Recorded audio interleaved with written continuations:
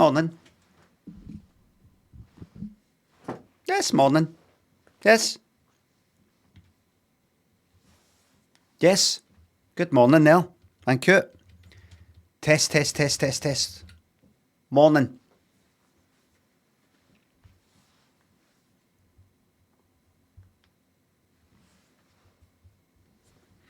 What? Yes. I am on early. Because you're worth it. That's one for the blooper reel. Let me see. Let me just get everything. Let me just get everything all set up for the week. I'm actually quite enjoying this game. Yep, that's fine.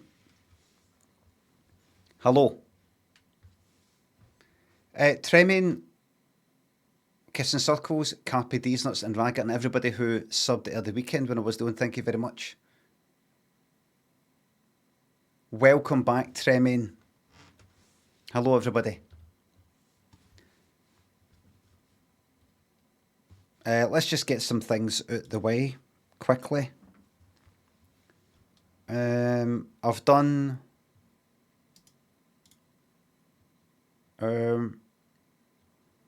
I'll talk about the things I spoke about on Twitter at the weekend. Mids, Thimblewind. Dirty. No blam, please. Thank you very much for no... Bleh. Carlos, Ultio thinks the subs. Let's have a cosy stream. Absolutely. Eswatini to Somaliland. Easy. Okay, so first of all, we'll go South Africa.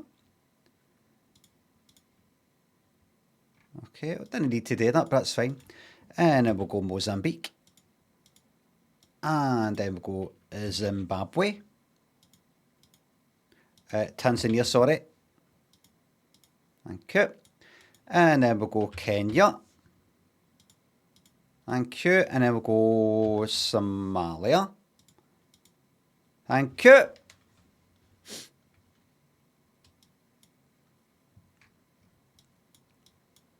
South Africa. Mozambique. Right. Mozambique. Zimbabwe.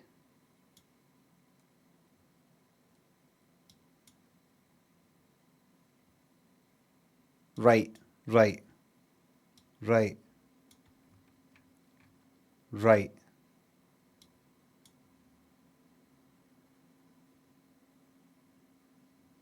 Right, I've got it. I've got it. Right, hold on. South Africa. Namibia, Angola. They two ones are quite hard for me. Here's how I'm going to remember it. Ones that have got the letter Z in them are down the southeast. Tanzania, Mozambique, Zimbabwe, Zambia. Right? There's Malawi right there, though. Malawi. How do I remember what's what? See the ones that start with Z. They are inland. The ones that have got Z on them but don't start with Z are on the coast. Right?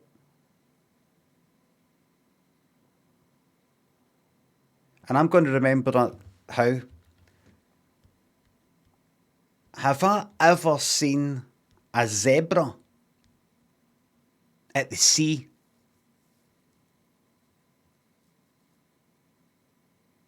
No. Have I ever seen a zebra at a kind of like a sort of watering hole, pond sort of thing? River? Yes. But at the sea? No. I'll remember it that way.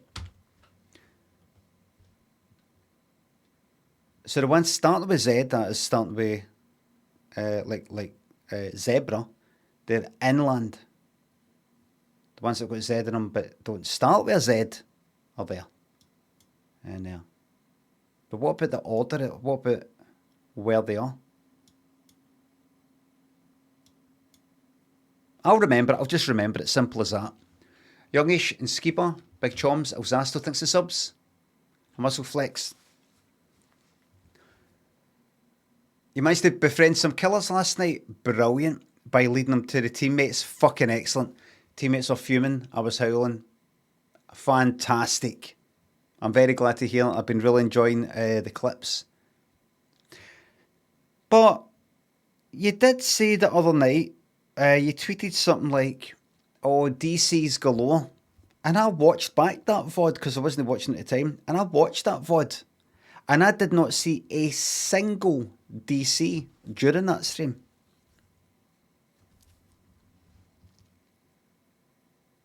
I scrolled through it, I went like that. Go to where when you see that game is over. You know, when it's in the kind of lobby or something like that. Want to know why that was? That was clickbait. Big man, you've been had. And there it is.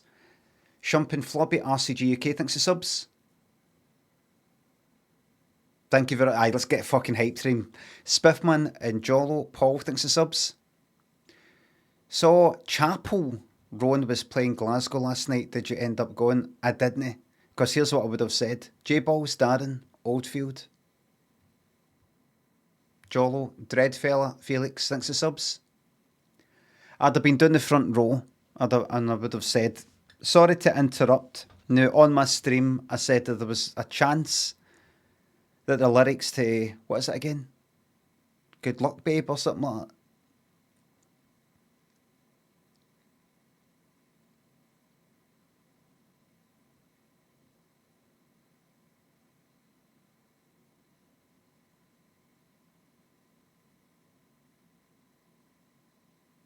I'm glad I'm reminding myself very early on in the week that there's no point in talking to the chat.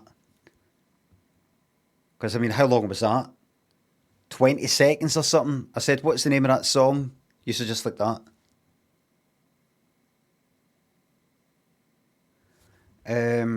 So I can't have that happen again.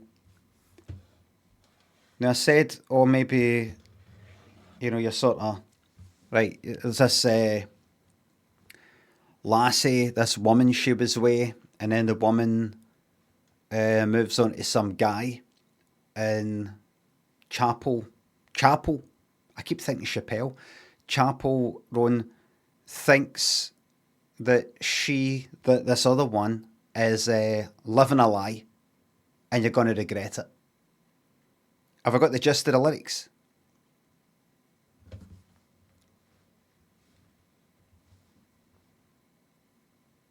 Right.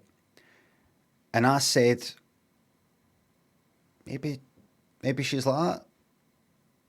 No, I've had enough of you. I'm doing something else now. And for you to harass her like that, Tippy Town Rodeo thinks the subs.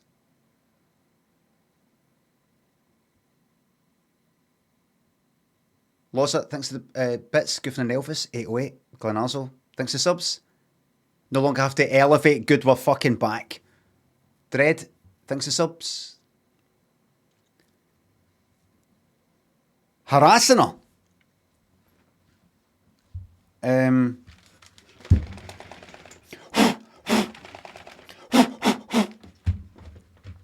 But I don't know. Maybe I'm talking shite. She's saying it a concern. I looked it up. I read it. I looked it up.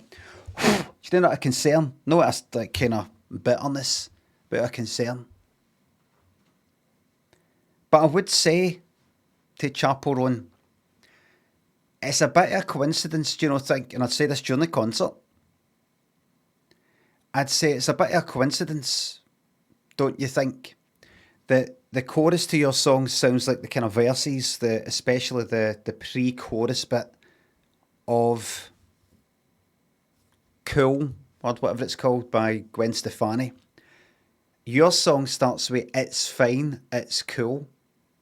Gwen Stefani's song is called Cool, or I Know We're Cool, or something like that, right? And it's about a previous relationship that is no longer happening.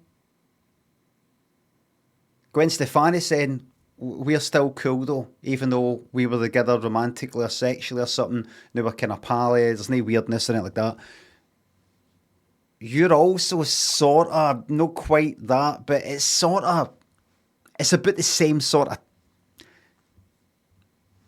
prior relationship. No, it isn't. This is what you're saying to that person, kind of. And you're starting the way, it's fine, it's cool. I would say that by then, it's fine, it's cool, it's actually a kind of, yes, yes, you don't have to say I'm ripping it off, right? I'm making it obvious I was inspired. It's a bit like if you watch some horror film and it's got a wee bit in it that's kind of they'll put like a poster on the wall of some film that they're kind of inspired by. The what do you call it? Do you call it lampshade it? Light shade it? What's it called? Not an Easter egg, no. Um, kind of like going like that. We know what you're thinking, so we're just going to make it quite obvious. Going to come right out with it. Amy, Maxie Neil, Jakey, Jasky, Barry, Fozzie, Pricey, Super, Daniel. Thanks for subs. Travel to London this week. Work for week. Culture shock? No fucking culture shock. Super hyper. Big shout out to your man Sean is always stag doing Rome with the boys. Oh, fucking wild. Thank you very much, Fozzie. Amy thinks it's up. I'm in recovery for a gambling addiction, and your bookies partner helps me laugh through the pain of how silly I got with the slots last year. Such a baffling addiction. Shout out to any Charles and GA. Big shout out to everybody in Gamblers Anonymous. They're not fucking anonymous. Amy Peanut. Maxie Neil Strato thinks the subs. Porridge Muncher thinks a gift, no fucking subs. Thank you very much. Grandpa thinks a sub.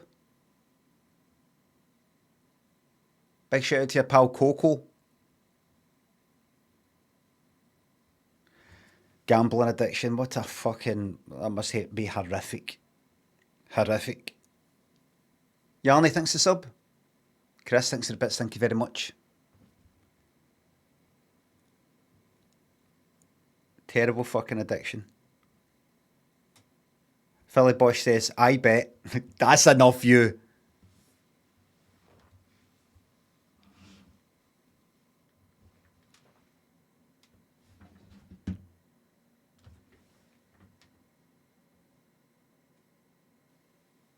Is that no charging? I think I got a bit of fluff in that port or something. And as I've said before, I can imagine there's kind of like almost a lot more shame or lack of sympathy when it comes to gambling addiction. Because it's maybe because it's no chemical. It doesn't involve chemicals. It doesn't involve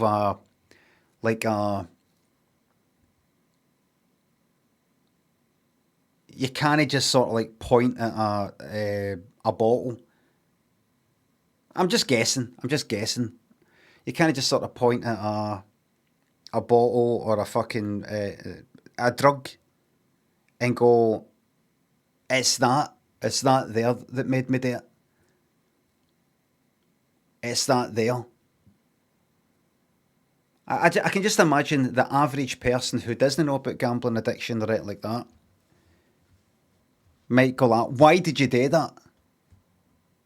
Why did you just throw why did you fuck that up? Why did you, that kind of thing? It's your own fucking fault like that. Whereas there's something about drinking or fucking, imagine it's like meth, heroin, that you feel it's another thing. It's a substance or something. But go hand in hand as well. So I can imagine, I don't know, maybe a lot of gamblers are like, I don't know, maybe don't go for help or something like that, or You got that added. I'm just guessing. I could just imagine you got that added. Like, I would kind of feel that way, maybe. Like, at least if you're a fucking alky, then people can go, oh God, poor you. We'll take that bottle away then, because almost it's like a fucking potion.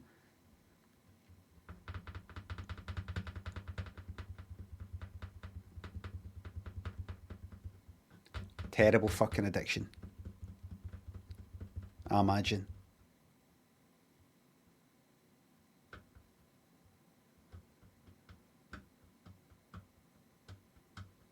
Probably feel you fucking deserve it in that way. I remember I've only gambled just a wee bit, just when I was a student. Just sticking money in the fucking machines. Really, no much at all in the scheme of things. What was it? I was a fucking student, so I wasn't loaded, but I remember putting 60 quid down at one point in booths up the town. Just went in one night. I only meant to stick in like a fiver. Fiver became a tenner. 20, 30, 40, 50, 60. 60 quid down. I was fucking numb. I was just like up with the coins, like that, bang, bang, bang, bang. Like putting them in faster. Like in that kind of fucking hate myself sort of way. Just like, oh, fuck this. You know, like that. 60 quid down. And then got up to 40 quid down and left it there. And I remember going back home on the bus, looking at the window like that.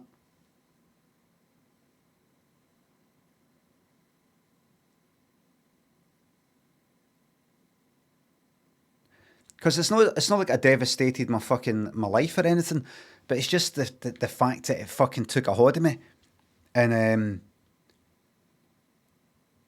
I didn't just fucking walk away, and I just experienced something that was fucking shite, and I'd almost deliberately made it worse as a kind of, I don't know, almost like a fucking punishment. I done that, but with a grand till 7 in the morning on your phone when my wife is in bed. Fucking hell.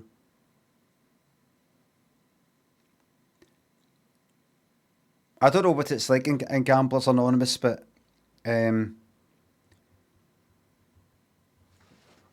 see, I don't see. What's that? There was times I would stay up till like 3 in the morning playing Overwatch or something like that, right? Or playing Dead by Daylight. No 3 in the morning with Dead by Daylight, mind you, but nothing to do with gambling, right? But just that kind of, I'm not going to bed. I'm not going to bed on a fucking loss. I'm going to wait until I win and then go to bed. And I became a bit fucking happier when I was comfortable with going to bed on a fucking loss. Do you know what I mean? Almost enjoying it. Going, that's it. No, you can't end on that. I can. That nice downer sort of feeling, a miserable. Right, we're just leaving it there. You're not going to leave like that, are you? You're not going to. Yeah. And I wonder how much that psychology would sort of help with things like, do you know, does a person, if you get comfortable with the shite feeling or the downer feeling, or not even a big downer, like a, just sort of, that was shite. Rather than chasing it. Like, you wonder if is there a fundamental fucking... Hold on, I'm just going to open my chest here. A sort of inability to... Like, I used to, like... after a club, gone back to somebody's house or something like that, or drinking, I'd be the last one. I'd always be kind of like the last one. I'd be saying to people during the night, let's stay out, let's stay out, let's stay out, let's stay out. One more, one more, one more. And I just wouldn't want it to fucking end. I wouldn't want the party to end. Like, well, no, people aren't leaving now, are they? Well, no, you're not leaving now. and like sort of drink round the clock type of thing. I think because it's a deep down, just like no. This is I don't really get a buzz often. I don't get a buzz for life that much. So see when a day feels something, I'm like that. I don't know when this is going to fucking happen again. 10 years from now, 100 years from now. So I'm just like no, like that. Wonder if that sort of influences a lot of boozing, drug taking, gambling, all sorts of addiction things. I wonder what the stats are regarding addiction and old age. I know you get all these fucking old folk in like fucking Las Vegas and they're just like that. But in terms of that like buzz sort of thing, I can imagine just got a wee feeling that older folk, as you get sapped of your fucking life force and your general ability to have a buzz or whatever, you're kind of all right with. You're not chasing anything anymore. You're just like that. Nah, I'm just going to leave it there. But that's shite. Well, everything's shite. In a good way. I wonder.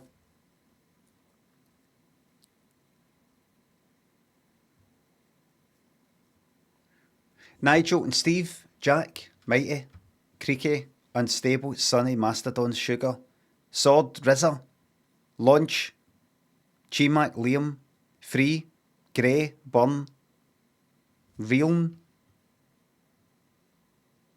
Yarny, Chris. Thanks for subs and bits. No, I'm not going to play New Life is Strange. There's already New Life is Stranges, and I've not touched them. There's certain things that I wouldn't be too happy about going like that. Ah ha ha. Ah ha ha, they've been murdered. It just with certain things that fucking happens between the last time I was doing it and now. There's certain things I'm like, that when they fucking, that, the tone would be a wee bit fucking different. I'm happy to have a laugh about somebody on life support and farting in the life support tubes. But some of the other things, I just thought, like I read some of the descriptions of what was in some of the other games, and I thought, if that person gets murdered and I'm just having a fucking chuckle about it, it wouldn't, it would feel too sort of close to the bone or something like that. I thought about it and I made my decision. Any games on the radar? Just no, just Xbox stuff and maybe try Disco Elysium if it gets cheap again. Liam thinks a sub. Limmy's Homemade Show Director's Commentary. Maybe at some point.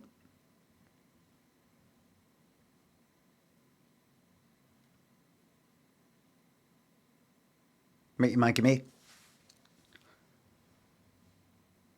Jack thinks a sub. The greatest Twitch innovator of our age. Healy thinks a sub. Train ticket prices went up today. Stammer has played a blinder. He's doing that to appease the I don't know. And it'll be a huge, massive lurch to the left. You'll see. Clever guy. Deep undercover. Deep undercover. Right, I've done that the day already. I'll just quickly do this. This across one. Fucking one down. How phones should be in a movie theatre. Off. 4 across. This across. 4. 5 down. Nevada City near. Oh, that's Reno. Maybe 6 across. Subway costs. Don't know. 2 down. Olympic Sprinter Lyles. Don't know. 3 down. Banknotes used in 20 countries. Euros. Enough a fucking pound. Yeah, across. Sound from a goose or a ram.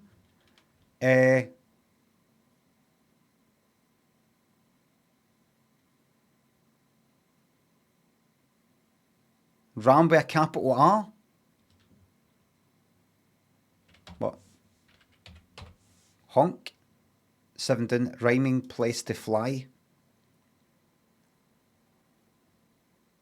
Don't know. 9 across. Soy. Oh, sky. Right. Sky. Reno. 6 across. Subway course. Fairs.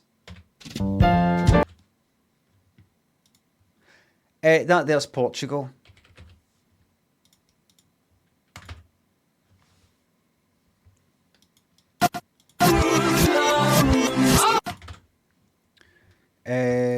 Done what of the 80s. Right, here we go.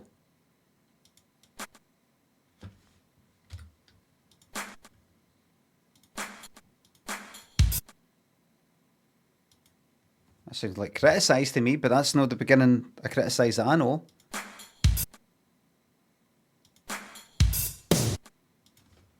That's funny. See that at the beginning? Listen.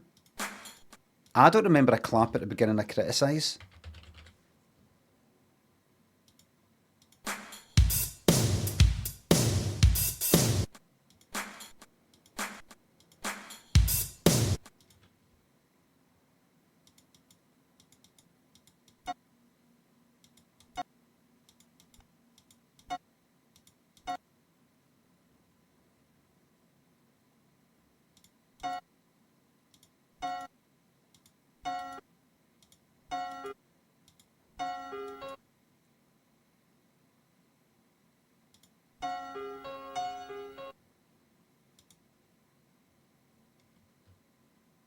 It's not endless love, is it?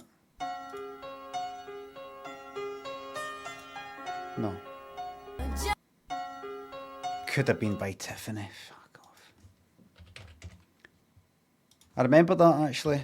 Tiffany could have been. I think that was her third one, maybe. Is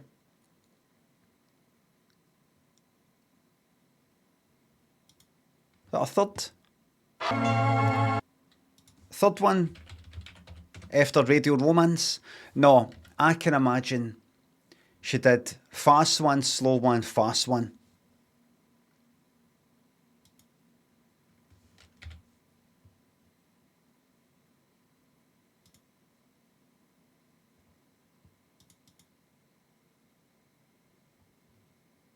Singles, please. I think we're alone now. Could have been. I was right. What, Radio Romance didn't do that well. Right, I think we're alone now, right? Number 1 in America, number 1 in the UK. Right, then could have been, which you just heard, number 1 in America, number 4 here. So I'm standing there. I kind of remember that. Feelings of Forever, bombed. 50 there, 52 here. All this time, 6 there, 47 here, bombed here. Radio Romance, only 35 in America, 13 here.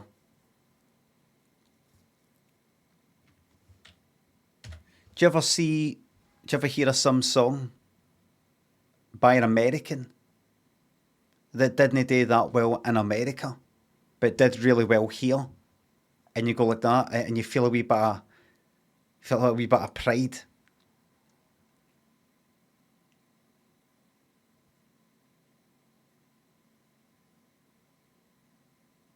No. Scissor Sisters. What was the one I was thinking about the other day? Teardrops by Womack and Womack. I think it didn't do well in America, but it did well here. I've never been up here big fan of that song. Fuck me, man, I tell you. The fucking story there. Harvey Womack and Womack, I think it's Linda Womack. She's changed her name now. She's the daughter of Sam Cooke. Sam Cooke. Do you know how he died? It's actually quite fucking serious. Uh, yeah, I think he was drunk, took some woman back to a hotel. Uh, was trying to do fucking bad things. I'll say that to try and keep it fucking light. She went to the toilet, tried to get out the toilet window, couldn't he? Went back into the room. He went into the toilet. She ran, it was that motel. She ran like fuck. She grabbed her clothes, grabbed his clothes as well, mistakenly. Ran like fuck. Phoned the police. He then, naked, wearing a, this is Sam Cooke, wearing just a jacket and a shoe, went to the fucking manager's office or whatever at the motel, screaming and shouting or whatever at this woman who worked there, going, "Where is she? Where is she?" or something like that. Started attacking the woman who worked there, and the woman fucking shot him right in the chest. That's how he fucking died. So that's Harvey Womack and Womack's da. Harvey Womack and Womack.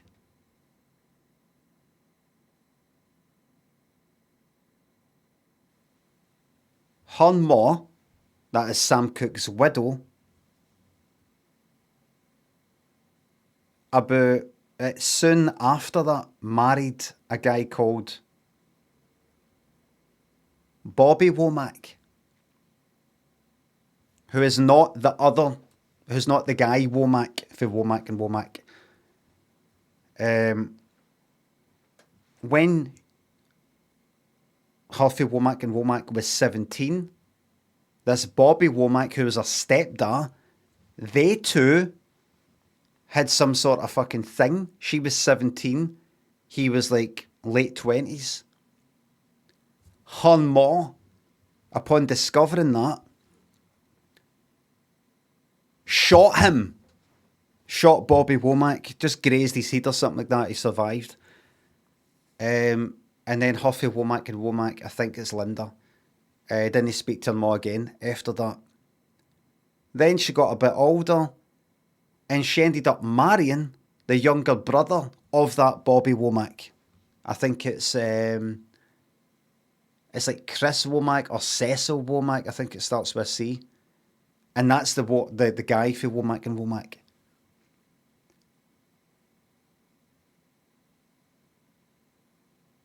So it's all happening.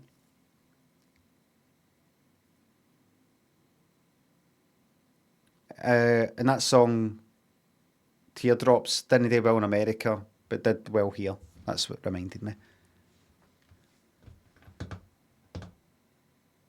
Giant and Drewby, 95. Davey, just Pete, Mojo, thanks for subs.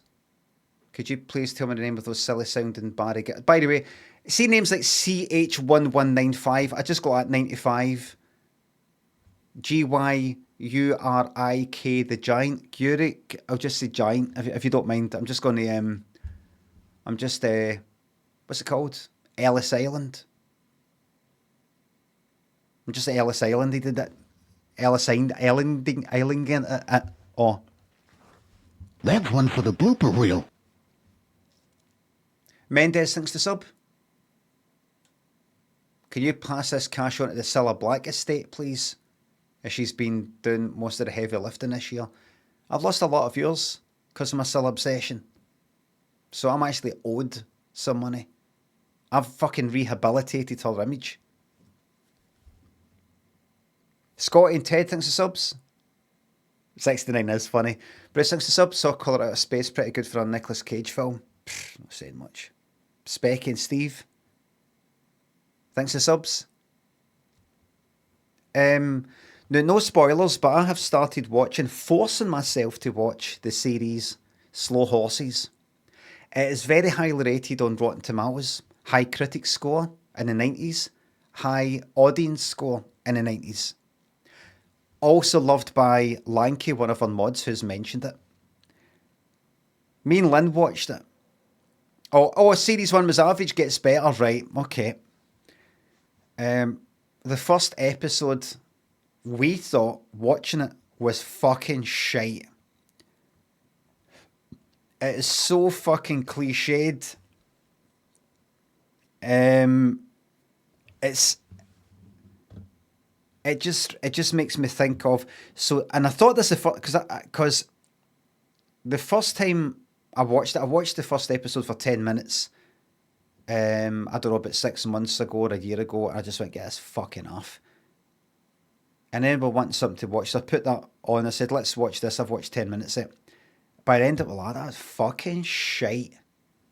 What did I recommend it? You said something to do with the main character, and you said it's dead good and things like that. You said it on Twitter, pretty much.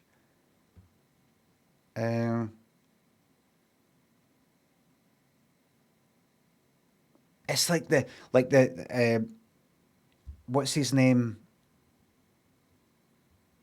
Gary Oldman's character, who's meant to be all kind of minging and smelly, puts his feet up in the desk and he's got like holes in his socks. You see holes in his socks when you first see him like lying on a couch, and then a bit later on, the camera's on the holes in his socks, and then a bit later on, the camera's on the holes in his socks, and you're like, that I fucking get it. And there's this other character who's got this sort of competition rivalry with this other guy, and the partner they've got is borderline, like, you know, all these kind of the office clones that came out, the acting style and the writing style. Okay, and you know, like the way everybody spoke was all that all sounded the same. It's kind of, I just thought, it's like this character has been written. So this one's like this, and this is the one who wants everybody to go out for a drink, and I was like, oh, I'm a bit busy tonight. And this one's like this, and that one's like that, and they fucking, it's like it's written for fucking dafties. It just feels really fucking dumbed down. It's just making sure everybody in any living room in the world can get their head around who this character's meant to be, what they're meant to be about, what their priorities are, what they want. There's like no fucking ambiguity, no subtlety, no ambiguity, no sort of, oh, I don't really get them yet. It's like pure cliche. Like, this is the one who's like that. You know how you've seen that before in other programs. You know how you've seen this character in other films. You know, you've seen people like that in real life. It's one of them. And then you know how you got that one. It's like that. Everybody knows that. I mean, you know that, don't you? That's that one. It's kind of like that. And you watch something like that, and you go, after you've seen something like The Wire, fucking Breaking Bad, Better Call Saul, or but mainly like The Wire or The Sopranos or something, where it's just a bit more fucking subtle. I think. And then you watch that. You're just like, this is fucking slop. Slop. Simmons, but I'm still watching it. I'm on the third episode of the first series. There's a fucking huge plot hole, by the way, right away in the first episode. A huge plot hole. Massive. I mean, you could fly like a 747 through it. Clego Bakerino thinks of subs. Slop. No, I didn't get. I didn't get inspired for that Chewing the Fat sketch. The salesman one, no. I know it's kind of similar, but honestly, I didn't look at it and go, "Oh, I want to do something like them with the fucking teeth sort of coming out." I wanted to do something about buying things and like me going to buy stuff. I'm thinking of getting that one, but that's the better one, and that's the shite one. And asking on Twitter, would you think this one? No, don't get that. Don't get that. wait until this one comes out. This one's much better. Kind of thing. Sparn and Claro, Hobgoblins, Simple Things and Subs. So didn't do that well. Look, that's a shame. So it is. What was I saying? What was I just talking about? No, the sketch thing. House of Dragon is good, is it? Right, I'll start then. No need for reviews then. That's it. It's official. Bin Rotten Tomatoes, everybody. Nitron has spoken. No need for reviews, everybody. It's official. Oh, aye, so that fucking Slow Horses. Here's the plot hole. Now, I don't think this is... I don't think this is a spoiler, because you sort of see it. What is it? It's the first... It's like the first 5 minutes or something. This will kind of spoil the first 5 minutes, right? Because right. Now, has anybody seen the first series? Now, don't spoil it after, like... Don't spoil it. But has anybody seen the first series of Slow Horses?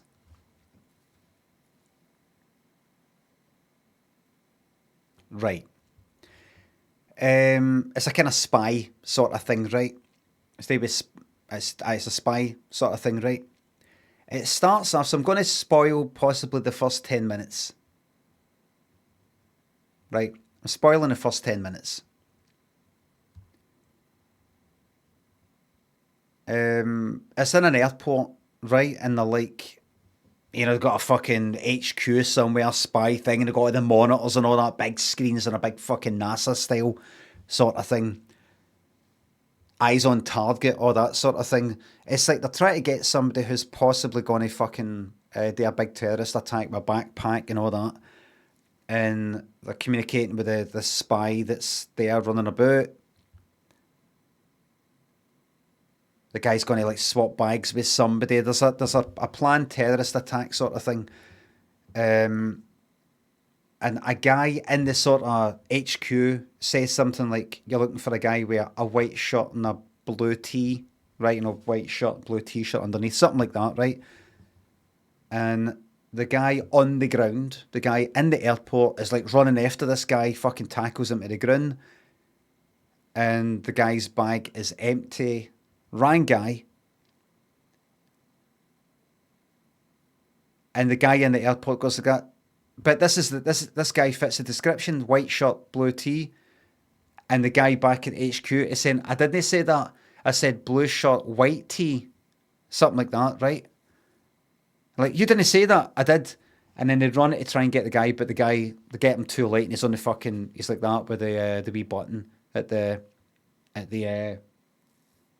train at the airport. Presses that, it like flashes white. And it says like this many fucking dead, this many injured and all the rest of it, right? And that guy who fucked it up, well, kind of tackled the wrong guy, and then that delayed him getting the right guy, and then it fucked up. He's now been put in this kind of shite spy place where they put the fucking dregs of the spies called Slough House, right? And it's like all the fucking rejects and stuff like that. There's about 10 of them or something. Anyway, I thought that actually happened. I thought, right, a bomb went off and it's resulted in all these people dying. No, it was just a training exercise. So they just sort of, not on a fucking holodeck or anything like that. They're actually running about the fucking airport with real people jumping out the way and going, what the fuck is going on? And he fucked it up. And he said, you know, this many people would have died, that many people would have been injured, this, you know, that kind of thing. Right? So no holodeck. So because he fucked up that training exercise, where if it was real life, would have resulted in like 200 people dying or something, he's been put in this fucking spy place, this wee fucking office, crap wee fucking dingy office for spies that have like fucked up in some sort of way, right? A wee bit later on, he meets up with some guy with like pure kind of peroxide blonde hair kind of thing, bit of fucking wank, wannabe high flyer sort of guy, a bit of a careerist sort of guy, who I didn't recognise. And they've got a bit of rivalry. And this blonde haired one's gone like that, oh, house, slough house, ha ha ha ha. How's that, shite place? Because that guy's, the blonde one's still in the sort of main HQ sort of thing. And the guy that was in the airport, the guy that's been put in Slough House, goes like that, I'm only there because you fucked that up. You said it was a white shirt and a blue tee. It was something like that, right? So I was like, oh, so that blonde guy, that's the guy who gave him that information from the HQ. You're looking for a guy with a white shirt with a blue tee, and there's a dispute over, did he tell him to go for a guy with a white shirt and a blue tee? Or did the guy in the airport mishear him? And, like that, right? Right? Exactly. Surely it's all recorded. Especially if it's fucking training. It's not some sort of heat of the fucking moment. Like out there in the street running about, you don't know what the fuck's going on, and there's bombs going off everywhere. It's training. It will be recorded for the purposes of training. This call will be recorded for the purposes of training, that kind of thing. No, I will not be suspending my disbelief. It's no fucking some sort of science fiction, fantasy sort of. Ridiculous. And it isn't like, I don't think I'm mishearing it. I don't think it's like, no, what he said was, even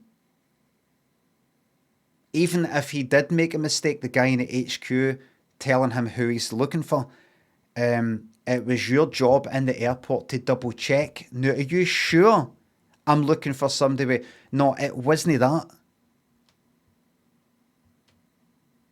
It's as if the reason why the airport guy is in trouble and in this shite fucking spy office and the other guy isn't, is because... And it would be the other way around. If only they could prove who was it who fucked it up. Did that guy give shite information? Mixed up information? Or did he give correct information and the guy misheard it? Who's to blame? It just comes down to that. If they had a recording of it, they would be able to just go like that. What's that? Chat is saying this gets covered later on in the show.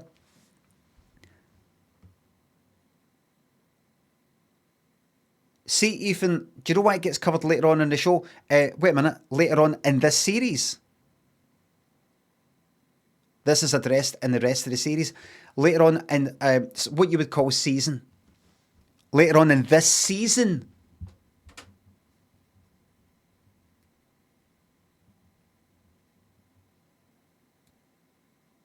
He has the tapes hidden.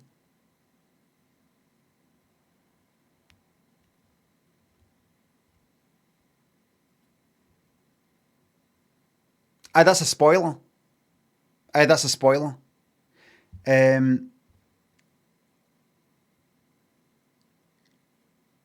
should have been mentioned right there. I'm still not having it. I'm still not having it. That should have been mentioned there and then. We, the viewer, we're watching it going like that, but was this not recorded? Should he not have said right away? Can he prove it? Because, the tapes just happened to have gone missing. He didn't say it at the time. Not only that, other people would have heard it. Other people would have heard it.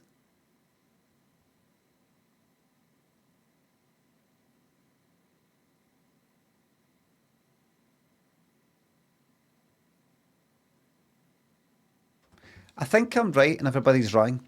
Cooked, thanks to sub. My wife reviewed Slow Horses when it came out and got a load of angry comments because she said it was shite. I've not seen it, but I feel vindicated now. It's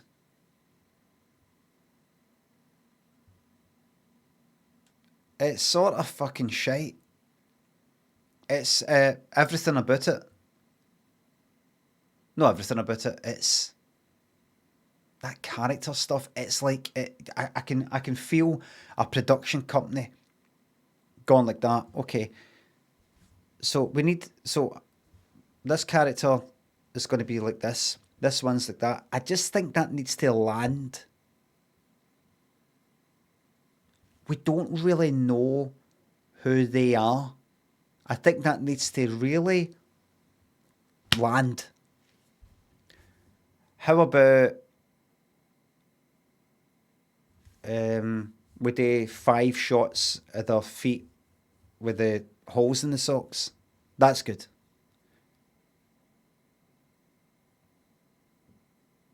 It isn't. It's just no. So thanks, Lama, for that bun. It's just no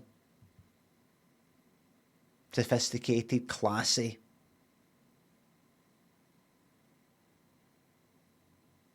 It isn't subtle. It's just it's no classy.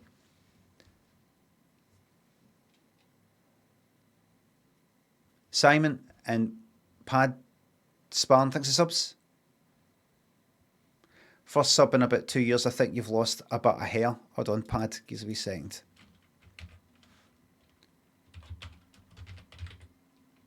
That's a ban. Errol, thanks for sub. What's your favourite 2 series, Limmy?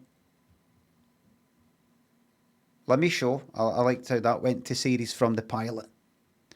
Maze, Trust, Jam, Molly, thanks for subs. Cozy autumn streams are coming right up. Claire, Hob, Clego, thanks for subs. Thanks again. I feel there's another wee... There's a wee quiz thing that I had. Anyway. Twitchy says, has he watched Succession? Who?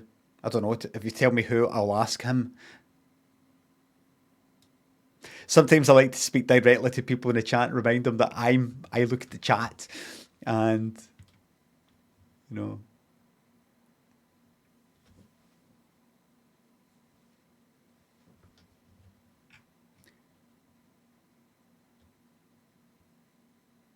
I'm keeping my peace. Lookie and Goose, thanks for subs.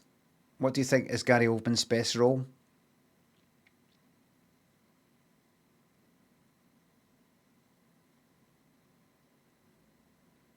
Funny thing is, I like Gary Oldman. But if you ask me that, I'm like, I don't fucking know. Leon. It's sort of good when he did his sort of heat thing, neck crack thing, whatever the fuck it was. But other than that, I'm no like... There's like other actors who have done things where I go, I like him in that. Like imagine, say, Harvey Keitel in Bad Lieutenant.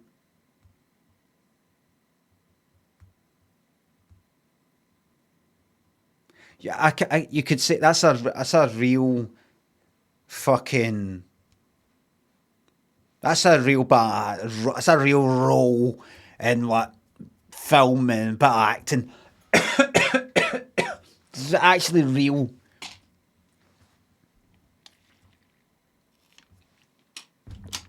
Whereas Gary Oldman, I'm not seeing Gary Oldman in anything where I'm like, he was really good in that. That was fucking brilliant. That Alan Rickman in Die Hard. I so like say like Alan Rickman in Die Hard. I liked him in that. I really liked him in that. I liked that character, and I liked him being that character. That kind of thing. I can't think of anything with Gary Oldman. He's a, wait a minute, he's no, I mean, he did play Dracula, but he doesn't really play a lot of, he's the main one. I don't know. Can't think of anything.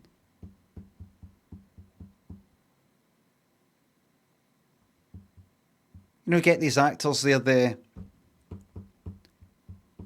True Romance. I've still not seen True Romance yet, but Tinker Tailor Soldier Spy Dark is like, that's right, of course, of course, of course, of course.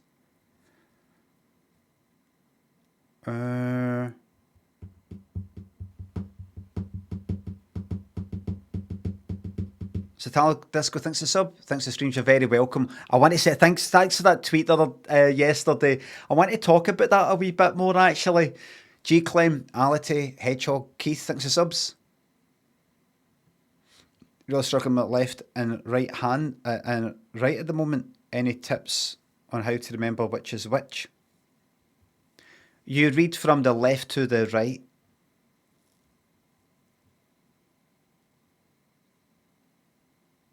You know how you said left and right and you said it in that order? You read from the left to the right. From the left to the right. Fasuda and Henry. Rodster, fantastic. Thanks for subs.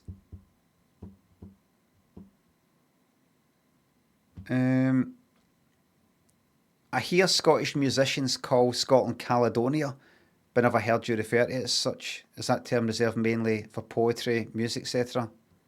I think so. I've only heard that one fucking song. Caledonia's calling me. Na, na, na, na. Who is it called at Caledonia? The Romans?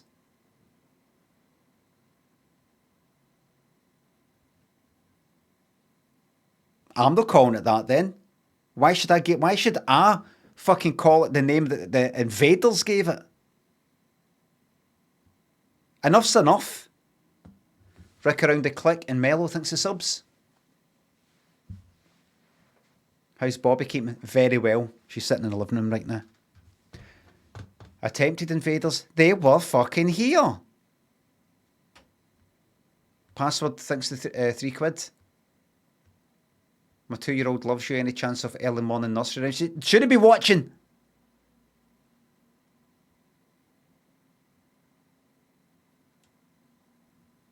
Nay, nursery rhymes. When shouldn't be watching this? It's highly adult. It's got an 18 warning at the start. You've got 30 seconds to get your way away.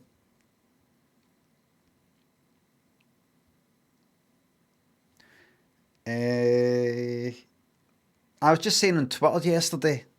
Hold on, what can I? What have I got? Age of Mythology. These fucking shite games I'm going to play. Yesterday on Twitter I was saying, get this off the fucking screen. But yesterday on Twitter I was saying, I went on this wee bit of kind of rant that sounded like I was having some sort of fucking meltdown or some sort of retirement or something like that. I was just saying, I think I'm about to decide just to go, I'm not going to make it anymore. No, I don't mean streaming I'm fucking doing, but like see for a while now I've been thinking, what ideas can I come up with for like videos, either be for social media things, you know, like I don't mean, well, YouTube, I mean actual stuff that gets about and then people come to the stream, or it's a good idea for something, a wee animation, maybe learn some animation sort of thing and make something up. Some wee things I've sort of made in the past, that kind of thing. I wonder if I should do a bit of coding.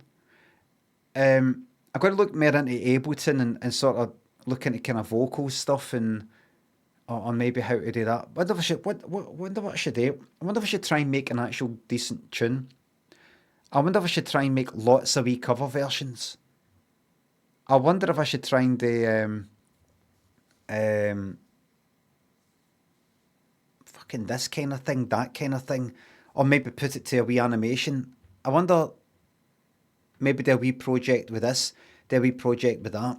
Don't want to do any writing, don't want to do any books, don't want to do any telly stuff. I wonder if I should make some wee videos, maybe go out and about my phone and and just do wee observations and wee daft things like that. I wonder if I can come up with an idea. Recently, I've been thinking, I wonder if I can come up with an idea that's completely kind of new and original. It's not just there. You got your vertical video or horizontal, and you stick it on YouTube, and it's about this sort of thing, like everybody else. It's about that kind of thing, with that kind of text there, with that kind of thumbnail, about that kind of thing. Is there some way you can fucking subvert the medium? Is there some way that you can do something that's a bit fucking mental with what exists? What could you do? What's a clever thing you could do with Ableton that isn't just, here I've made a tune?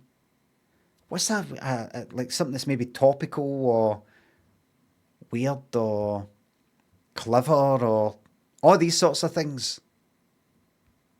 And then I was thinking, what's the last thing I was thinking? A game before. I was thinking maybe make a game or look into that, or one thing after another. There was a big thing I was thinking, I can't remember what it was. A big, really clever thing as you come up to like the end of your 40s. Something really clever. And and then I was thinking about doing reaction things, watching doing that whole sort of done to death sort of thing, watching listening to a song for the first time and reacting to it, doing it with a film, watching a whole film. And I thought, a film, 2 fucking hours sitting here uninterrupted. Maybe I had a couple of sessions or something like that, like because I get interrupted or I've got to stop because there's fucking noise in the house or something like that. Kind of reaction thing, like watch a series for the first time or a film for the first time and give my thoughts. And I thought that could be actually quite good. I think I'd maybe enjoy doing that. Honestly, you've not got the time. Like, let's say it's 1:30, and you stop that, you have lunch by 10, it comes back, you kind of, then that, you've got to factor in, it's a 2-hour film, and you've got to pause it, talk about it. Oh, there's the door, and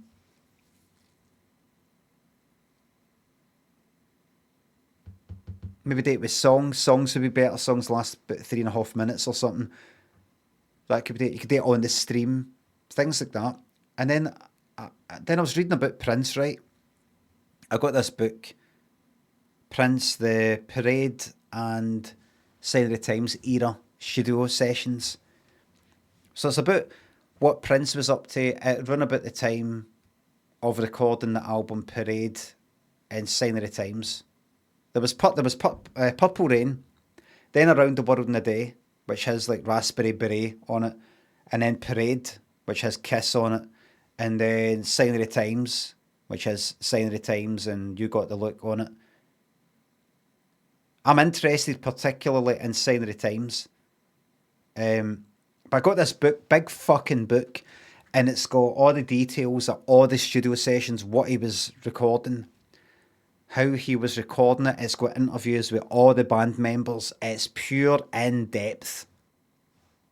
And it talks about how the studio engineer Susan Rogers, who was like his person he worked with for years, talking about how hard working he was, and he'd be on tour, like sound check, and then the show, and then after the show at fucking 1 a.m, he'd be in the fucking studio till 3 a.m. or something like that, making like somebody else's fucking album, not even his own one. Then that constantly. He almost sounds like somebody who, like, he hardly ever slept. He just sounds like somebody who, it's like, I don't need to sleep. I never get tired. I can just, like a fucking robot. Like, you could just do that, and then do this, and then do the concert, and then after that, right, let's go to the studio. Let's record more songs and write more stuff, and then the next day, next fucking venue or whatever. sound check again, then that, then it again, then it again, then it again, then it again, then it again. Nae kind of, right, I better chill out. He got bored of concerts, like, he didn't like a tour being any longer than a year, like around about 6 months or something like that. By the time he was halfway through the Purple Rain tour, they all already pretty much had the next album fucking finished, which was a pure different sound. I know that none of this is interesting to a lot of folk, but when I was reading just how hard working he was, I was looking at it and going, I was kind of thinking, I want to like make stuff, and then I sort of like went the opposite way. I thought, I don't want to do anything. I didn't just go like that. Oh, I can't keep up with Prince in his fucking 20s, so I'm just going to bin the whole lot of it. But I just thought about it. I thought, I've made lots of stuff. I've done Limmy Soulmate Show, and the books, and all the other wee videos, and even daft things like the music and um, wee odds and ends. I've done all these wee things. Yet I've still got this wee feeling that when am I going to get around to making something? I really should make something like that. Like it never goes away. Just like, right, what am I going to make next? What am I going to make next? And I'm like, well, I don't want to do that. I don't want to do that. I don't want to do a film. I don't want to do a program. I don't want to do that. I don't want to do that. I could do this, do that. All comes down to social media stuff and videos, and I'm like, do you know what's a fucking option? And you've thought this before. Do you know what's an option? No doing anything. And I mean committing to it. I mean like, that's it. Like, don't open Ableton. Don't make or attempt to make or plan to make anything. Maybe post some pictures on Instagram and stick a wee song on it, that kind of thing. But nae kind of take up watercolours. Nothing. Nothing at all. I thought, and I went, aye, that sounds good. Nae clever ideas. Nae what to do next. Nae fucking plans. Because even though to people on Twitter or use here, you might be thinking, but you don't make anything anyway. Why are you acting like you're pure punt, you're churning stuff out and then you're suddenly going to stop? Because that's how it maybe sounded on fucking Twitter. I mean, I'm fucking thinking all the time. And I'm just like, wonder what I could do is, maybe what I could do is, it just doesn't fucking stop. And I'm just, I just thought, make the decision not to do anything. Just switch it off. Just go, it's not happening.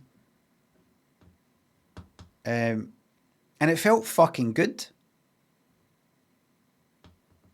Become a gardener. No, I'm not a garden. I'm not looking for suggestions. And no, nothing. I just thought, I'm into, and I've thought this before, I thought I want to, as wanky as it sounds, work on myself. Like make, getting things or doing wee things for myself. The nae cunt's really going to see. I want to make that a kind of priority. Like, you know what I did yesterday? I bought a new washing basket. Laundry basket. And it really made me chirpy. And it arrives the day. I just feel like I've managed to just sort of fucking chop this annoyance out of my fucking mind. It's a bit like the relief I know doing telly stuff anymore. Or writing. I'm not walking about in a trance like this. What?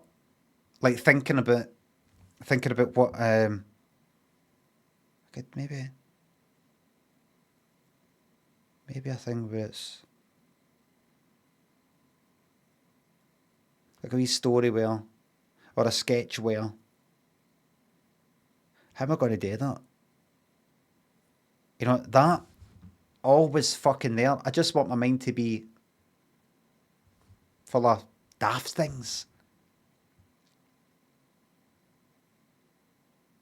So again, it makes no difference to any cunt who's on, who watches me here or on Twitter, because you're like, well, what have you? It's not. What have you been doing? I just got plans. I'm always planning and thinking maybe that'll be a good idea. Maybe that'll be a good idea. And I give something a wee shot, and I go, fuck it. I've had enough of that. I like the idea of just coming on here, talking a lot of shit, playing the games, and then coming off, maybe playing more games, watching the fucking telly, watching films and shit like that.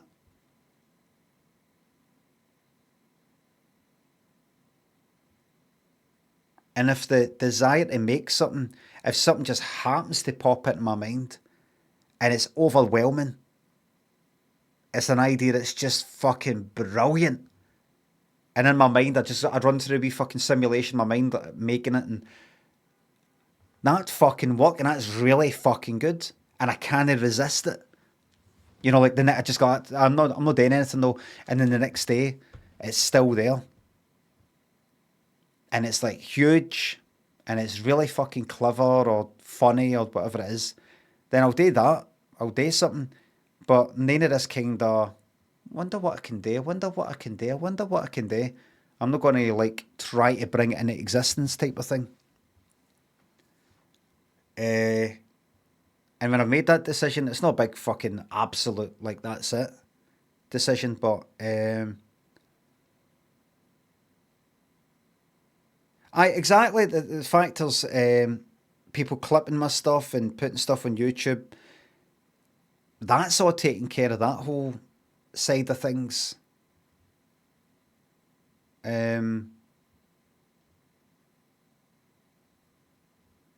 That's it, and it's a kind of coming up to 50 sort of feeling as well.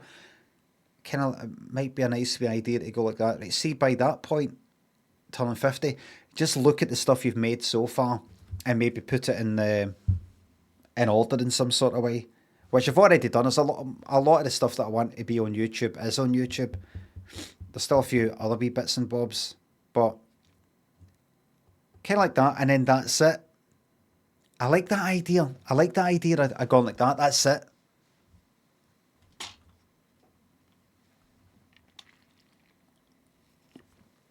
mean, never say never. I don't mean that's it. Once that's done, that's it. But I've got no intention of going in somebody's podcast, making my own fucking podcast, getting interviewed by any cunt. Fuck all. None of it. But and I just enjoy coming on here and streaming for 4 hours, my half 90, half one, and doing that. Proper Scottish welcome, thanks for sub. You do whatever you want, Limmy. The fakes and snakes on here can fuck right off. Well said. Scoopskate, Lewis, Stevie, Emma, Lemon, Keeks, G, Dad, Alpha, thanks for subs. Now I'm not reenacting that shite. Jesus, thanks for sub. I've not been to Essex. If so, what did you think? Non-applicable. Rykane, thanks for sub. Thank you very much, Adam. Resident Evil 7. I played it. Is that the one with the chainsaw? Kind of sort of house like.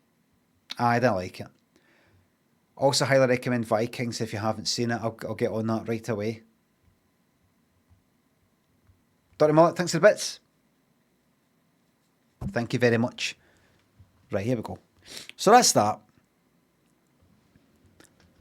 Going Taskmaster, you're like absolutely nothing.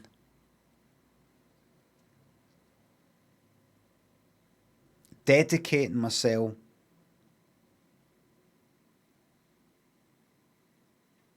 to just relaxing.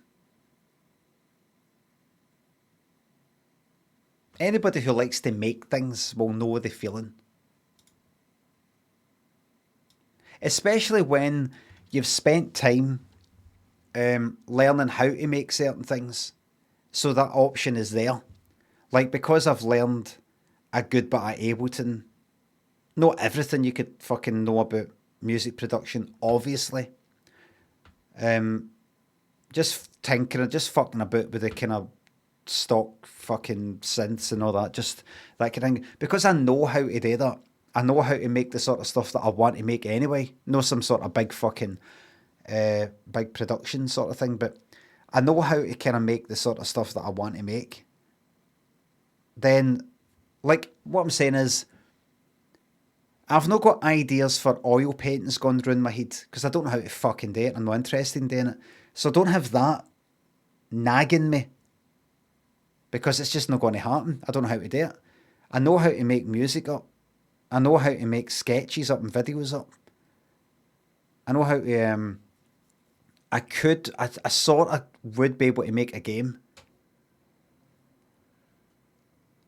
And there's other bits and bobs, like some sort of picture, some sort of wee illustration or whatever, given enough time, and how to kind of animate stuff. I know how to code stuff, given enough time to make whatever it is that I want to make. And because the options are there, and writing a book, I've got the option. I could write a book, and I could probably get it published. So because they are, or I could go for fucking a sitcom. I could go for trying to make a film. It is within my reach. Whereas like fucking oil painting or, one of these things that I just don't do and I'm just not interested in, and it's just no my cup of tea. Or like, they don't cross my mind at all because it's just not going to happen. But the other things, there's a possibility. There is a possibility. So it goes round my head because, like, if I was just a fucking, if I was just some cunt doing a coal mine, no offence to coal miners, I was just doing a coal mine and that's all I do, and that's all I want to do, and I've not got any side hobbies, I've not got any fucking, I know I'm doing this coal mine, but I've actually got a fucking amazing idea for a film. I don't mean that. I mean, you're just like, you do your fucking work, you come up for your coal mine, knackered, you just want to get fucking steaming and go to bed. I wouldn't have these wee things sort of nagging me. So, think, that coal miner in my head, what that imaginary coal miner, they will probably be thanking God that they're not me. But because I'm able to do these things, or I would be able to do it given enough, a wee bit of time and a bit of focus, it goes through my head, maybe I could make a film. Maybe you could do a play. Maybe you could write a play. Maybe you could direct it. Maybe you could write and be in it. Imagine that. That'd be all right. I wonder if we should get back into stand-up. I should maybe do that. Maybe write some stories. Maybe write some stories for somebody else's book. Maybe sketches or something like that for somebody else's thing. Or maybe write as a team of writers or something. I wonder if you could do a serious, actual series like... It's not that serious actually, but Succession or one of these big time fucking big shot things. You're just writing it, you're not in it though. I wonder if you could maybe you could do the room like this, maybe, all that, because it's within my fucking reach. It goes round my head and I'm sick of it.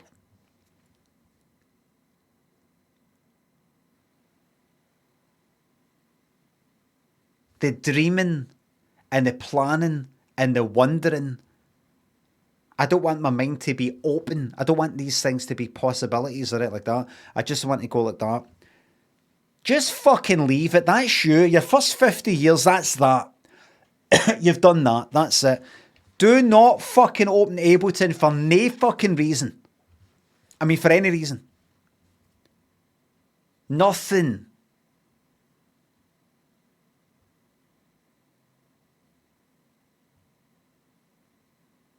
So, do that, but who knows? Maybe if I did that in 6 months from now, I'll be like that, right? I feel very relaxed. I feel like I've been on a big holiday, And I'm actually bursting with enthusiasm and ambition and creativity. We'll see, but that's not what I'm planning for. Jake and Fagenti Tantrum. Username thinks of subs. More reasons to shop at Morrison's. Keep an eye on the canary in the coal mine, well said. Can I get a book recommendation, please? Well, I'm enjoying this Prince one so far. The Parade and Sign of the Times sessions. Toilet thinks the sub. Quick help, what's the fourth official language of Switzerland? What you mean? Romansch.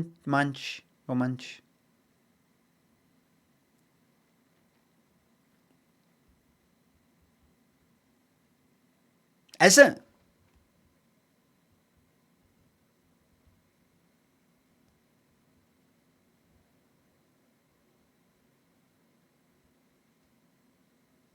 Romansch.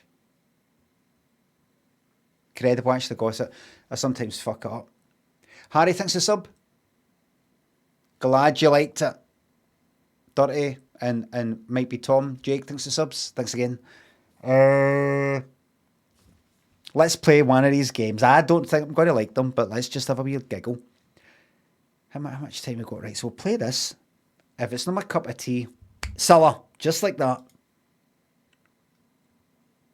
Let's play Flock.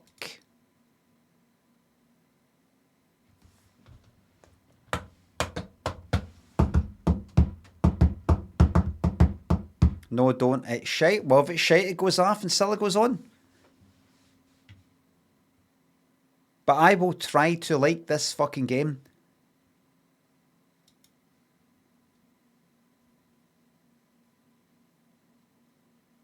Let this app access your info.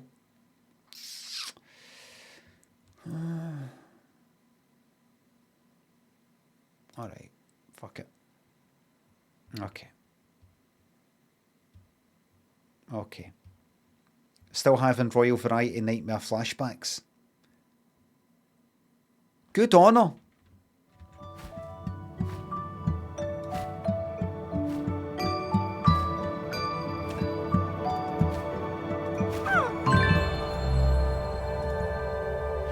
Like, it reminds me of... Remember Leslie Grantham? Was it Leslie Grantham? How it was Dirty Den in EastEnders? Remember that picture came out? It was doing like a webcam to some... Was it like fucking MSN Messenger? Was it like Messenger, the fucking video thing? You know that one he's got his finger in his mouth or something?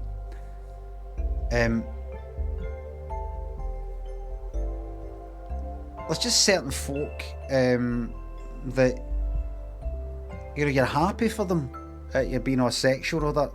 As I said, it's probably maybe a lot of you think about me. Might be Top Unlocked thinks a sub. Glad you enjoy the old improv stories.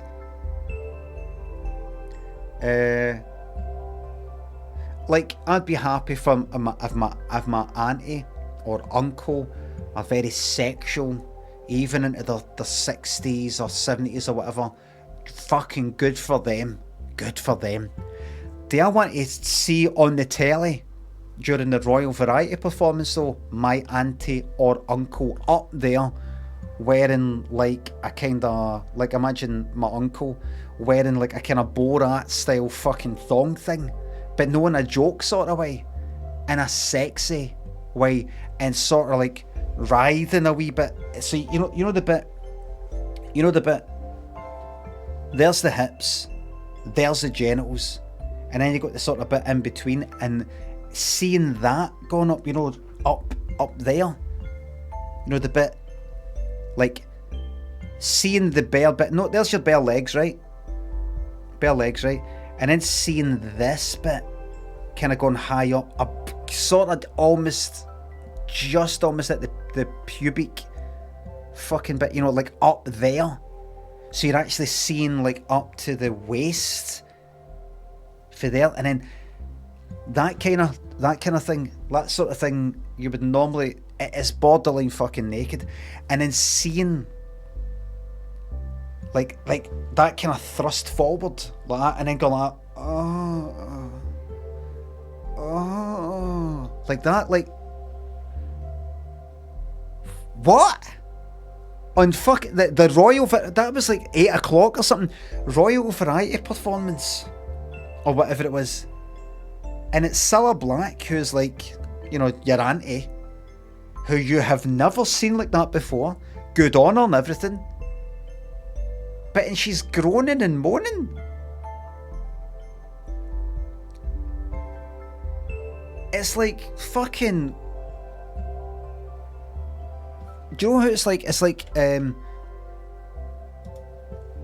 this. Remember the time that look, it's got the wee thumbnail. I'll take that off.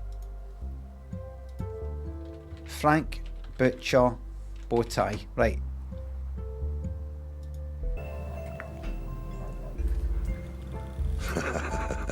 I laugh. I fucking laugh. That's 60 a day. That's 80 a day. That. It's like, imagine him like that, right? But he's got like kind of speedos on, but it's a kind of, but it's presented, and he's on stage, right? And it's presented though, no in a kind of ho ho, you know when guys get like that, oh, that fucking giggle. But he's like really, he's actually kind of being like attempting to be sexy with it, and he's got like that. Oh, and he's like, you see his hips moving. He's like, oh. I know it's different. You can't just go like that. Well, imagine what she's doing, he's doing, or imagine him doing that. It's different things. But what was that film that Sean Connery was in? That he's dressed in that. And imagine this, right? Imagine Frank Butcher like this. Zard, right? Right, so imagine Frank Butcher came on, right? Dressed like that.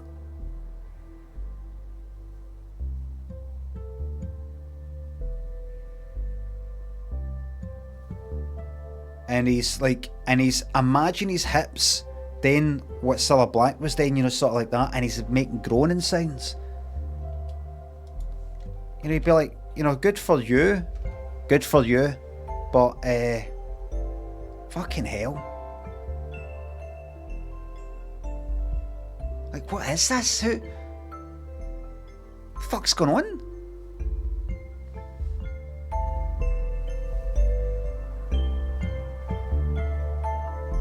I mean, what was that? It was before 9, wasn't it? It's not like fucking porn, but it was. Was it before 9?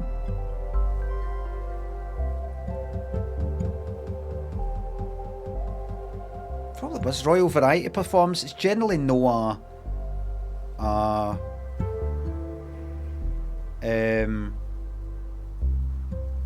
an adult sort of thing.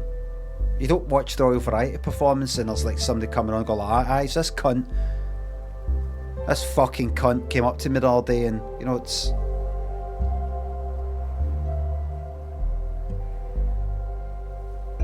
I think it's the most sexual thing I've ever seen in the Royal Variety Performance. The most. And that includes like fucking, I don't know. That includes like, imagine you've got Sam Fox coming on. I don't think she ever did, but Sam Fox coming on singing "Touch Me" or something. I don't think I've seen anybody come on and going like that, look like that, and then groaning.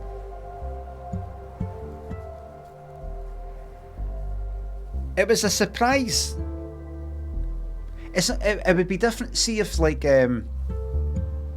who's a bit older but is kind of known for sexual stuff, like Joan Collins, or like if Joan Collins came on, you go, or else there's. Aye, she's sort of done stuff like that before. You'd be like that, and maybe Cher, obviously.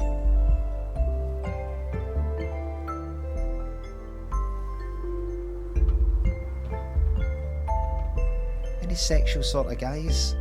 Who are the guys that for the kind of older ones that try to be like kind of sexual? Tom Jones. They were always known for that. But imagine you had Michael Ball, obviously. Anyway, Crispy, Blueberry, XP, Seren, Dan Tom thinks the subs. Resubbing for this auntie and uncle talk. Adorabelle, Who's the Fox Hat thinks the subs. 10 in a row. Oh, I've stopped doing it. The chin ups can't be fucked with it. I do them when I'm in the mood, and then I go like that. Right, I think that's me bored of that now.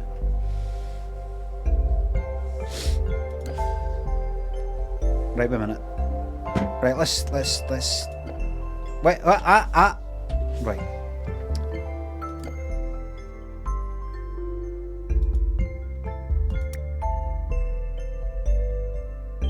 Right, we'll just stay. Right. Right, let's see. Start game. Create new character. I don't know anything about this. I think you collect things. Randomize. Or I have to type my name here. Limmy. Press Q.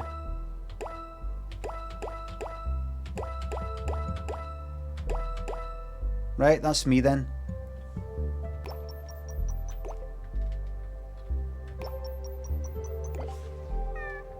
Solo game. Give it a chance. Give it a chance. I think we're almost there, old girl. Hard to tell with all this cloud though. I wonder if that's why Aunt Jane needs her help. You'll like her, I think. She's a zoology professor, so she'll definitely like you. Not so sure about Uncle Reg. You're not one of his beloved sheep, so he might not even notice you. They're like chalk and cheese, Reg and Jane. Hard to believe they're twins.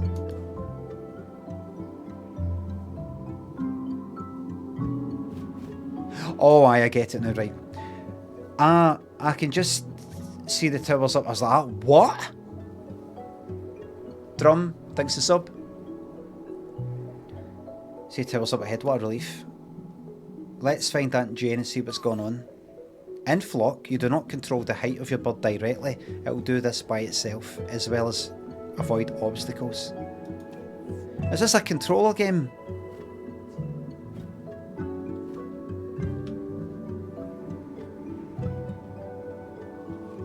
I'm using the mouse. Feels like a controller game. Right, I'm using the controller now. Dash. Get that fucking vibration off.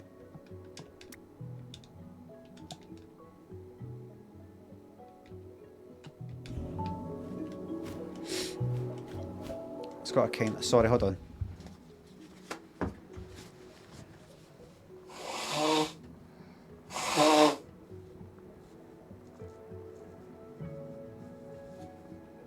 That's for anybody who's into it.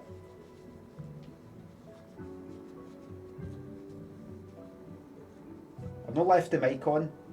The mic just is on. Alright? You know how the mic's on right now? I've not left it on. It just is on. I've got nothing to hide. Rez thanks to sub. Right, let's go. This is wondrous. Right, let's go to this place, whatever this is.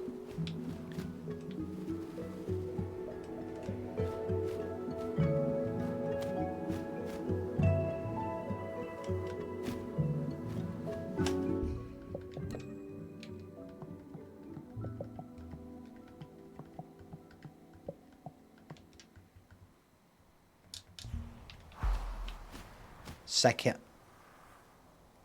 Wait a minute, what's that? Cheer, sad, wave. I don't want to communicate with anybody. There's...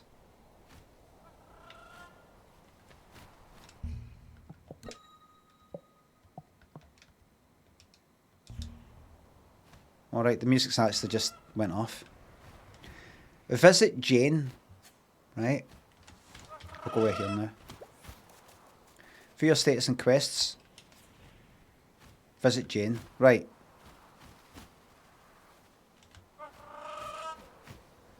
The water towers. Your landmark. Added press that to view. Right.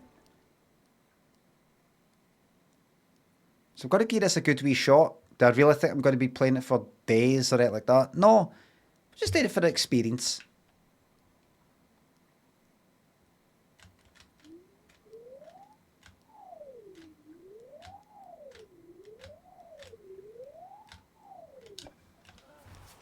Reg, I'm not interested in you right now. I'm finding somebody called Jane.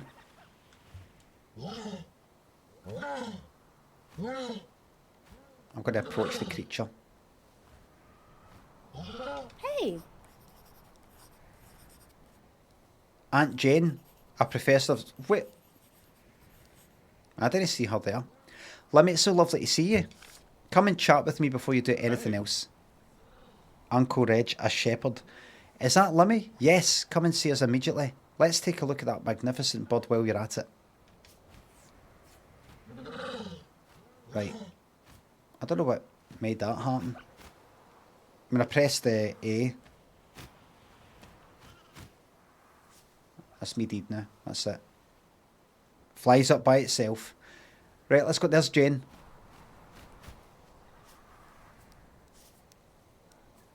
Hey. Hey. You're a sight for sore eyes. We've had a cloud surge. The first one in decades. It came in so fast it swallowed up my research students. What a bunch of wallies. You wouldn't catch a bird rider like Limmy getting swallowed up. I'm a bird rider. We watched you and that bird zoom across the cloud like you've been doing it for years. Actually, that brings us to the reason to your visit. You see, I'm creating an official Uplands creature guide, and I can't do it without a bird rider. They're fucking at it. They're at it. G Young thinks the bits. Can you do a live action short film of Xander when he plays Uncle Joe? I want to be able to do that in a million years. Pablo Pasalacqua. Thanks. Thanks for subs. Keith, thanks for sub. Yeah, that's it. Imagine all of our glorious local creatures in one handy book. And none more glorious than my little sheep Bessie. Keep an eye out for her. I will. Right. I'm going to fly a creature. Come on, let's blitz game it, one.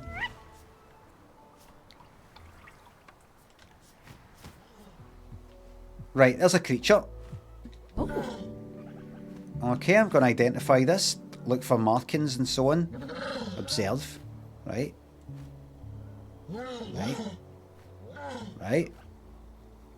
I'm observing. That's got 2 spots on the back. The other one's haven't it? We'll start identification. Right, it's got 2 spots in the back and a kind of purple thing and long thing and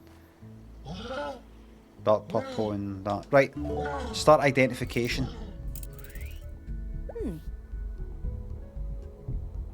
Right.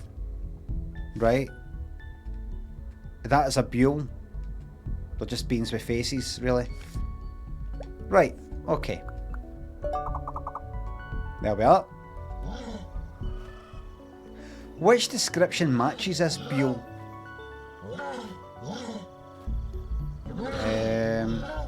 Very scruffy, pretends to be a fruit, steals things, travels in packs, tufts a hair on head.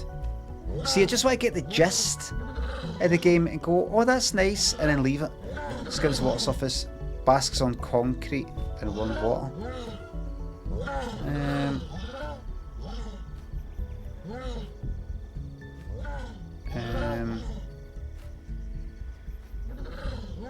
Oh, large yellow spots on top side. Well, is that yellow? Would you say that's yellow, but it's just the sky's purple? I'd say it's that. I'm sure. Give it another try.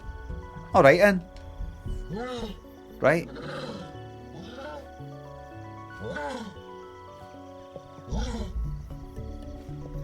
Basks on concrete.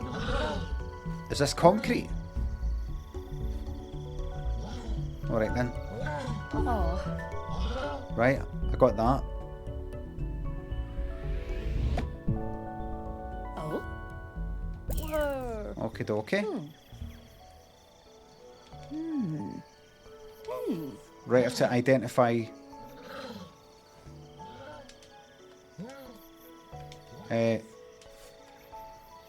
3 male. Here's what I'm going to do. I'm going to identify 3 male, right? Observe. Everybody, observe.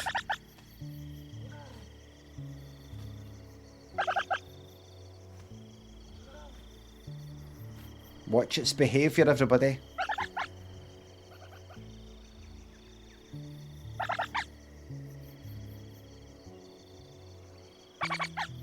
Right.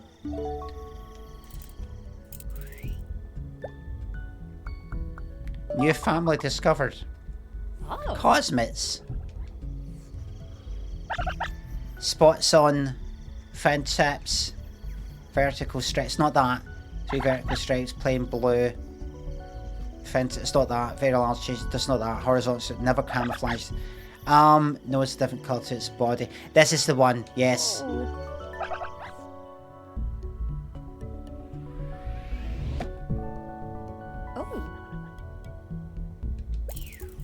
Is this for primary school Waynes? It's pleasant. It's a bit of fun. Not everything has to be hard as fuck. What's this?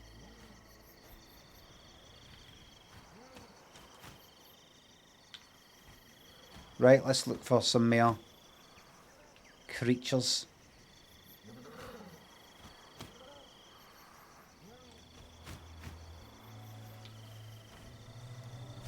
Let's look for more creatures, man.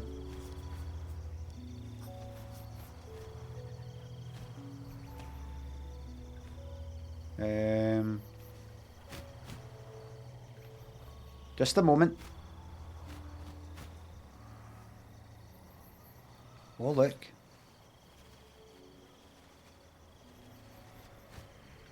Right, fuck all. Right. That's them there. What's the whistle thing again?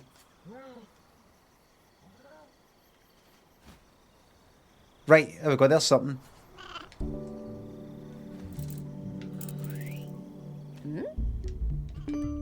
A sheep.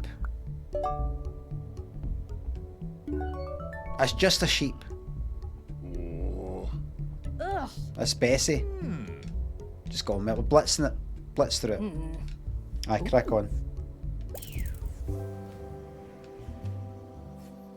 I want to see what the pattern is.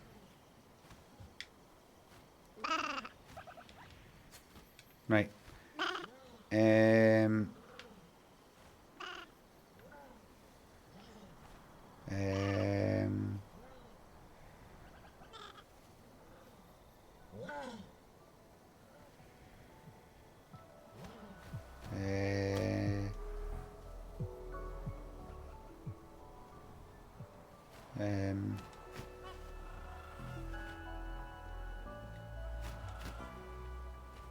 hello everybody and welcome.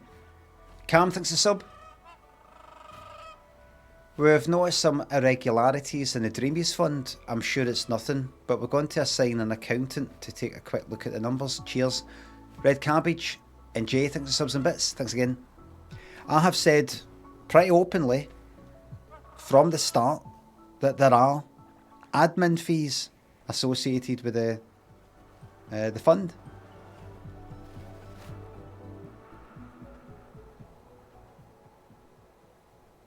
That without proper management, the funds would be mismanaged.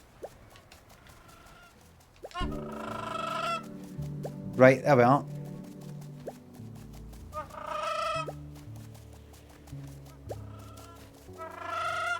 Right, that's what that does.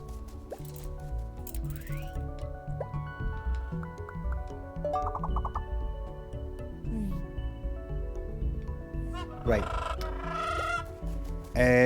Sack-like body, nocturnal, not antlers. Chicken-like body, distinctive hopping gait.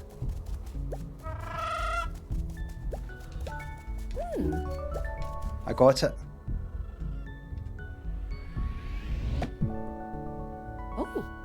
Gallus Glebe. Was this made by Scots? Armitage, thanks to sub. When will we get to see these streamers being divvied out? I'll maybe...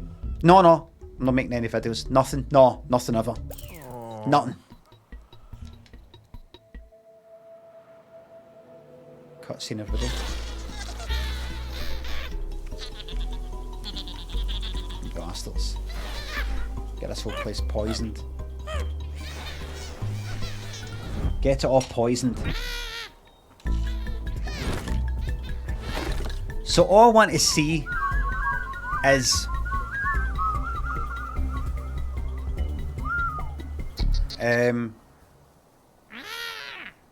oh, Hey. they're stealing my whistles and your feedback. Right, just tell me what to do. Tell me what to do. Search for the burgling buell in the meadow.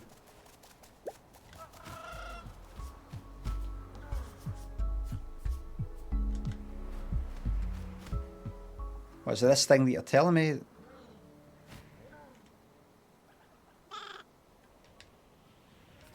It's not that.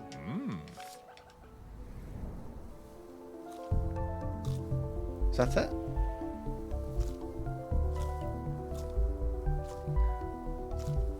All right. Feel like I'm watching a kid show.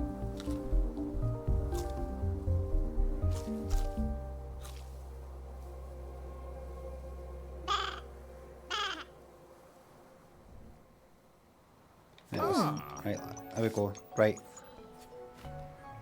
Pull it out. Aye, man. Let's pull it out, man. Got ya! Fly backwards to yank it out. Got ya!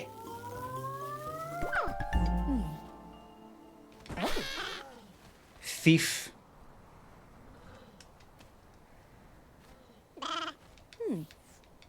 And then they've got to deal with it.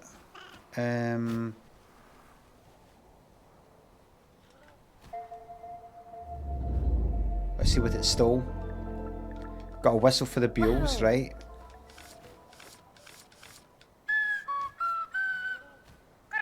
Bring 3 buells to Jane, right? So do that, and then the buells coming in. Right, alright.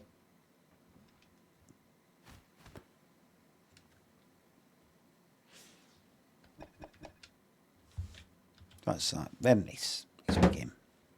Now, we've got things to get on with. Enough of these fucking games. We've got real things to go on with.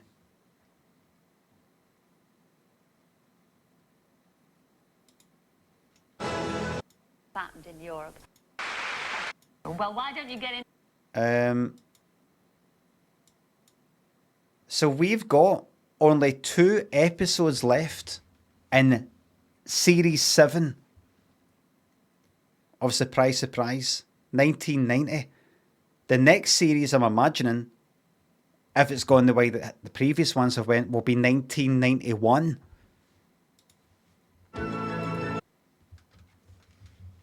Kick out, thanks for the sub. A very good year. There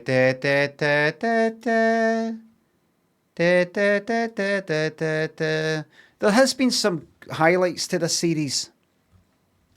What was the one where the one who hides her sadness for the sake of her children? Was that this one? Or was that last one? That was good.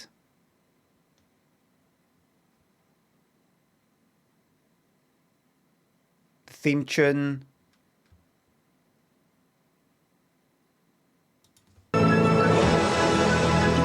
No spoils for Gordon, please. Whistles up another bright and perky package, wrapped up as a surprise.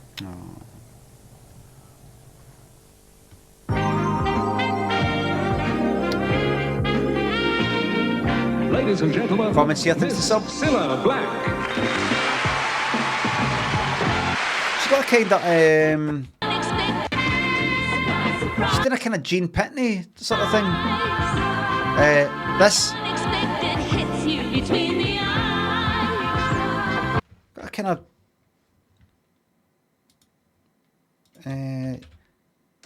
Gene Pitney.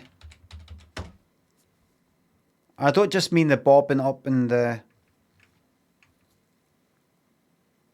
What's this? Is this? This isn't the bobbing up down one, but 1989. I know I played this a million times, but I remember when this came out, I knew Mark Almond, Soft Cell, and all that. But I remember thinking, who's this cunt? It's this guy with grey hair. 1989, so I would have been, depending on when this came out, 74, 5, but then 14. That's old sounding song. Number 1 it was. Sweaty fucking eyes. Has he got sweaty eyes? He's got sweaty eyes, look. You ever seen that before? Honestly, I think I've said it before, but there was a cunt. I remember when I used to go to Fury Murray's Unders, like a club, when I was, what age is that? About 14, about the time of this coming out. And you'd hear about cunts for Duke Street in Denniston, and you'd be scared of them. You'd just get the pictures of fucking Warzone or something like that. And there was like 3 or 4 guys, particularly in particular, that would be pals. These 3 that would always be together. Him, I sort of remember his name. I can remember his name, and I think I can almost remember his name, but I remember his full name. This other one's full name. Don't even fucking never really chatted with him or anything like that. I don't know if there's another one, but it was this 3 that always sort of hung about with each other. One pulled out a fucking razor, and in front, it's no at me, but where were we? Royal Exchange Square, above, what would it be now, called Up? The one upstairs, it was called, no, Reds, that's that Sucky Hall Street one. What was it? What was it called? I can't remember, but it's called, is it called something like One Up now, or it's above, what was the Social, or whatever the fuck it was.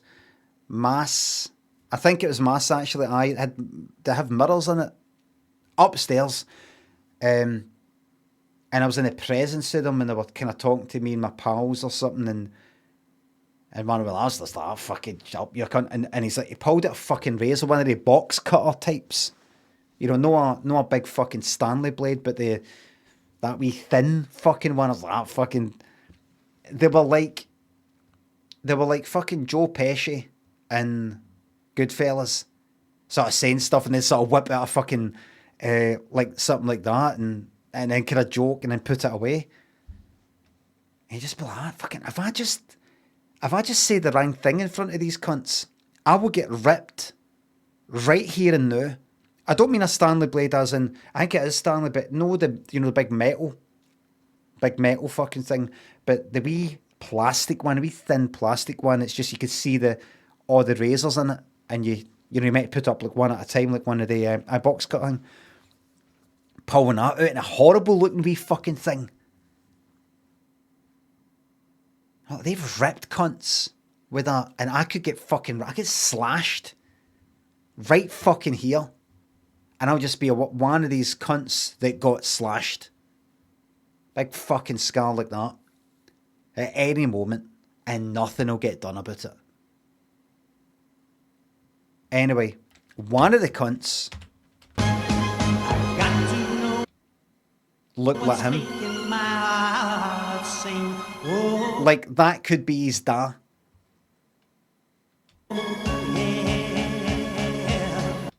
Or, his granddad. Honestly, same.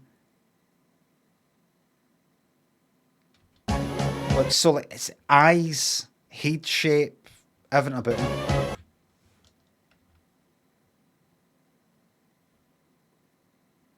Fucking hated him.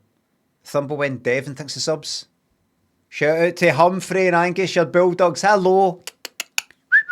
Humphrey. Angus.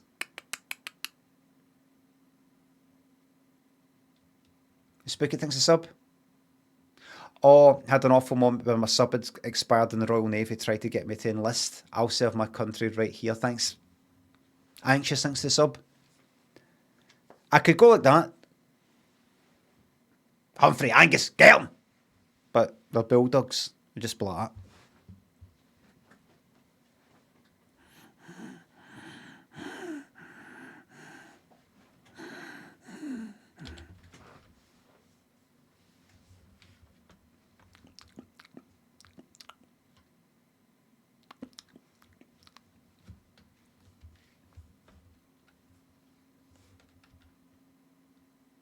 I've seen a cat attacking a bulldog. Just one of these, I constantly get cat videos on Instagram because that's what I keep liking. You know, cats when they go like, do these kind of rapid hits against the dog that's in the house, and the bulldog's just like that. People getting hit in the face, it's like that. Noodle, Billy Dean. Maverick thinks of subs. Hello, Dunoon. But before you judge Scylla, and I've said this before, before you judge Scylla, what about you? Are you perfect? That's a question. There's a question. There's something to think about. Plastic Orange thinks the sub.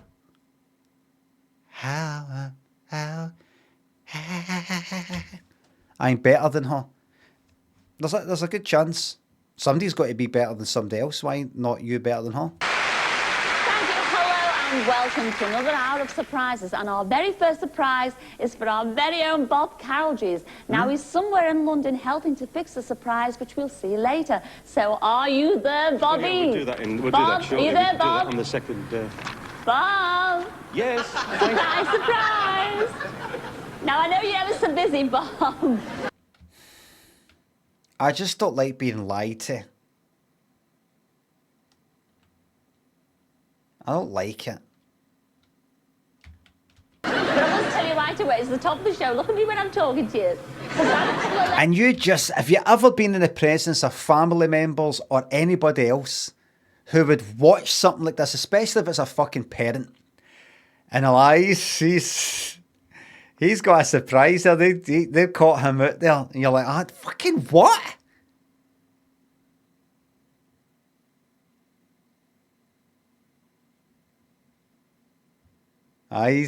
They caught him out there. Like, fucking, of course I fucking know. And what's annoying is when you can't prove it. He's obviously just, you know, like that. You can't prove it. Oh.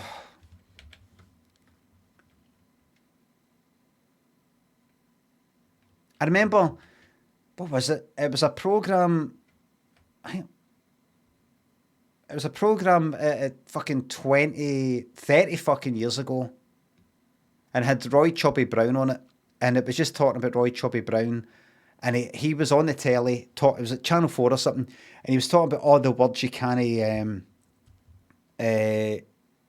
say or something, and he was saying cunt and all that, the certain words you can't repeat that many, but he went through a kind of list of them, and then me and my dad just happened to be watching it, no kind of sitting down watching this whole programme, just sort of drifting into the living room, and we just happened to be watching it at the same time, and it went off, the programme sort of went off about 10 seconds after it for a wee while, and my dad went like that. They pulled the plug. They pulled the plug on that.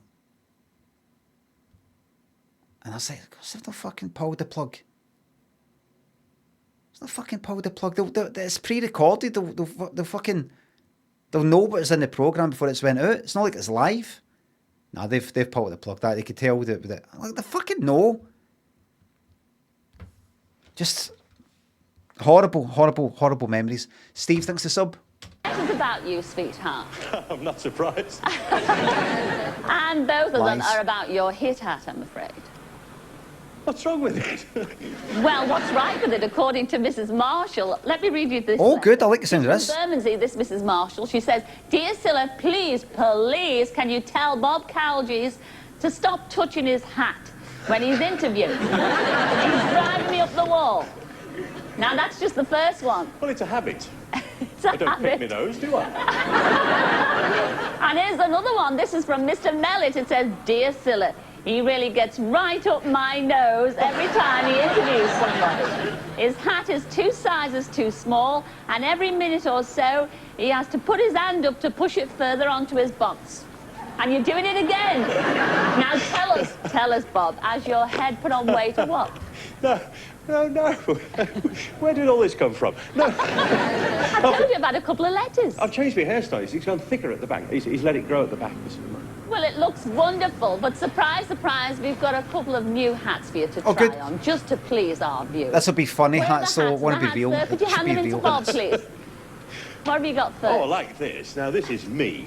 Oh, Jenks hat. this could be a whole new hit hat, this. Oh, I fancy that. That's lovely. Well, I don't know. I'll have to ask our Big audience.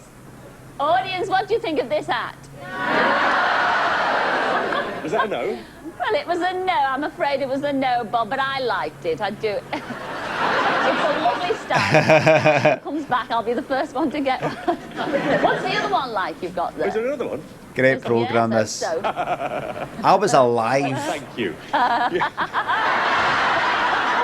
I was alive when this was it. I think that might have the thumbs up. All right, audience, what do you think This of is the what they second should one? have in Stranger Things.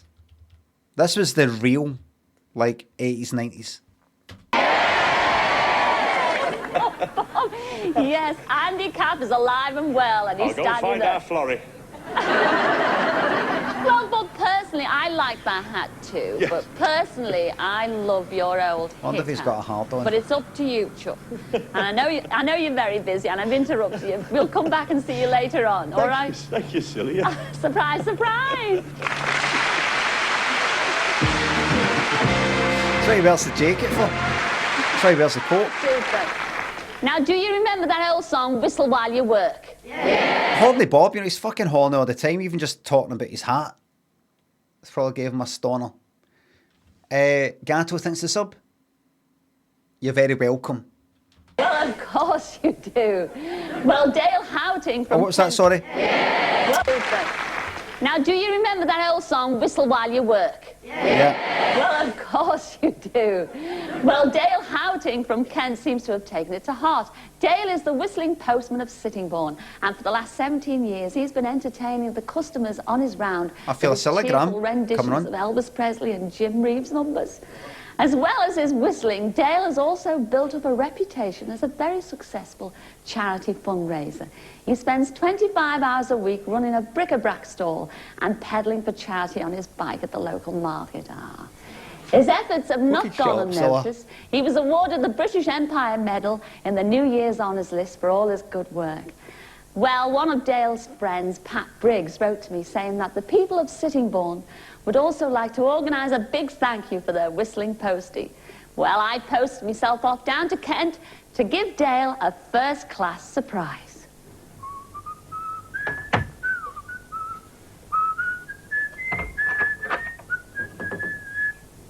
Dale, surprise, surprise.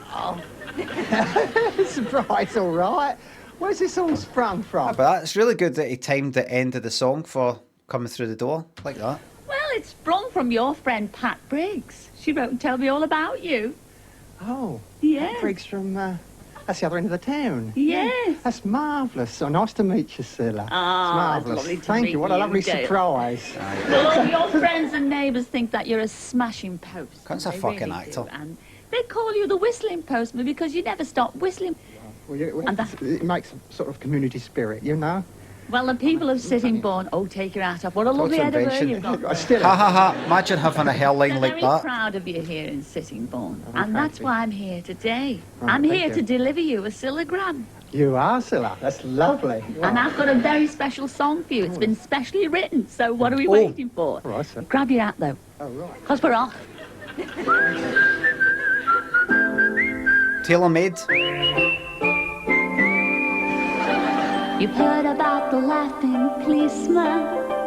You heard about him in a song.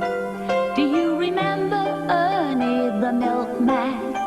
He didn't do it for long. Sorry, hold on. About the laughing policeman. Right. You heard about him in Hat a off, song. take it off. Do you remember Ernie the milkman? That was good. Can I just see that shirt again? Shirt, tie. Aye, there you go. Shirt, tie. Aye, so there's the milkman thing there, right? It's almost unbelievable that people used to watch this stuff. You had 4 channels, that was it. This is your Friday fucking night. You heard about him in a song. Do you remember Ernie the milkman? He didn't do this for long. The fastest milkman This in is all the... about a postman who works on a stall as well. And any money that he makes will go to charity. Oh, fucking... Did she say he works on a stall as well?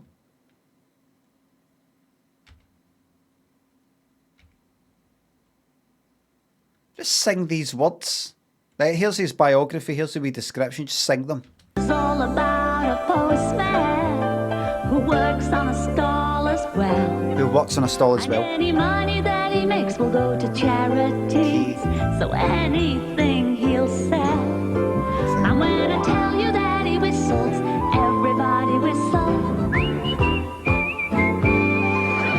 When you whistle with Dave, how can you fail? Let's whistle with Dave. Let's deliver the mail. Let Dale post a little. This one hurts. Aye, this is a bad one. Yeah. Daily, daily. On a Friday, you'll see him on his market stall. Always a friendly word to the kids. He works so hard for others, and it's all of us that benefit. It's all of us that benefit When I from tell his you work. that he whistles, everybody whistles. 'Cause when you whistle with Dave, how can you play? How can you what? Let's whistle with Dave. Let's deliver the mail. Let Dale post a little happiness daily. Daily. Let Dale post a little happiness daily. Slight lollipop part vibes there.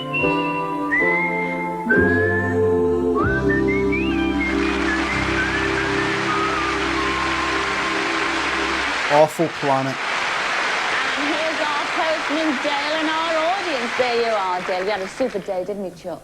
Thank you. Well, keep on whistling, you know. And more important, keep up that charity work. We all think you're doing a grand job. Thank you. Well done. There is no God. That's a proof there. Or there's no good God. No just God. There's perhaps an evil, sadistic God. Joggo and Good Golf Bag and Joe thinks the subs. 47 months. Oh, here there's a 74 month or something bad, do you think? I have to make. No messages. No message, just fuck the snakes. Well fucking said. Oh, glad Gizmo's back. I'll send thanks to Bobby, who probably had something to do with 72. Right. Now, does anybody feel like a bit of horseplay? Hey. Well, somebody who does is Billy Craig from Belfast. Billy's wife Susan wrote and told me about her husband's dream to drive a carriage pulled by 4 horses. That's 4 in hand to all the horsey ones amongst you out there watching. Well, Billy works as a plant technician for an oil company, and the other day when he thought he was making a delivery to a nearby garage, our Bob was waiting to spring a surprise. Billy? It's been something different. Billy Craig. How are you, Billy? Nice to see you. Surprise, surprise. Forget that oil. We don't need the oil. That was an excuse to get you here, Billy. Yes, that's right. How you doing? All right? I'm all right. Yeah. We don't need the oil at all, actually. Is that right? Because your wife, Susan, has told me all about you. Is that right? And she's told me about your passion for horses and horse riding. Yeah. You love horses, don't Yeah. you? That's it. And you have an unfulfilled ambition, don't you? Yeah. to drive a four-hand carriage. That's it. Is that right? That's right, yeah. Well, surprise, yeah. surprise, Billy, that's what you're going to do. We have arranged for you to have expert tuition How's it of going, the Bob? You world all right? record-breaking carriage driver. How's it going, Bob? You all right there? And we want you to drive a four-hand carriage for us on surprise prize. And this fella, listen to this, this fella is one of the fellas who drives with Duke of Edinburgh. That's right. So you better get your best jodhpurs on Yeah. and we'll go and do it. Well, I'm afraid I can't do it at the moment for I'm tied up with the manager of this company. How's it going there? You all right? It's all fixed. It's all, this is, he's one of the ones that helped us to get right? So forget the oil. Forget the oil, put it back in, shut the door, Billy. We don't need that. We'll leave the fan there. It's all sorted out, you see. Yes, you just...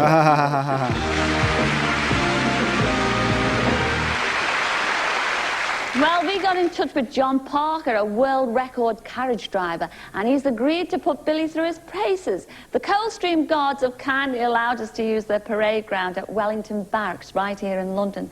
So let's go over there live and see how they're getting on. Are you there, Bob? Ooh. I certainly am.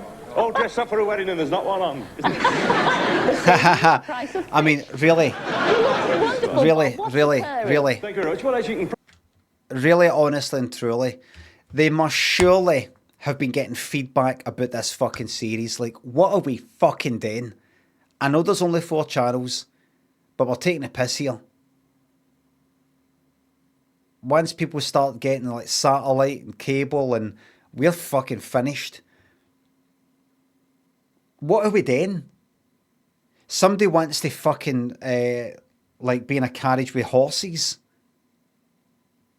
Some fucking random. It's not even the postie guy. It's not even the postman. Just some random. It's just people watching it going like, ah, this is fucking shite. They're even starting to turn on Bob, Mr. Shark, Redmond, and He Hawthorne subs.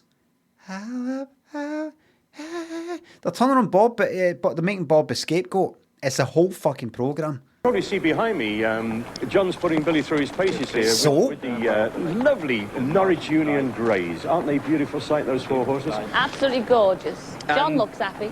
Yes. Well, he's been actually working with Billy now for a couple of days because it takes apparently up to 9 months to actually learn how to handle a 4-horse like this. But in 2 days, Billy apparently is doing extremely well because it's very difficult. It looks easy when they, steer them.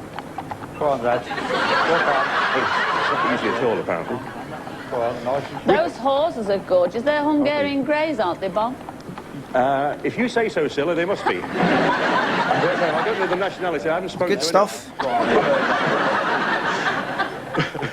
Well, you can see the course we've laid out. It's going around in a circle at the moment. We've put little orange balls on top of these cones, which he hasn't knocked any off yet. But obviously, if he knocks a ball off, then he loses points. What from, we don't know.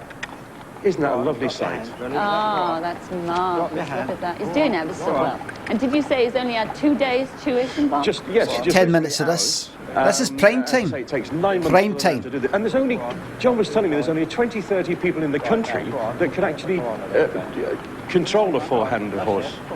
I don't know if you noticed, another interesting thing while they're going through the... It's like 8 o'clock, 7 o'clock. He's grey, but Friday night. Ryan and Billy's hat is black. Now, why is that? Well, I've only just found this out. But if you are the owner of the horses, you're allowed to wear a grey top hat. But if you're not the owner, you're not allowed to. Yes, there you are. I've just fallen in love with those horses. Was they really They are mad thing? absolutely beautiful. Coming up now to the last gate, not one ball off. He's done terrifically well. He's only had 1 practice actually on this parade ground earlier on. Now right hand down with hand. Actually, he's taking it very serious, isn't he, Bob? Well, it's a very difficult job. I'll go and see them now. That was...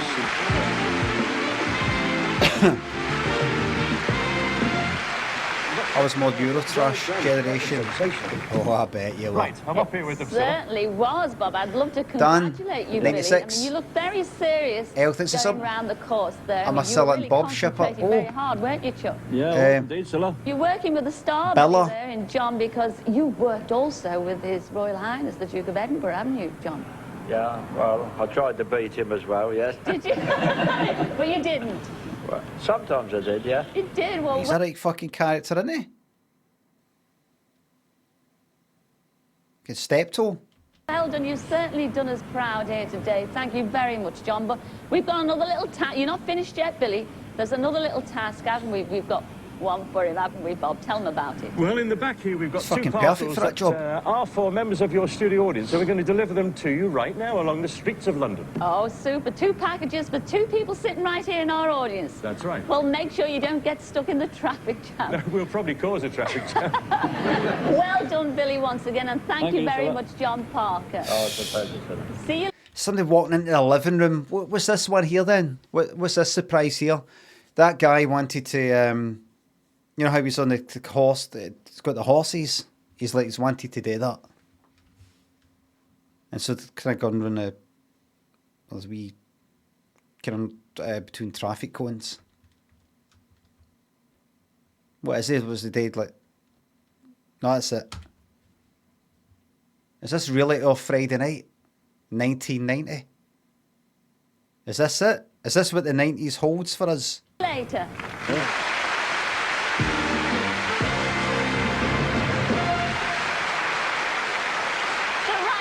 Time to welcome Betty Davis from Solihull.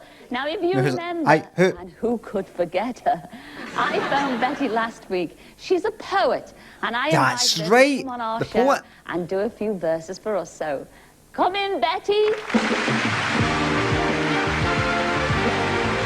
Oh, that's it. That's it. Sit down there. See that again.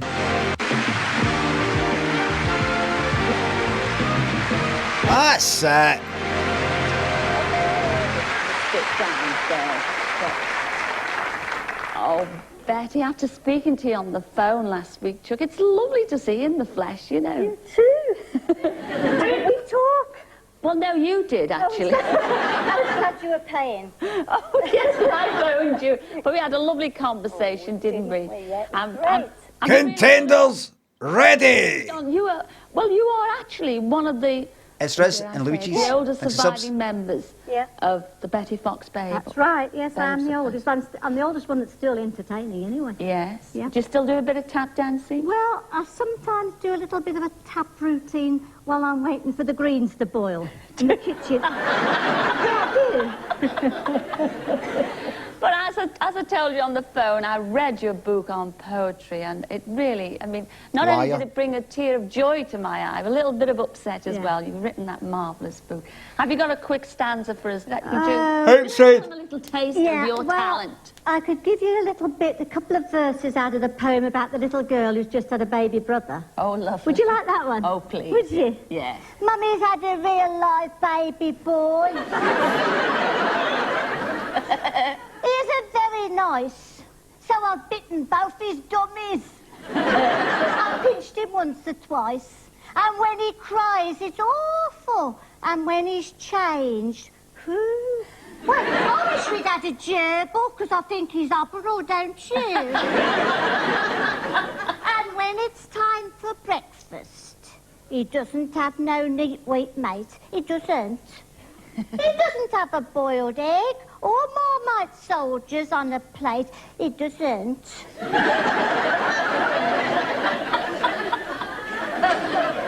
My mummy opens all these buttons. Oh.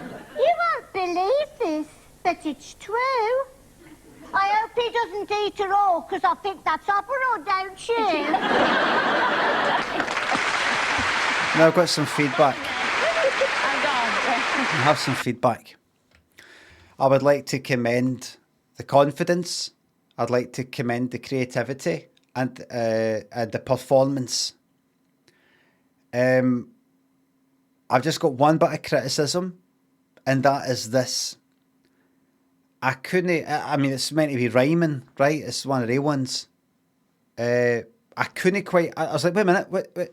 I couldn't quite get the... what do you call it? I don't know the poetry sort of terms. You know, the cadence, the thingy, Bob, the meter. I could, you know, you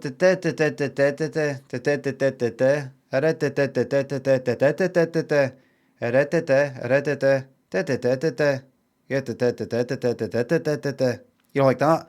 It was like, it wasn't even. It didn't even sound like.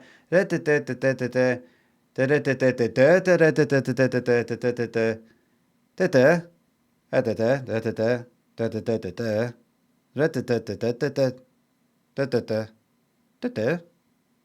know, it's. I was like, wait.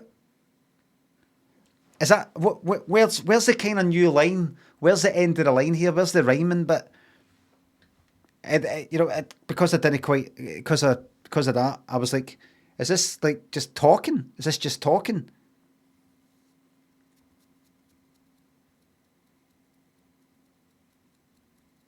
So that's the only feedback I'd give her there. I'm not a professional myself. Brookie, Barker Boy, thanks for subs. The big fucking 4-0. We'll have that 72 badge lined up for you. Charlie, thanks for getting rid of the ads. Muras, thanks for the bits. The dentist spiders eat the big hairy ones with eyes that are coming in to mate, so don't get rid of them. That sounded like a sleeper cell activation code. The dentist spiders eat the big hairy ones with eyes that are coming in to mate, so don't get rid of them. I don't get rid of any spiders. I saw a spider in my living room the other night, just go and a wee bit later, back the way, and a bit later, that way. I felt like going up to the spider and going like that. You don't need to sneak about. Everything's fine. You're safe here. Ryan, thanks to sub. Thanks to the level 3 hype train. Everybody get hyped.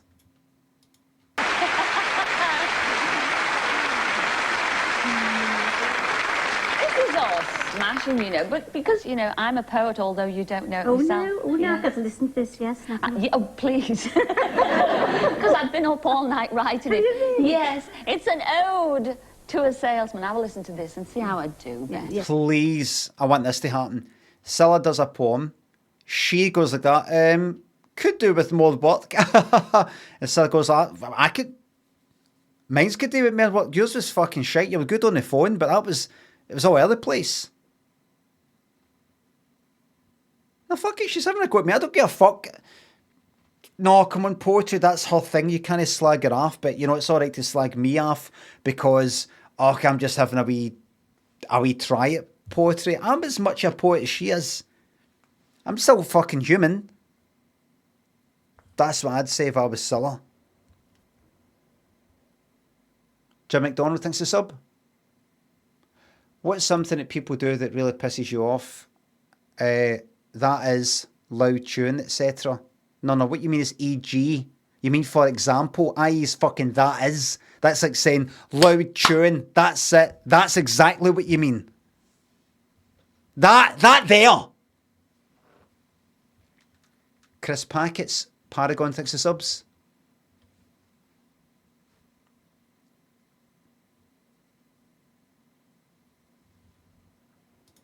Go on. Go. All right, I'm going. Almost. I give you the name. Level 4. Fucking hype train. Chris, thanks to the sub. Squander, thanks to the bits. Thank you very much. Thank you very much. I don't need them, but here, I have some bits. That is gone into my retirement fund. When I go like that, I can't do this anymore. I'm away with the fairies. I'm gaga. Then that will pay for me to be looked after.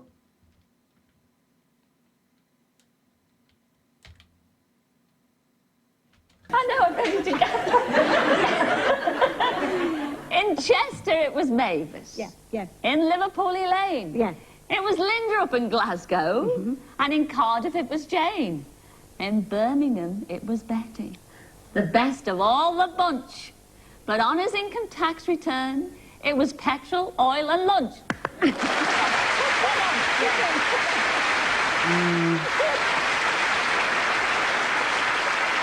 What? I don't get the tax joke.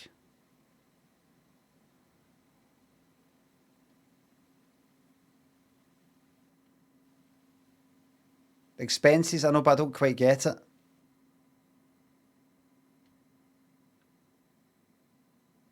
Anybody know?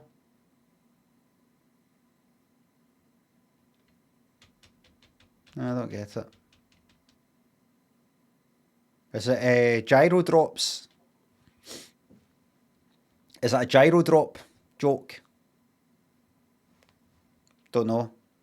You need a tax return if you're signing on, mind you. Tax fraud? No idea. No idea. Charity thing, who knows? A dig to the unemployed? No idea. Was it? Was it about that? Nobody knows. They didn't know then. They did not know how. They did not know how.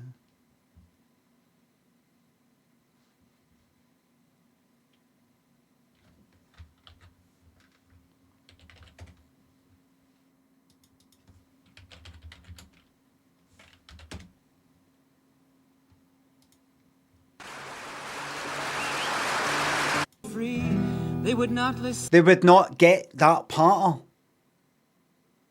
That thing about the or the tax return thing. They don't get it still. I wouldn't have went for that, no, Don. I wouldn't have went for that. They didn't get that joke back then. We don't get it here. Forever.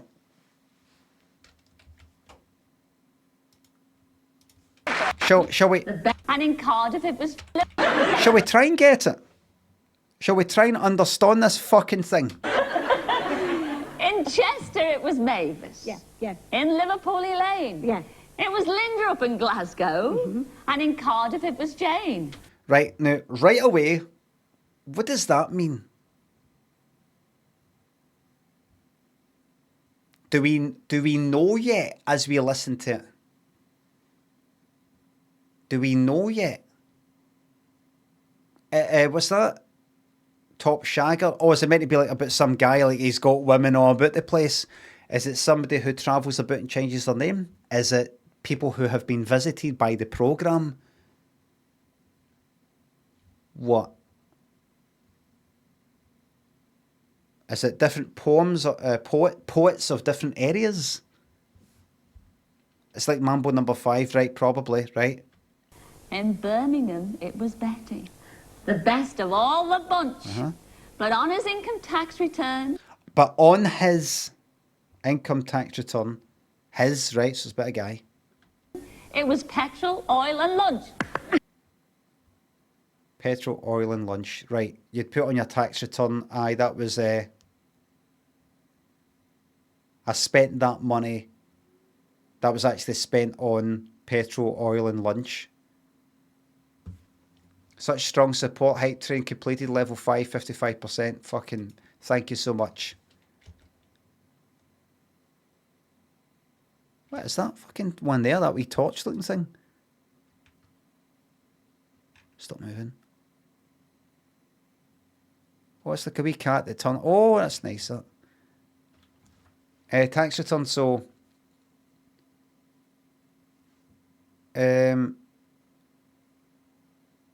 so it's about a guy that's got women everywhere. Like he's as if he's maybe like a travelling salesman or something like that.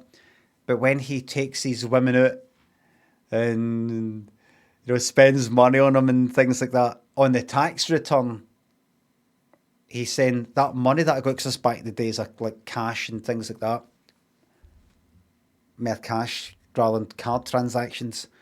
He puts it down as no, that was money for petrol and oil and lunch, which are tax deductible.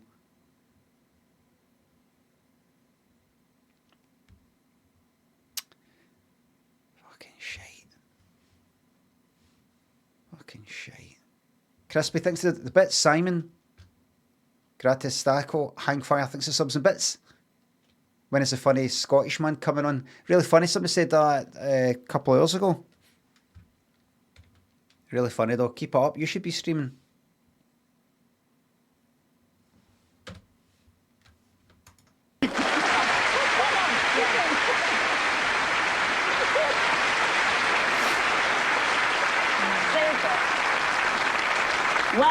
everybody out there and at home as well is looking forward to hearing and seeing you later on. In the meantime, we're going to take a little break there, Betty, all right? Yeah. But we will be back in a moment to surprise an amateur photographer and hear a poem from our lovely Betty here. And Gordon will be back with the searchline, so see you in a couple of minutes.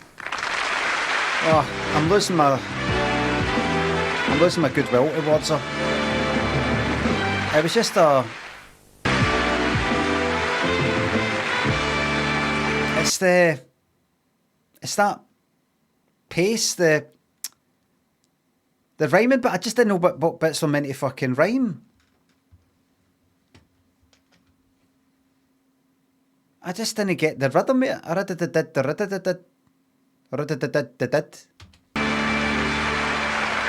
Hello and welcome back. Now, Gail Beckett from Dorset is a photographic student at the Bournemouth and Poole College of Art and Design. Her tutor Sylvia Barnes wrote and told me that Gail will be finishing her 3-year course in the summer, and she has a burning ambition to break into the highly competitive world of fashion photography. Sylvia said that Gail is a star student and deserves a chance to make her dream come true. Well, our Bob went down to Dorset to put her in the picture. What kind of work would be involved in that anyways? I know just mainly the model and the person's wearing the clothes and you just point the fucking camera for a distance. And could you just do this? Could you just do that? And could you just do this? And could you just do that? Is it highly competitive because there's so many people just doing the exact same easy thing? I'm outside the Bournemouth and Poole College of Art and Design. Somebody's nicked the art, I'm afraid. I don't know what happened. At the moment, Gail is inside, awaiting a visit from a male. Tomahawk says, it's that easy. Yeah, it's that easy, for fuck's sake. Just a wee joke. It's just a wee joke, right? I know that fashion photography is a lot harder than that. I know that.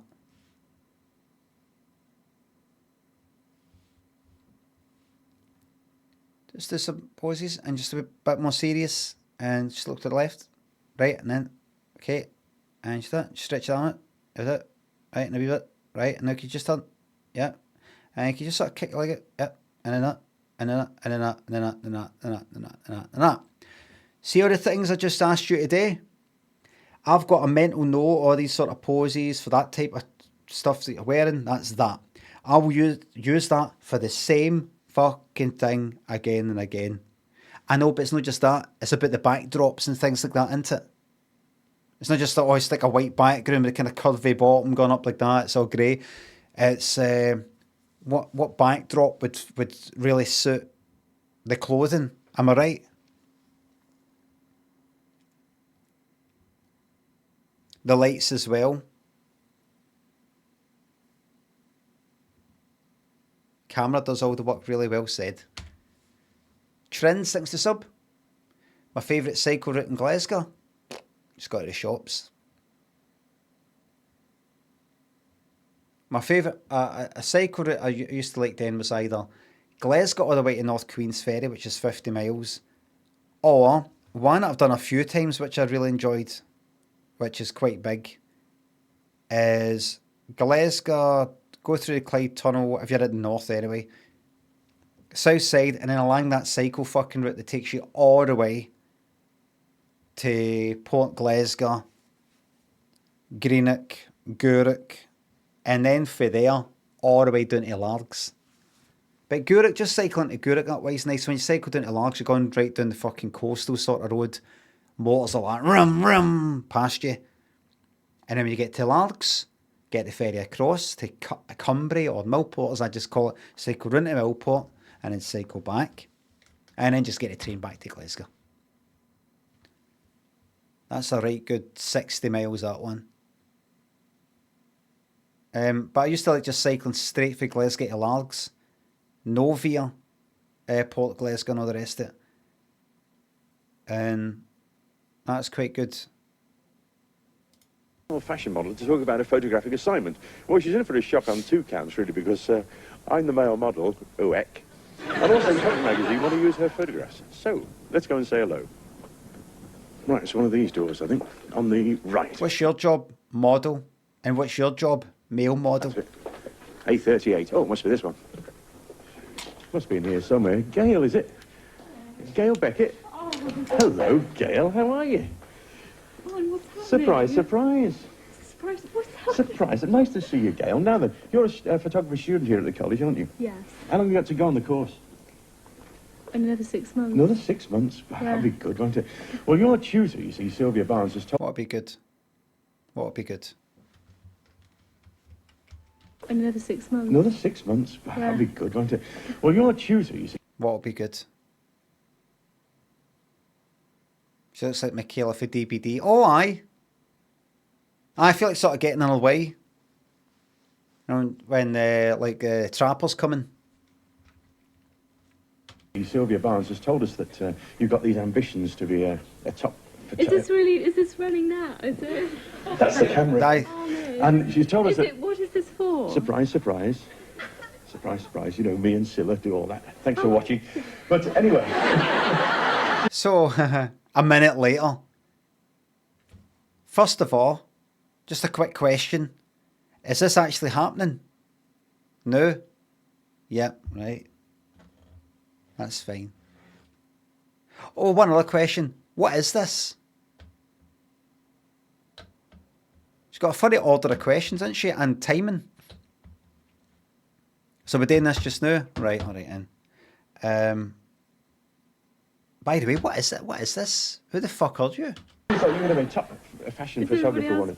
Is everybody else looking as well? No, there's nobody at all. There's only us here. I could kill you, Sylvia. Oh, we should shut up so I can tell you what's happening. Anyway, you're going to be a top fashion photographer, aren't you, Gail? Yes, because I'd like to be, you get me very good. Okay, that's Bob. That's you just got the sack. Okay? That's you just got the sack there.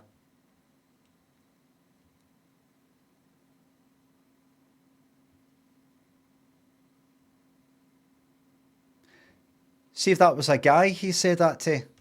He wouldn't have said that. Yeah. He wouldn't have said that. Do you know why?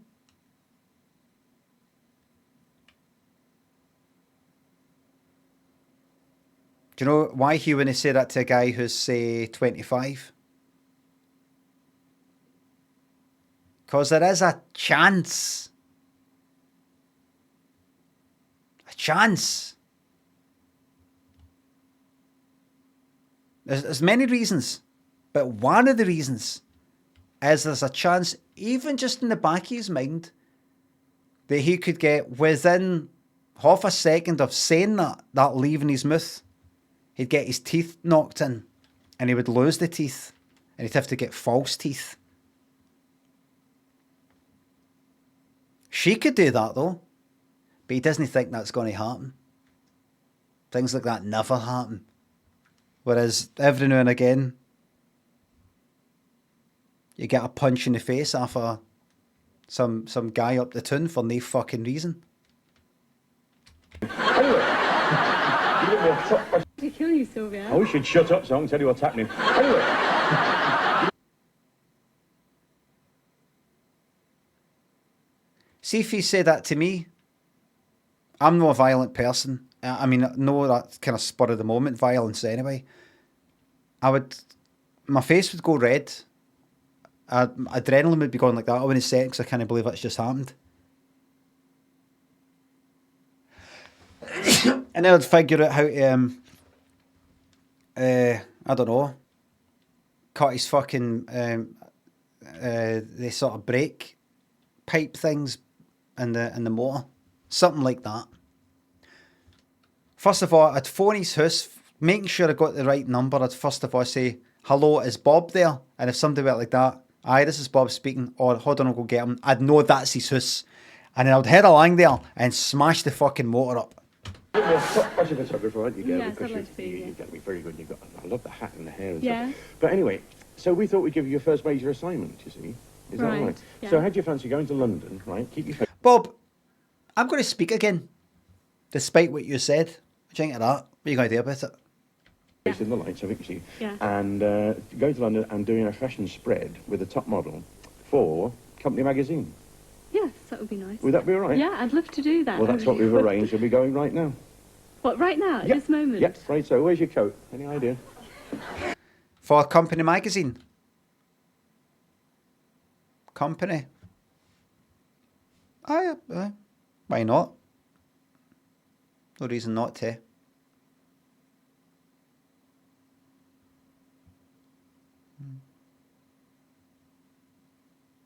Vogue. But one's company. Oh, you better go and get it then. Get your coat. This is all a setup, you see, for us. So, yeah, get your coat there. Go. Aye, nice one, Bob. No content. Look at him. Look at him. Look at him. No content to go like, aye, shut up. Shut up a minute. But he wants to put in a wee, by the way, this is a wee, just let you know, this setup is no real. Seeing everything you think's real and things you can rely on in life. Nice solid things. This is how my life is and this is a... No, anything can happen. I'm in control. Anything can happen. Anything can happen. This here, just a waste of time. Your wee life, you think this is what's real. Then it's real, right? You don't know who you are. I tell you who you are. And see this isn't even real. I've made it real. And I whip it away like that. So you're completely, whatever happens next, you got to just do what I say and go where I say. You're gone. Then this is real. Look at him, delighted. Delighted. Get your coat. This is all a setup, you see, for us. So, yeah, get your coat there, Gail. I think she's pleased. Why did you say that? This is our setup. Anyway. Just to let you know, it's for this too. You were fooled. You were fooled. You're a lesser life form. I wouldn't get fooled like this, but you did. And then somebody would say, that's no nice, Bob. Why did you say that? Why did you have to chuck that in? Well, actually, I'll tell you the reason why. It's because she was like, you know, looking, going, I don't know. I mean, should I really be... I'm leaving the photo shoot. I feel a wee bit irresponsible. Like, people will be going like, oh, fuck the photo shoot then. You're away to go and do your programme. Oh, well. All your plans are fucked. No, don't worry about it. This is all just for the purposes of the programme. It's all right. We're all in it. It's fine. You're all right. Don't worry. You're not pissing anybody off. That's all I meant.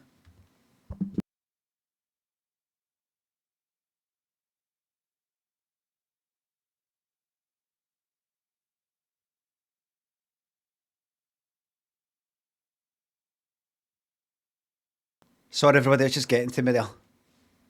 Obviously watches a lot of the show. And, yeah, get your coat there, Gail. I think she's pleased. Obviously watches a lot of the show. And as soon as you're ready to go, we can go. That's right, Bob. She does not know who you are. That's why he's pissed off. Everyone's waiting. Oh, hi. Yes, they're all here. Hi. This is John Periciotti. Nice to meet you. You're all right. These are all the clothes. You can see, as we said, sort of 6 main sort of fashion shots, all bright shirts. These are just a selection. Sharon's having hair and makeup done now, so if you want to go through, and we can get started. Hello, Maggie. How's it going? Hi, Gail. It's going really well. I'm keeping the makeup in natural tones. Okay, so what are we going to do with the hairs? Andrew? Hi. Personally, I think it should be left very, very naturally for the first shot. And then possibly when we move into the second shot, we can start introducing some very, very sort of soft hair like this, just to zhuzh it up a little bit. Yeah, that'd be excellent. Brilliant. Yeah. Right, with the horn era, it's not as bad. It's not as bad, but that's only because you're covering it. It's just fucking pointless having it there. Just take it out.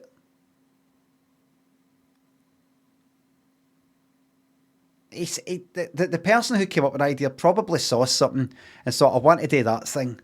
And I think I can do it by, if I get like a bit of fake hair, and it's not worked out.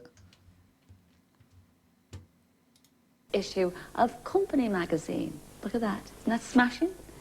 David Bailey.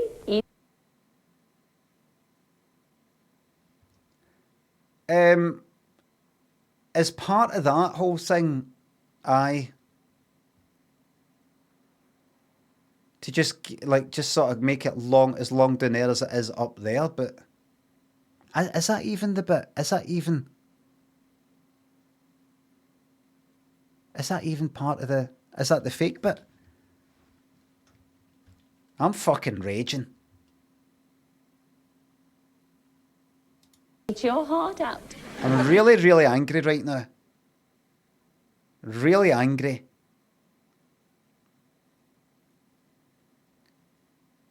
Porridge Muncher says, if you were 15 and seen that, you would spunk your pants. Can I have a one-day timeout for Porridge Muncher? I crack the jokes about spunking. No you. I know when to do it and when no to hit it with this partner. I know where the line is.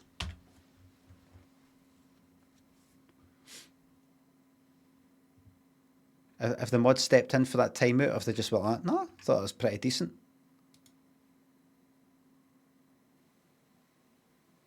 Mods, your dimples may be at risk.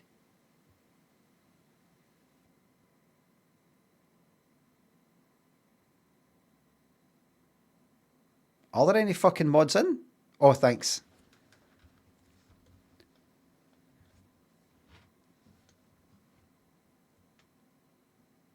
And there's our happy snapper sitting in our audience. Where are you, Gail? You're getting your hair cut, Manny Biscuits. Thank you, as well done.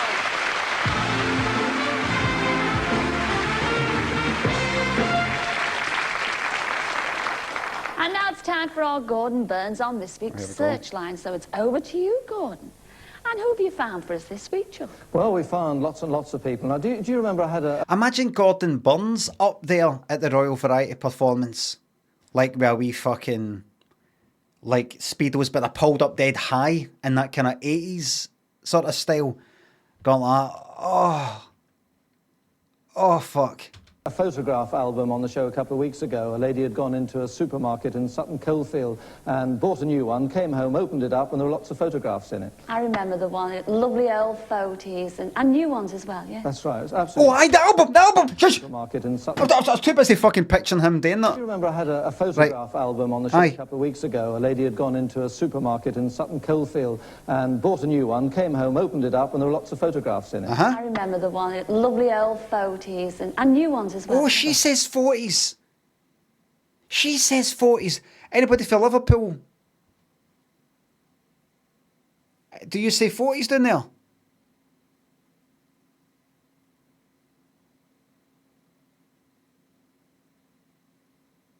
Oh, good stuff. So I thought it was just here. Good. Right, we need to back each other up because I've said things like 40s on here or on Twitter and people are 40s? 40s? We need to back each other up. That's right, it's absolutely beautiful. Well, the actual owner of that photo album was watching the programme, absolutely stunned, and is delighted to have that album back. Explanation, please, Gordon. I swear to fuck. We better have a fucking explanation or you can shove this whole fucking series up your arse. I mean this series and the whole series. Do not move on to... And you remember Thingy who was in the RAF in 1947? No. What was that fucking photo album doing in that shop? Also, Patricia Elizabeth Butler from Australia wanted us to see if we could find her brother Jimmy, who's... Fuck off. I want to say fuck off and die because these are real people. Is that it? How the fuck did your photo album end up there? She bought the fucking thing. She bought it. It's not like she went into a shop, saw a photo album sitting there, and went, I think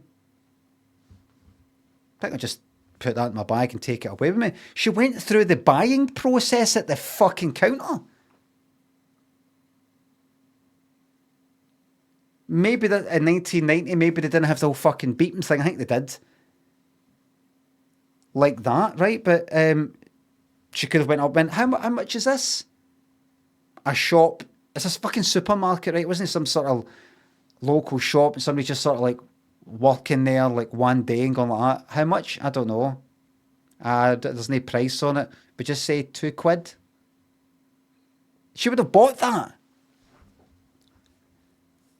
So I take it they would have had other empty versions of those albums there. What was this full with fucking 40s one down there? What was it doing there?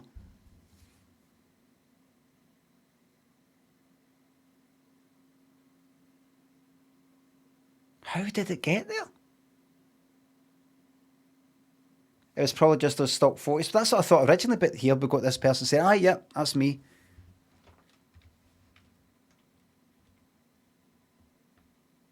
It was not it wasn't a charity shop.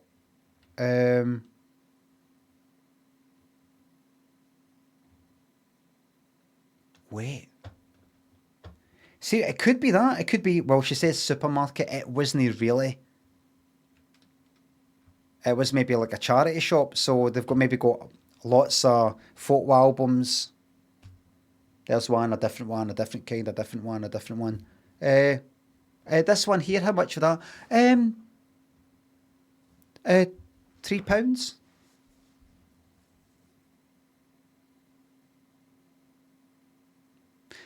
They said it was all the same packs of 3. Wasn't a 3-pack. 2 were unused.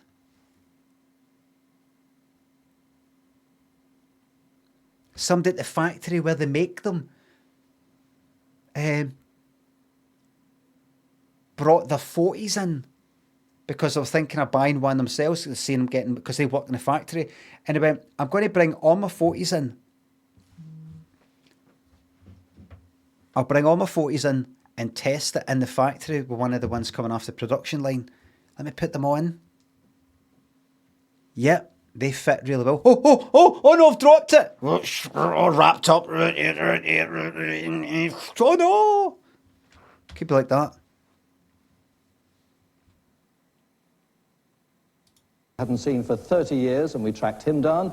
And we were also asked to find Joan Phipps, who was last known at Katong Convent in Singapore. And we found her as well, and I could go on and on and on. But tonight, Searchline kicks off with a sporting theme as we try and find some missing teammates. This is the victorious Rokesley Junior School of 1965. Barry Fitzgerald was the centre forward for the school and scored 42 goals. 99% of my life I've been lied to. I've just found out remembers that his side won the Hornsey Junior Football Cup and the rest of the surprise team but unfortunately, make up more shit lack of funds meant that the players never received the cup or their medals. Barry is planning a 25th anniversary get-together and would love to hear from the other players from the team of 65. So if you were in that Rokesley Junior School side and would like to relive those glory days, give us a ring. Now, have you ever felt that things were getting on top of you? Well,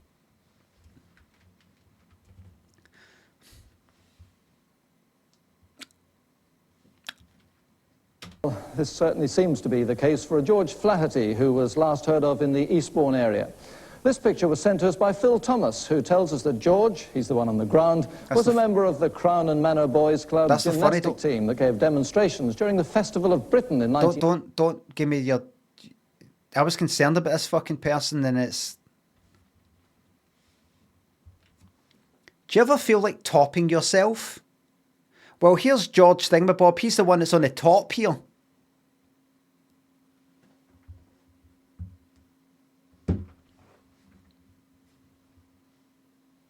'51. Although Phil has managed to trace many other teammates from those days, he has lost touch with George and would love to invite him to a reunion in May. So if you're gymnastic George Flaherty, stretch across to the phone and call Searchline. Now, this is the official programme from a famous day in the history of Boston United Football Club. It was on sale on December the 10th, 1955, the day that non-league Boston thrashed Derby County 6-1 in the second round of the FA Cup. Tom Lather wrote to Searchline and told us that he was the Boston United centre-half for that historic battery of the Rams. Tom says that although they were knocked out by Spurs in the next round, he fondly remembers this side and would dearly like to hear from his teammates from that heroic December afternoon. Contact us now and perhaps Tom will be organising more than just a Boston Tea Party to celebrate. Well, finally, a footballing quickie. James Young from Glasgow is looking for the following players who pulled on their boots beside him for this side, the 1959 Squadron Headquarters Team, which was formed by the 42nd Survey Regiment stationed in Cyprus. They are Davy Broadley, William Atchinson, Keith Irwin, Ivor Jones, Robert Fingland and Les Dwight. They were doing their national service at the time, and James says they were unbeatable. So, Robert if you know about one of these players or any other of the teammates that I've mentioned tonight, ring our researchers on 01222 8070 before 10 o'clock tonight. I shall blow the whistle on this half of Searchline, but it is an item of two halves, and I'll be back shortly playing my natural game with end-to-end excitement, so don't leave your seats. Now back to the star of our team, Cilla. Oh, he's a really, thanks a lot, Gordon. really clever guy, Gordon. He adds a bit of brains to this whole thing. I like it, or I do like the entertainment, the light entertainment side of surprise. That's mainly what it is. But he brings a bit of like he brings the Susan Dent factor. You know, the kind of bookworm factor. Like he could come up with wee did I say Susan? Susie Dent. Oh sorry, did I say Susan Dent instead of Susie? Hold on a second.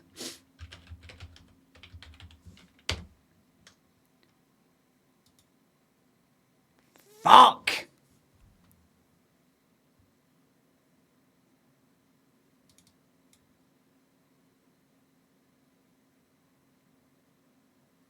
Right, early life.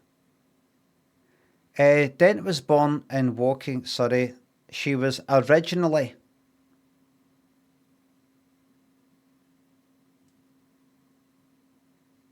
independent Catholic day school for 218. Ascot, independent Catholic day school. Term Eton College.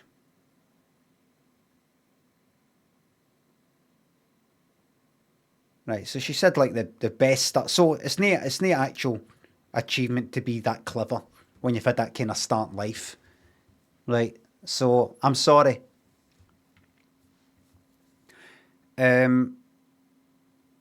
Susie Dent, born Susan Marjorie Dent. Oh, so there it is. I don't know if you can read that. I don't know if the text is too wee because you're on mobile.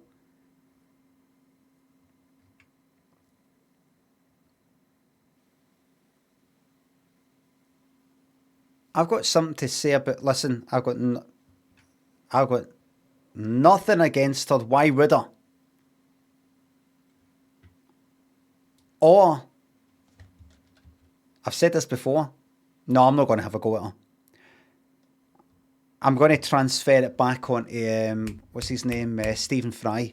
I was going to do a Stephen Fry on her, which is do not equate knowledge for intelligence with intelligence.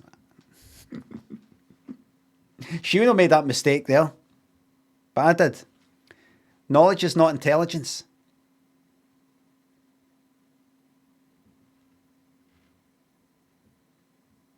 Knowledge is not intelligence.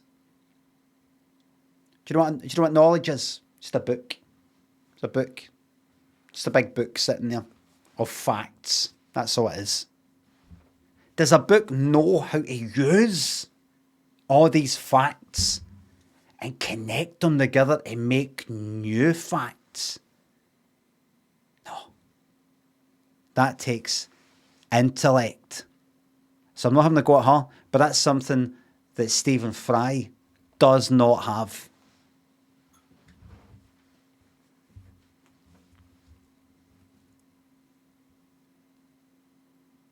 See, the more a person reads, and you can correct me if I'm fucking wrong here. See somebody who reads and reads and reads and reads and reads and reads and reads, especially these fucking sort of commentator types who've got a fucking podcast or some shit like that. It's to make up for the fact that they're fucking brainless. That they can't think. All they do is just read and read and read so they can pull some fucking fact out their arse to try and win some argument. True intellect comes from a lack of knowledge. True intellect. We can go like that. You know, I can work this stuff out just using... Do you know, I don't even know anything about this. And I can work it out. And I would say to all these fucking bookworms that think they know the fucking history, political history or whatever the fuck it is, anything else. Go, if you're so fucking clever and so right, how come everything's fucked?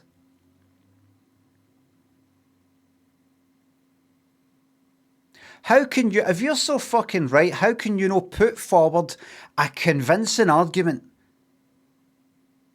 based on everything that you know of human behaviour and human history and how we behave and how we act, and you can bring forward facts and say, look, I've put it together in a way that is easily digestible for everybody, for the common denominator stuff. History has shown us this. If we do this, even though we don't all agree on things, if we do this, then it looks like this is the best thing to do. If you're so fucking wise and knowledgeable, how come you're not able to do that? How come? Because you're full of shite. And you've wasted years, decades of having your nose in books just to look like a smart ass. You're not actually solving anything. Am I right?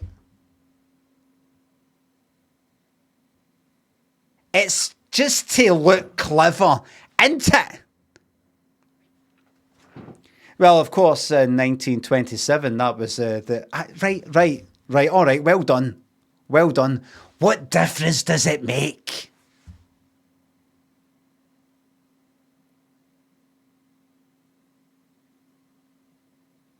You're actually showing how stupid you are. That you can have so much knowledge and not know what to fucking do with it. Am I right, everybody?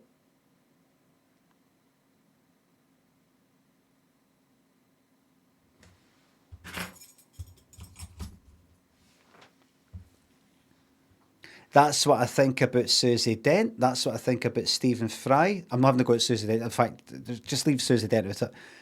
I'm having a go at Stephen Fry. I'm having a go at fucking Gordon Browns. No Gordon Browns of today, who's back in I think Belfast, Northern Ireland somewhere, doing his journalist stuff. I mean Gordon Burns here. Gordon, why did you not tell us? Why did you not go like that? You know, I think people would like to know how that got there. That picture, that, you know, the photo album.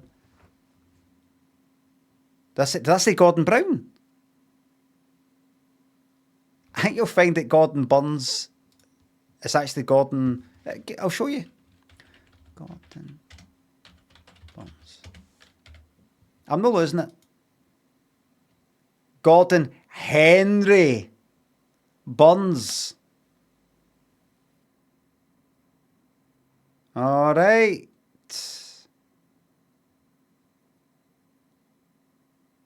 Look at that. He presented the Krypton Factor from 1977 to 1995.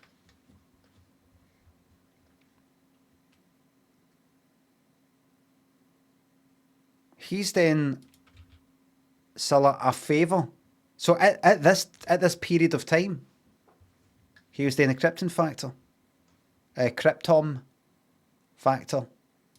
Where you go to try and do Rubik's Cubes. Roscoe FM thinks it's up. Favourite stand-up comedian. One that pops up in my head is Harry Hill back in the day.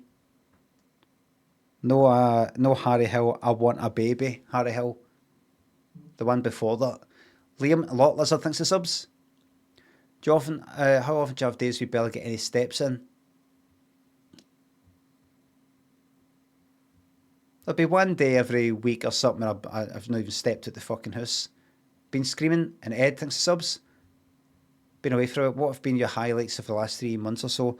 I don't know. Play it for you. Lollipop Pat, maybe. Dogma, thanks to sub. Check out Harry Hill's stand-up. No, don't give you a you date because I've already seen it.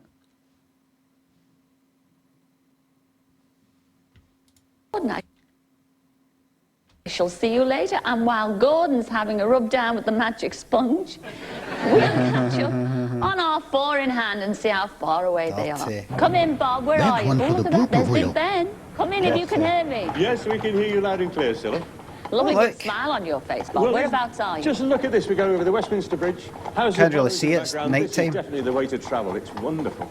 And Billy, have you enjoyed your last couple of days? Oh, look. Yes, John. I have indeed. It was very good. Have you relaxed more now? Because you looked a bit intense earlier. So is that it? So Ella was seeing him in a warehouse looking No, he was he was outside a kind of courtyard thing, gone between traffic cones. Now he's just sitting in the back of this fucking thing. That's it. Is that it? Yes, I've cooled down a wee bit, actually, you know. A lot of concentration needed for all that. Well, there must be, and the horses. You now, shut are up. the horses really extra special? Are they a bit docile, or do you have to do all the work, Bill? Oh no, it's a combination. That's what they tell me. Shut up, Bob. You were not fucking asked. You were not asked, Bob.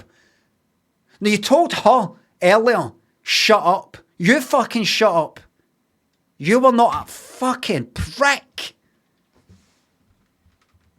Brocker, Fandigelina, thanks to the subs. Oh no, it's a combination. That's what they tell me. They were trying to explain to me how much power is pulling on you one wrist to control. How much is it? 28 pounds. 28 pounds per horse. Really? Yes. Oh, really? £28 per horse? What the fuck is that? What do they mean? Well, it's like the equivalent of, like, if you imagine you got £28, so that's, what's that, 2 stone? Like, and you're having to hold that in your hands, you know, that, oh, fuck, to keep that up. Imagine that, right? That, but pulling it, you see.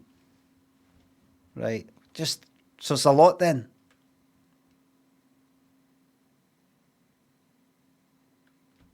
And if you had the chance to do it all again, Billy, would you do it all again? Oh yes, I would, surely, Scylla. Somebody said Bob's breath is stinking. Imagine it. Imagine having to go here and there's a wee gust of wind coming from out there, this way, and every time that moustached prick speaks, you've got that right in your fucking face. A mix of just good old-fashioned teeth rotting, but you can smell a bit of the liver because of like whiskey or something, plus coffee, maybe some dairy stuff, some milk that's went sour, eggs, maybe chewing tobacco. Chewing tobacco. The lot. And just to add, it's something nice, because see, sometimes something nice and a bad smell actually makes it smell worse, because you pictured you, like, imagine like a nice chocolate smell, but with the smell of shite as well. Can make it can confuse you and make you go, because you're picturing yourself eating the chocolate, and then you picture yourself eating the shite. Isn't that lovely? And I know like a chocolate smell, but with like, imagine the smell of really strong cheese. See if you know that cheese thing is like on a pizza or as part of some like fucking cheese and crackers. In the context of that, that's fine. That smelly fucking feet smell is in the context of smelly cheese and crackers. But if you're having that smelly cheese while having a drink of fucking lemonade. Notice you've got tucked on your laps there the surprise. Come on, horses, jump in a while ago. ago. Our audience. There they are. Can you give us a rough idea how long it'll take you to get here? Well, at this nice leisurely pace, I'd have thought about 5 or 8 minutes. Oh, super. Well, it's been lovely talking to you. I can't wait for you both to get to the studio, and let's... Did he say 5 or 8 minutes?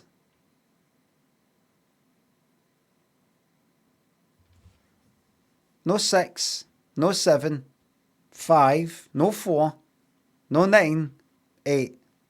One of the two. Not 5 to, even 5 to 8 minutes. Would be daft. Just say 5 to 10.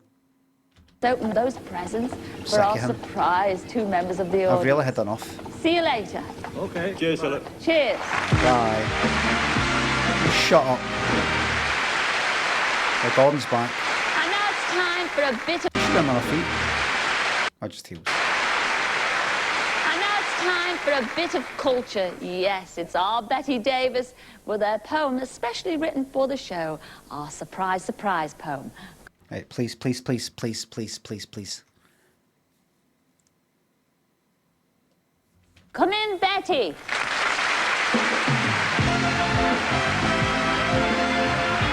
I like this fucking life. She is definitely still alive. Definitely.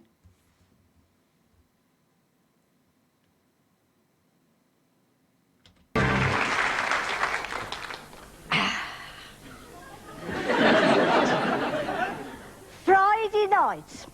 That's the night for me. I've got settled down on my old settee. I've opened my chocolates. I've poured us a drink. Oh, don't say our telly's just gone on the blink. Fred, turn up the knob. Turn up the sound. Well, just twiddle the knob. Oh, come out of the road. It's a woman's job. Who's that at our door now? Well, they'll just have to wait. There's a show I must see, and it's starting at 8. There's our Gordon on Searchline. I say he's a bit of all right. Whoa, sexualised, man. You just be sexualised, Gordon. He's got a fucking stiffy look. Oh, he loves a bit of fucking objectification, old God, man, look. Oh, he's having a wee fucking... You know you stick... Oh, yeah. You know you stick the old knuckle in it. You know you fucking get a wee knuckling. Like that. I say he's a bit of all right. Oh. He's having to hide it right away, because remember he's got a problem with hard-ons. Remember he always had the cushion, or the hands on the cover of it. He's like, oh, fuck, no. He's like, no, shit. He could come and search my line any day. Ooh, line between the legs. Funny. What? What? What line?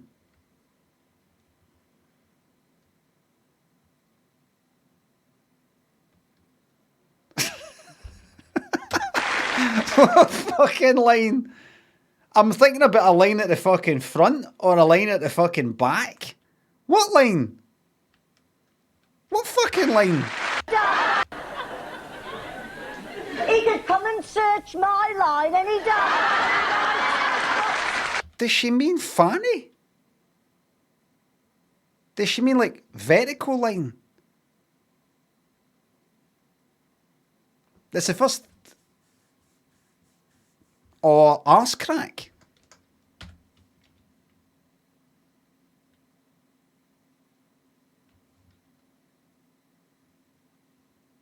Gordon's like, fuck it.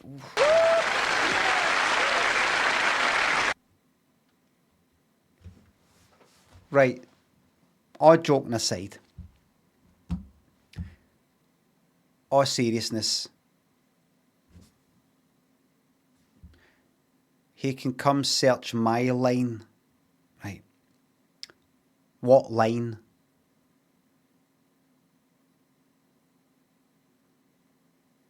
Fanny? Let's say, let's say, it isn't. Let's say I've got it wrong. Panty line? Still in the same area, but no, as explicit as the fanny. A line. Washing line. No, be serious. She doesn't mean washing line. What does she mean?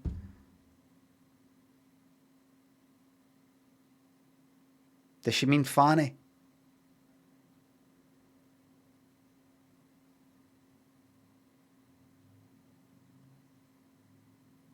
I think she means fanny. I think she's went right in there with the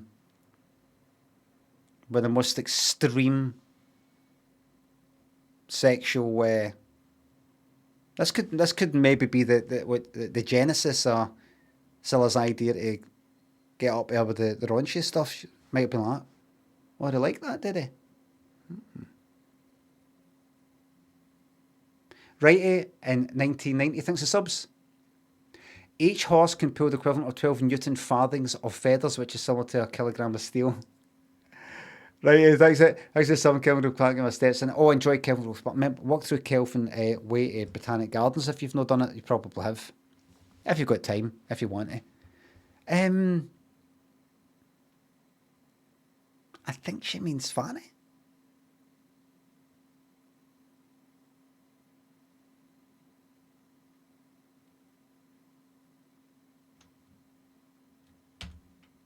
Line? Not right. Avocado says no. Right, no. Then what then? Tell me. Line? Line, the line, you know, like there's a line, the kind of button there. Like, oh. Obviously it's meant to be sexual in some way, but I mean exactly what?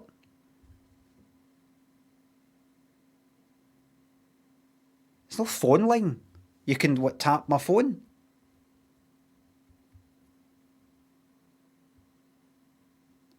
You can give me a phone call. Or is it quite simply search and then search me, you know, like look about me, investigate me, search me, touch me. But just because the word line's in there, you can search my line any day of the week. Was it really thinking about what do you mean by a line? I like to think she's just like that. I meant fanny. Check I meant. Oof. I say he's a bit of all right. Oof, steady on. He's like, oh no, not again. Just fucking got rid of one, man. I was been fucking nursing for half an hour. He could come and search my line and he does.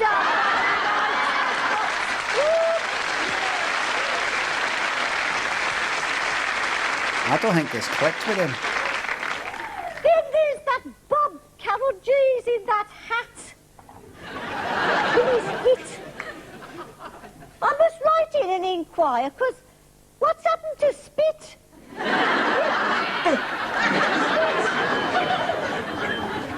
There's a lot of good phone calls. The surprises galore. They'll have long-lost relations who've not met before. There'll be joy in their hearts. Maybe tears in their eyes. Come on, Fred. It's just started, look. It's Scylla. Surprise, surprise.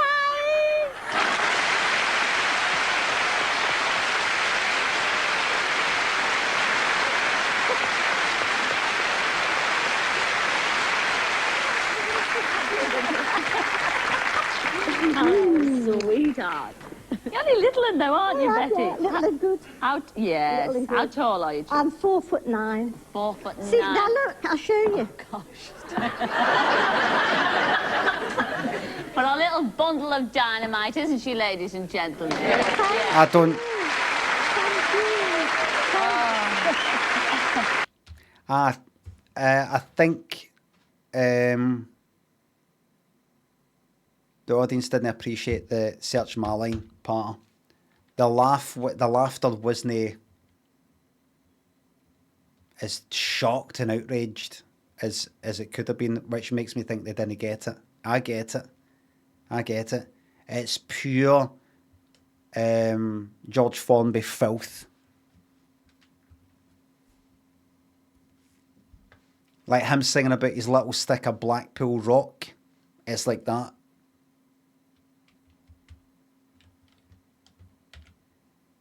A Chipperfield, thanks to sub. Give us a snatch of your line.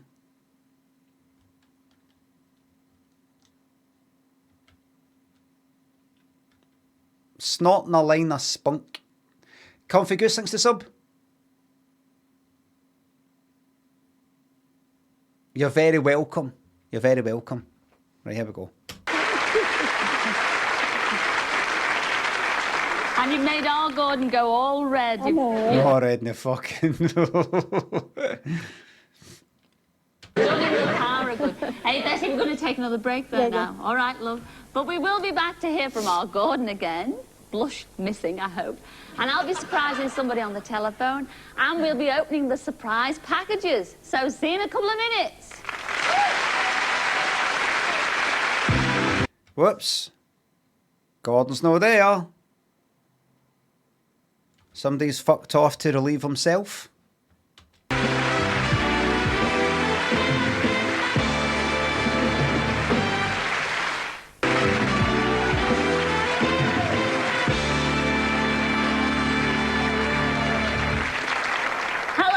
Welcome back. Well, Britain's horniest programme is back.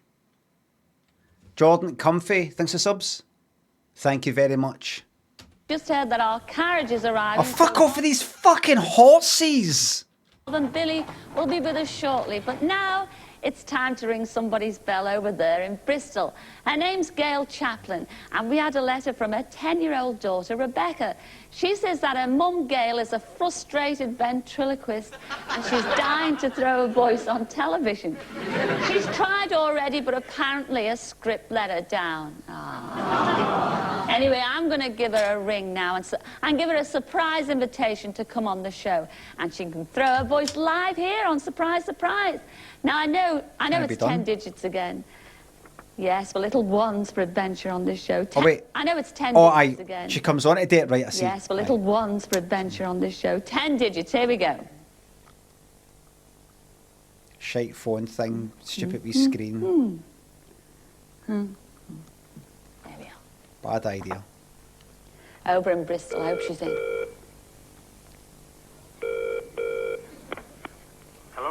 Hello, hello. Can I speak to Gail Chaplin, please? Right.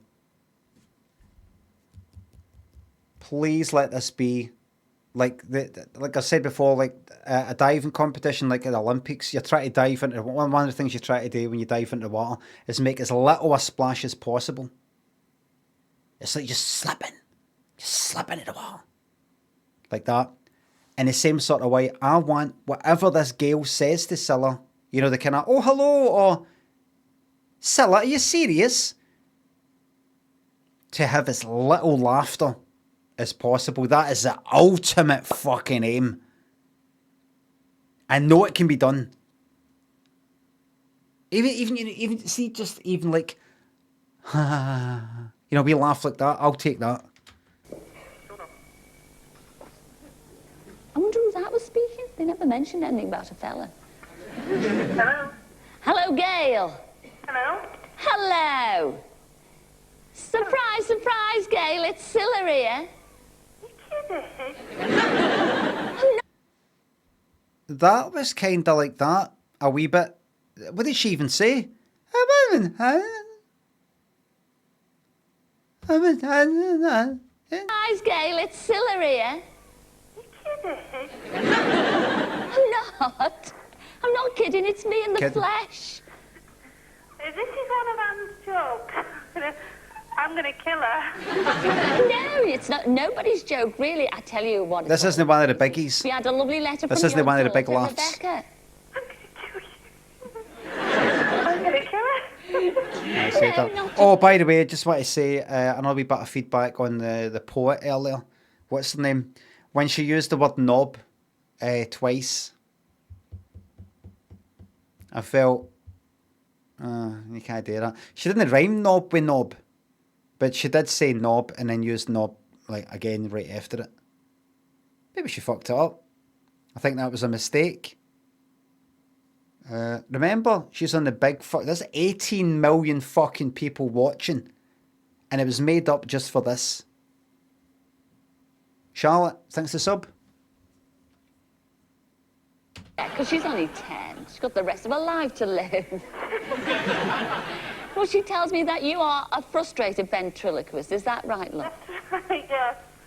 And you've done a bit in your time, but I mean, you've done 1 or 2 sort of auditions, but you were turned down because your script wasn't good enough. Is that right? Well, I think that's why they turned me down, yeah. You think? Yeah, well, they don't tell you. They just tell you that you failed the audition, but, I mean, I think I'm good enough as a ventriloquist. I think it was my material that let me down. Ah, were you cut to the quick when they told you weren't on? Yeah. Oh, what a shame. Now, what kind of dog... Do you see how she feeds off it? See how Scylla feeds off it? Were you cut to the quick?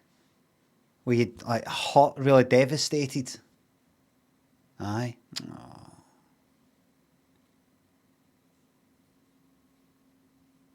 And then she probably, after that, went, I want to speak to a producer or somebody. I've got an idea, Quick. It's just came to me today. Came to me earlier in the programme. I want a new programme. No, I still want to do surprise and blind date, but I want a new one. I want something where people get the hopes up, and then dashed. I want prizes involved, family members ashamed of family members, all the pressure's on them, and they've got to do some sort of like really hard thing, like remember all the fucking train stations on the way to this thing and all the way back, or they've got to juggle this thing, or they've got to do a pyramid of cards and it fucks up.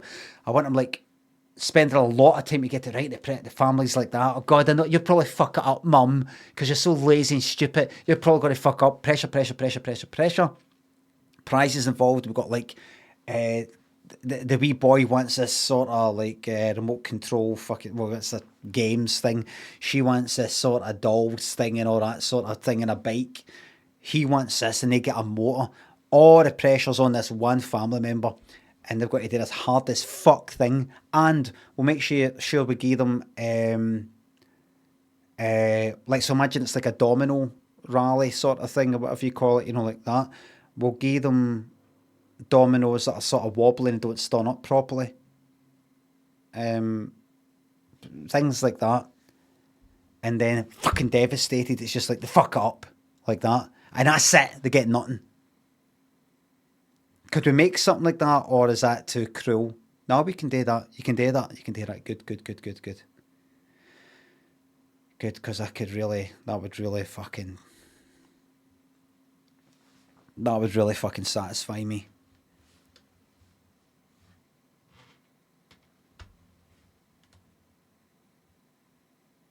Evil, in a word. Evil.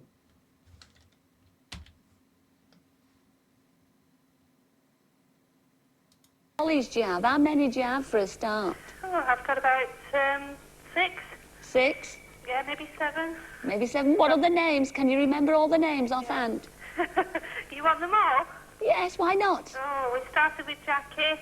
And then Jamie, Tiny Tim, JJ, Claude. Claude? What's Claude like? He's a cat. Ah, Claude the cat. How many dolls was that? How many more have you got? Well, there's Claudette, Joe, Jock the Croc. Yeah. Now, what does Jock the Croc do? Well, he's a crocodile. Oh, I see. Puppet. Well, how does a crocodile talk? Just put... Fucking yes, please, Scottish accent. Jock the Croc. Jock, please. Please. I fucking love eating zebras, so I do. I love fucking eating antelope. Something like that. Okay, I love just lying in the watering hole and wait till the antelope comes there and goes into the water. Does he thinks I'm just a log or something, and I grab him and bring him in? Okay, something like that. Oh, I see. Well, how does a crocodile talk? Jock, just put yourself in the position as Jock the Croc. What is the sausages? Where's the sausages? It doesn't sound right over the phone. Doesn't it? Well, I tell you what, surprise, surprise, Gail. What did she say? Where's the sausages? What is the sausages? Where's the sausages? I thought she said Wallace the sausages, which would be very insensitive considering William Wallace got his sausage cut off as part of his hanging, drawn and quartering punishment. Plus he sort of got made into sausages, sort of, didn't he, when they pulled his guts out? You know, your internal organs look like sausages as well.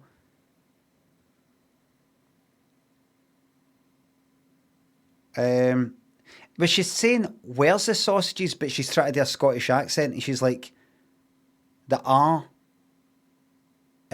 Scottish people would say, because they say like bright, so that anywhere where the R appears, the letter R appears in the word, you go rrr.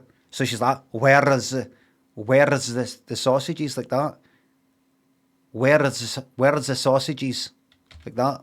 Doesn't sound right over the phone. Come on into it. Well, I tell you what, surprise, surprise, Gail. Wait a minute. Scottish crocodile. Please, I want to see a crocodile, a wee kind of tam o' shanter hat thing. Oh, the Crocodile Rock, of course, in Millport.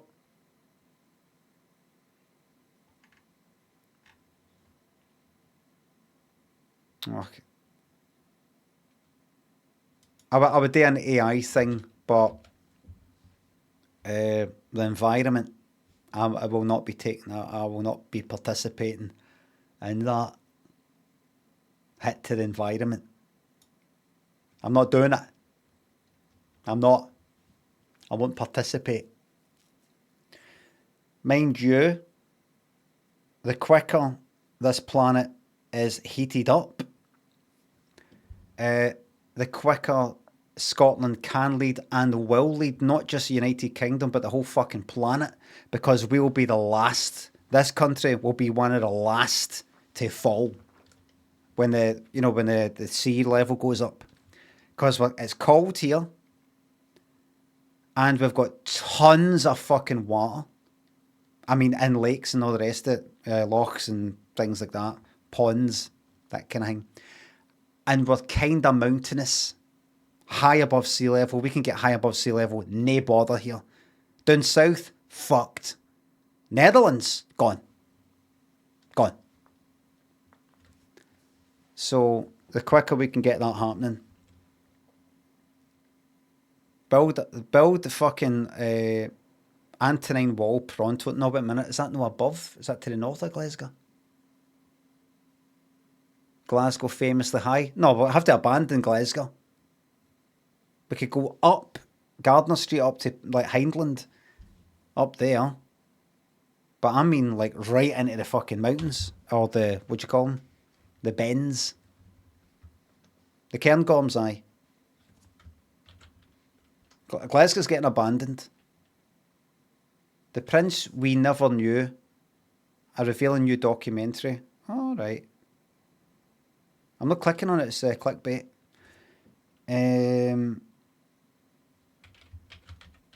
Let's just check it out.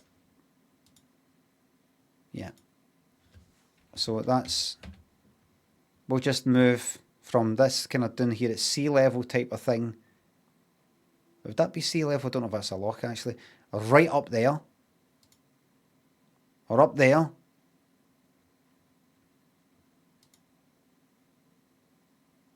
Right, up there. Back into the hills, back like in the old days. Let's go back into the fucking hills.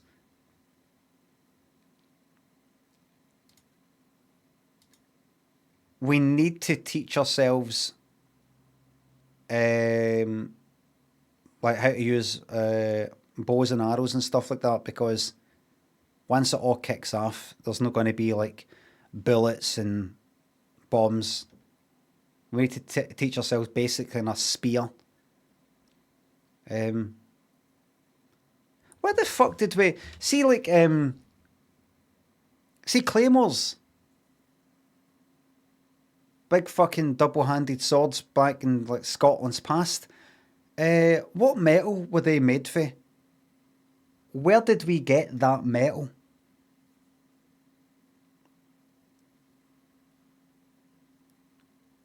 Steel. And steel is what? Iron and... What is it again? Just iron. But what about when it's on the iron? What about when it's all nice and shiny? Are they fake? Iron and carbon? And where did you get the iron for? Is there iron kicking about there?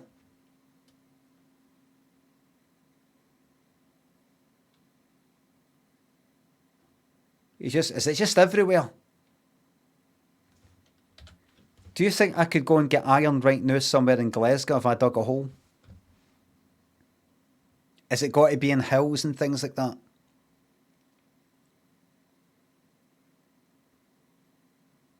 Iron. Right. Right, we need to get these skills back because it's all going to kick off. Just like Rust, new wipe. Let's start again. Start for scratch. Get the clans going again. McDonald's and Campbell's and all that. Got the fucking massacres on the go. Like we used to. I still don't know what that McDonald and Campbell massacre was. I don't know what that was. Misanthropic and Vince, thanks for subs. A shout out to all those who overdress for the weather but still commit and don't wimp out because of a sun. Yeah, this is a big shout out to everybody in hoodies and jackets when it's actually quite warm. Nick, a year. Well, at the end of this month it'll be a year. You can surprise us and come on our show and do a little bit of... Was it the Campbells that did the bad thing?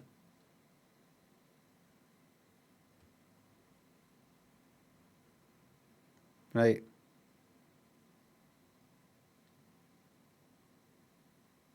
Now they've got his, I think it's with the Campbells now you can't, if you want soup, you've got to go to them. Very clever people. Very clever. Why are you drinking Campbell's soup? Because there's no ethical thing under, what do you call it? I've got to. Alright, where else am I going to get soup for? Ventriloquism for us. Right. Will you do that? I'd love to. Bring all your dolls with you, Jock the Croc, Claude the Cat, and all the others. And we hope to see you on the show next week. Will you do that, Gail? I'd love to, Zilla. Well, don't worry about the script, because we'll write a little script for you. And that'll be, by the way, that'll be the last episode of the series, next week's. We're going to get to see on the last episode, Jock the Croc. Please, let it be like a kind of Punch and Judy style crocodile. Well, it is called a tam o'shanter, isn't it? Tam o'shanter hat. Aye, we wanted them one. Please.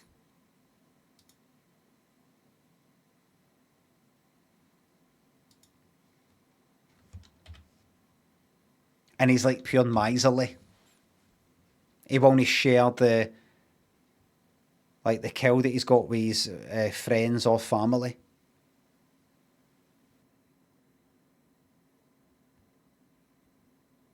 That kind of thing. Pure fucking cheapskate. Fantastic. So, Gail, you've got no excuse now, have you? I haven't. If you don't do well on the show, you're rubbish. No, we look forward to seeing you next week, Gail, with all the dolls. Starting to come out now, see? Ones for the show, all right? See that? Bob's like that. Shut up. And she's like, well, you've got no excuse now. If you don't do well, you're rubbish. By Series 8, Series 9, Series 10, we're going to see true in-depth evil. Like what she did with that Michael Ball fan. You know, the husband up there and all that, and just, he fucked off. Brilliant, sir. I'm absolutely ecstatic. Ah, isn't that nice? What are you going to say to your Rebecca now? I'm going to give her a big kiss. Oh, isn't that lovely? She wanted her to say, I'm going to kill her. Sort of evil, sort of dark, malevolent force just entering her room. It just, people fucking start arguing and want to kill people, and then they're gone. I don't know what got into me. Sally goes away. I don't know what got into me. I don't know why I stabbed my dad to death, kind of thing. Well, we look forward to seeing you next week, love, all right? That's lovely. Thanks ever so much, Stella. You're very welcome. Ta-ra, Thank Gail. you. Ta-ra. Bye. It just made sense. Super. Well, we look forward to meeting Gail next week, but right now, let's meet our man Gordon again. I wonder what the murder stats were when Surprise Surprise was on. Like for that hour and just like that night. From 8 o'clock till later that night on a Friday. Probably all got sort of mixed in with general Friday night madness. People at the end of the working week getting steaming. And it's kind of like hidden. It's sort of... Oh, it's probably just people are getting blitzed at the weekend. They've been working hard Monday to Friday. Friday comes, they go out, they get drunk. 8 o'clock, 9 o'clock, they're maybe sort of starting to get a bit hammered a wee bit. And so she got away with it. But I bet if you were to put that on a fucking Wednesday, nobody's drunk. The murder rate would spike in that same way that it does at the weekend. And what goodies have you got for us now, Gordon? Well, I thought I'd start off with a question. You might like to answer it indeed, and that's how many people can honestly say that they like their boss? Oh, like my boss? Oh, I fell in love with him. I married him. Ah, isn't that nice? If I blushed earlier, he is now right at the back. So anyway, Brenda White, born Haynes, certainly has fond memories of her first boss when she left school and took a job at a photographer's in 1948. His name was Kenneth Edward Flukes, and he ran the KEF studio in Gants Hill, Ilford, where she worked until 1950. When Brenda left to get married, her friendly boss shot her wedding photos, and some years... You said shot there, because I've been taught about murder. Henry thinks the £3. This is a happy birthday to your wonderful man Nicola, who turns 50 today. I'm not far behind you. About to turn 50. Please go boldly into the unknown. 50 years old. Here's to you. Who'll sing happy birthday to a child on a special day? Assume thinks the sub. Later took this picture of Brenda's sons. Eventually, Kenneth Flukes moved away, and Brenda thinks he may have moved to Spain. Brenda would love some information about this is everybody's just gone. Because she says he was the best Fill up boss the kettle, she put the ever kettle worked on it, for. eh? And now proof that some holiday romances do work. A fact that will cost one viewer tonight a bottle of champagne. A warm, balmy night, the gentle lapping of the waves along the shore, a full moon shining from the clear, starry sky in an exotic location. Well, not quite. This was a disco at Thorness Bay Holiday Park on the Isle of Wight.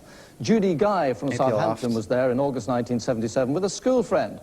They met two young men, and Judy instantly fell for one of them. A week later, the boy proposed, and they got officially engaged.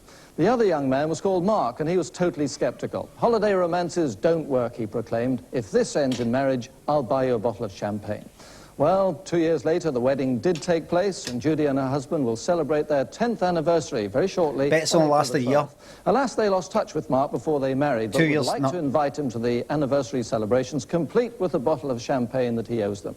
Now, here's a picture of Mark. That's him on the right, and in the background is Ainsley, Judy's husband. Is that fucking Dave Gilmore, look? So Mark, hop down to the local off-licence, buy a bottle of bubbly, and give us a ring. Now, Daphne Sully from Bury recently contacted Searchline in the hope that she could find her long-lost twin brothers. Well, I went along to see Daphne to hear her story. Well, when I was 6 months old, there was me, my brother Andrew, and the twins.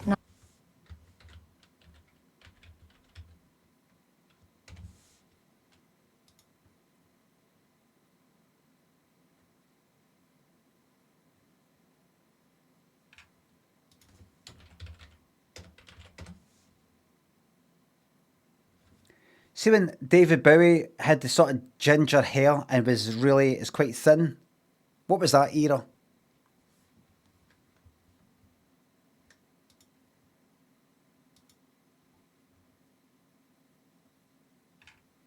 Thin White Duke.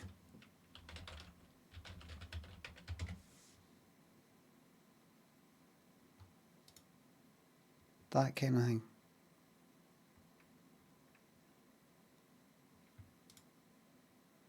Alternatively,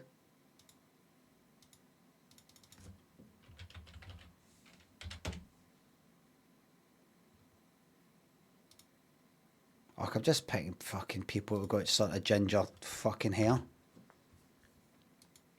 I just want to apologise to the ginger community. I just pick people with ginger. Anyway, that's no ginger, by the way. That is...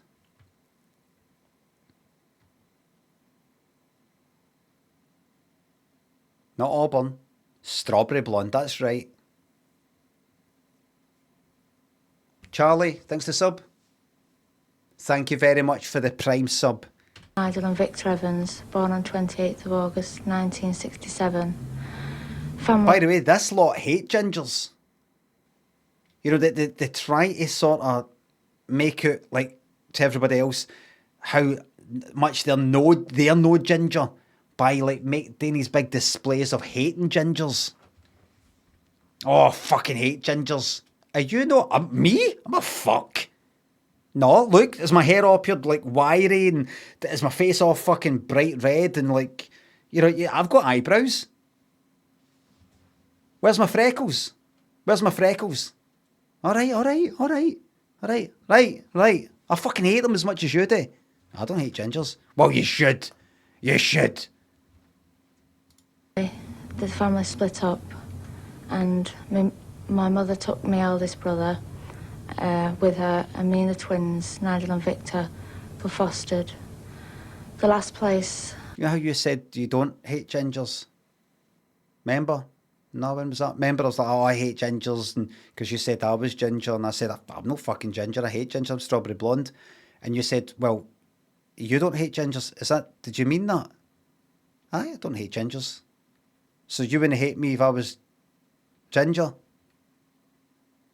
No? But you're known, you know, you're strawberry blonde. No, I know, but... like, if it was to sort of, like, come out... like... that I would, you know, like, if I, you know... that, you know... like, if somehow I was ginger...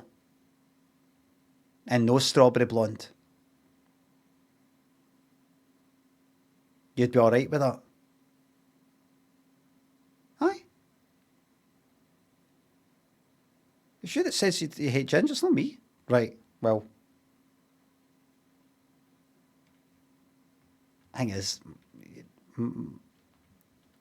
I'm ginger, my mom was ginger, my dad was ginger. Ah! Hey! Hey!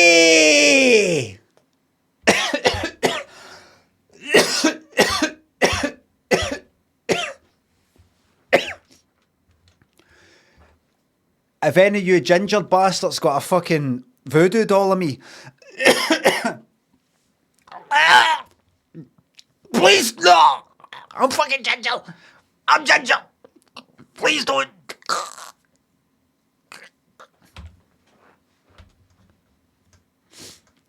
Right. The twins known to live was Beryl Street Children's Home in Tottington in Bury. After that they were adopted and was believed to have gone to Cumbria, believing that to be Barrow Furnace. What's that? And that is the last I've heard anything about where they are. I've never ever seen the twins, and I'd love them to get in touch with Searchline. What's eyebrows? In the next 2 years I'm hoping to get married, and I'd love them to be at the wedding. So if you're watching twins, Nigel and Victor, get in touch now. Indeed, if anyone can help us with any of our stories tonight, please call us on 01 222 8070. Our researchers will be answering your calls until 10 o'clock tonight, or you could always drop us a line at surprise, surprise, London Weekend Television, South Bank TV Centre, London SE 99 6YW. That's it for this week. Oh, wait a minute. Skip past it. No, let me see. Not sure if you skipped my last bit's message or just skip past because you knew about Kurt's t-shirt on the word.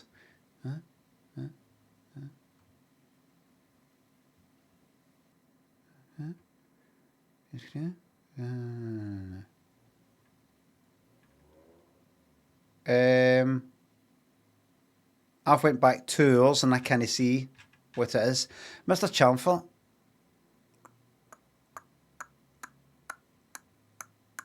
Goes all the way down to the lock lizard there, and then nothing there.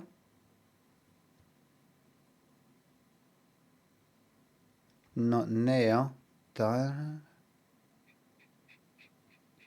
That's me going back 2 hours now.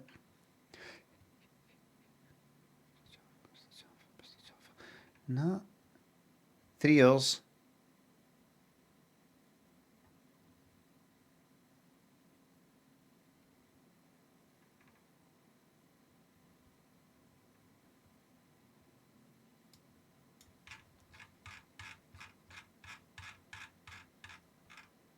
You didn't dare a bit's message, Mr. Chamfer.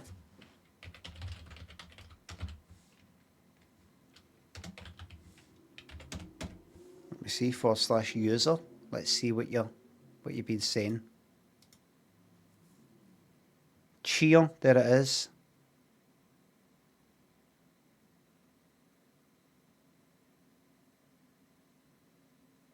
Missed my bits message. That wasn't a fucking bits message. Take a look at 11:43. Take a fucking look. That's just a normal message. Total fucking derailment. In that message, there's no like cheered 100, not like that. Do you know, sometimes you know when to look into something, you know that something's a lot of shite. Anyway, I'll have a look. That's my best absolute waste of time. My bits message was on the screen, not sure what happened, but alright. My 200 bits left my account now, so I'm telling you, I'm seeing it right now. Thank you very much. Mr. Chalmford, cheered 100, not sure if you missed my last bits message, whereas that one,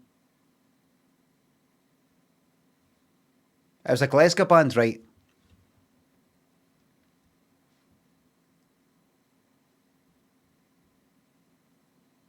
Who said jock cunt?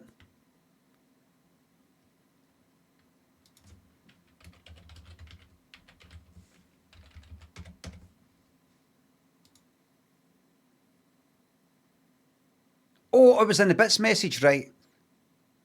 Not sure what happened, but Kurt's t-shirt was of a Glasgow band. He loved the Glasgow scene. My 200 bits left my account and I saw it on the screen. You jock cunt. I would have mentioned the Glasgow band, actually. I think just leaving that out. What screen? It simply did not pop up. Let me just do one last check. If I did Mr. Chamfer. Did that thing you just say there have bits in the message? Yep, there it is. Cheer 100. My bits message was on the screen, not sure.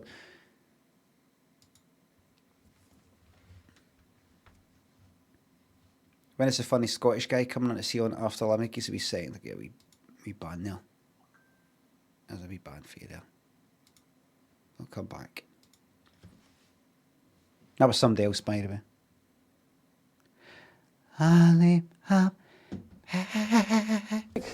Back to Sir. Oh, well, God, normally I say, here, see you next week, but we won't be seeing you next week, will we? Where are you going to be? Well, it's a real drag, I know, but I'm going down under to Sydney, Australia. Oh, you're making me feel very envious. You see, next week, instead of surprise, surprise, we'll be bringing you a live Searchline special on Good Friday. I'll be here and we'll be trying to put people in touch with absent friends and to help to find their lost loved ones, won't we, Gordon? What? We will indeed, and I'll be bringing you a special report from Sydney me when I'll be talking to people living in Australia who've lost touch with their friends and families here in the UK. Yes, and I'll be thinking of you on that lovely flight to Australia. Give everybody our love when you get It's not a lovely flight. It's fucking like 24 hours or something. down under. And most important of all, have a safe trip. Thank you. I'm See really when you looking get forward back. to it. Yes. You could have went with Journey, aye. Most important of all, have a safe trip. Thank you. I'm See really when you looking get forward back. to it. Yes. Have a safe trip. I nearly said Journey there. Nearly really put my foot in it there. Sentry thanks the sub. Thank you very much. Well, they're here, so come on in. So the next episode I play, the Mora probably, it's going to be a live Searchline special or something. Bob and Billy, come on, lads. What? Fuck off. Oh my god, I fucking hate his hair at the back. Look at that.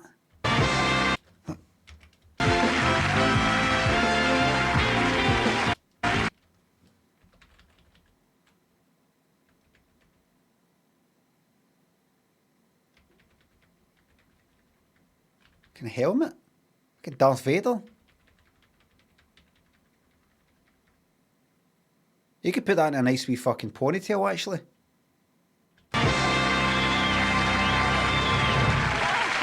That's making my head feel too warm. At the back there, I feel like... And you brought the surprise packages. Let's see who's this first one for. So excited. I've never there been are so like excited 6 minutes left. Yeah. Maybe 7. Oh, and this one's for Gail Beckett. Oh. Gail, come on, come and get your Prezi. Come down and join us, Gail. Why?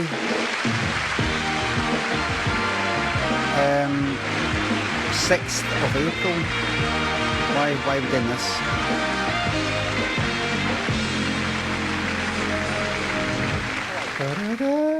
Have a sit down there next to me, Gail, our amateur, but not so amateur photographer. Well, there you are. There's the Prezi. Let's open it up. Yes. Oh, well, we'll have to turn that over, won't we? Look at that. Surprise, surprise. What do you think about that, Gail? Yes, it's good. You have made the front cover of next month's Company magazine, ladies and gentlemen. Isn't that marvellous? Congratulations. Oh, the... Surprise, surprised. All right, so they're making a... Right. I just read some of the other fucking things there. I would say to her, I'm sorry, you must get this all the time, but are you... You seem kind of underwhelmed. Are you just always like that? Is that just sort of the way you respond to things that way you are? Or is this kind of shite? It's just you're kind of like, oh, all right, oh, that's great. Are you always like, she always like that. You always like that, aye. Okay, that's fine. I just thought maybe you didn't like it or something like that. But no, I'm like that as well. I can come across like ungrateful and stuff like that. But you're like that all the time, right? Right. Aye, I'm like that. People come up to me going like, you all right? Oh, what are you on about? You look miserable. That's just my face. I know what you mean. Aye, right. Congratulations.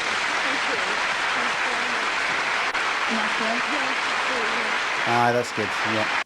I think she's just going to chuck that next week. And she's just going to be like, once I finish my course, never really into it. Never really into it.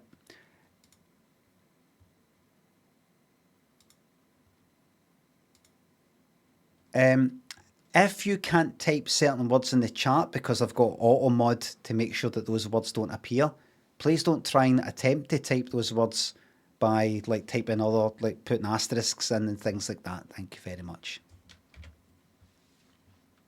Now, I have to say, the editor, Jill Hudson, of Company magazine. Yoga's fine.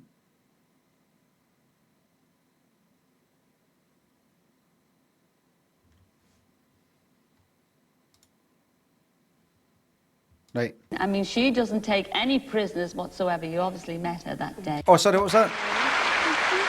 Now, I have to say, the editor, Jill Hudson, of Company magazine, I mean, she doesn't take any prisoners whatsoever. You obviously met her that day. And it's all purely on merit that you've made the front cover. She hasn't done you any favours whatsoever. It's all on your talent. We wish you a lot of luck for the future. And we're ever so proud, because it's a first for us on Surprise, Surprise. Isn't that lovely? Take it away and enjoy it. Bob, I think she needs a drink after this. Right. And I think Billy does too, because you did ever so well. Sorry, pause it. That's a lie. She's on the front cover. I mean, maybe the 40s could have been in the magazine instead of the front cover. But no, she's not there in merit. She's there because she's on the programme Surprise, Surprise. She could also be very, very good, but it's not the main thing. It was Surprise, Surprise. Now everyone knows about Company Magazine. Not to take anything away, Phil. By the way, what's this? What's this he's wearing? Yous can fuck off, man, a pair of yous. Yous have really fucking done my nut in this episode. Really, really, really done my nutting. This pair popping up constantly with their stupid fucking horses. Constant with their boring bit. Here we're going at a fucking bridge, you can't really see it. Sitting in the back. And then here we're a wee bit later, same thing. Half the fucking I know 8 segments, something like that. Half the fucking episode has been dedicated to this cunt. And this cunt. Grant, thanks a sub. Fucking look at them, man. Just look like some fucking prick uncles. Both of them are younger than me, by the way. Prick fucking uncles. Looking at a little wedding reception. Aye. So what's this all about then, this thing you're doing then? What's this all about? Yeah, you probably think, bet you think you're it, bet you're too good for us then. What's this all about then?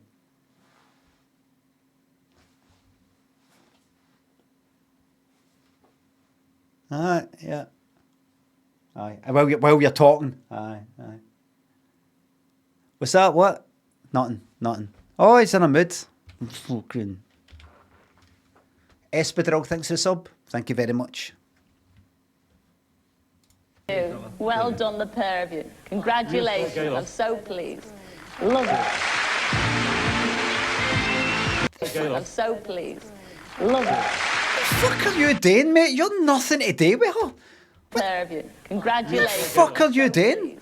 Love the fuck? What's this? What the fuck is this?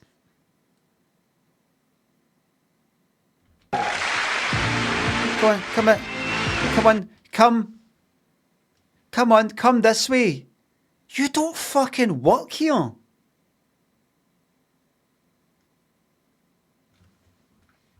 Come, let me show you how to fucking walk and then turn and...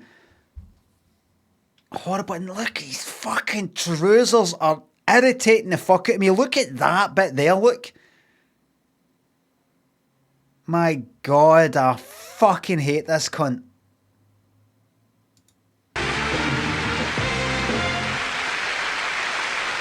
It's still, look.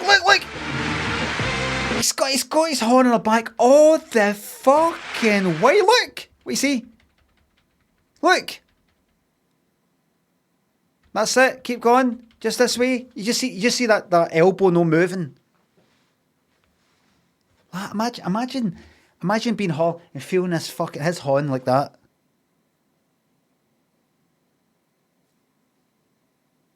On your back.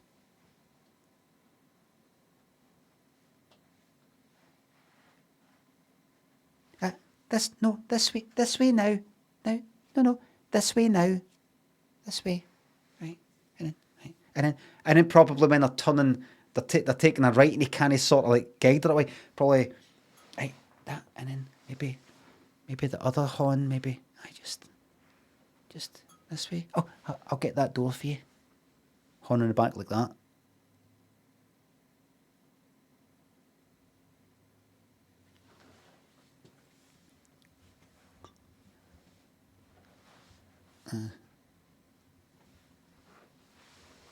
Aye. Oh, sorry. I just just being friendly.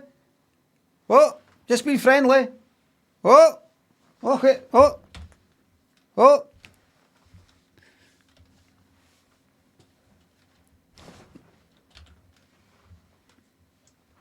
The pair of them actually. Bob like that. Another one like that. A horn there. Maybe a wee horn just sort of like on the back, you know, just sort of at the rib cage, sort of a bit like that.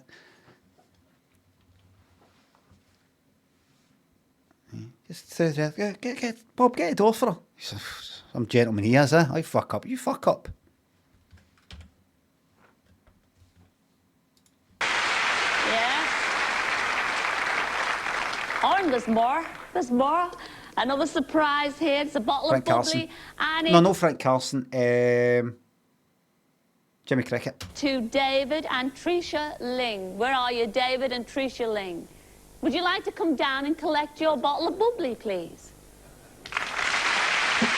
That looks like the autopilot, cunt. Collect Anyway. your bottle of bubbly, please.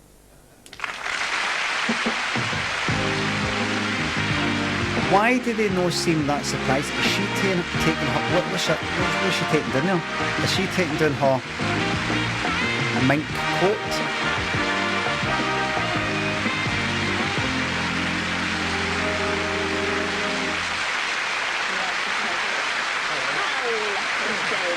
Sit next to me, David. That's lovely. Well, you've got a nice bottle of bubbly there, David. She brought something in. Can you see? Or maybe somebody down here went like, I'll take that. It's okay, I'll take that.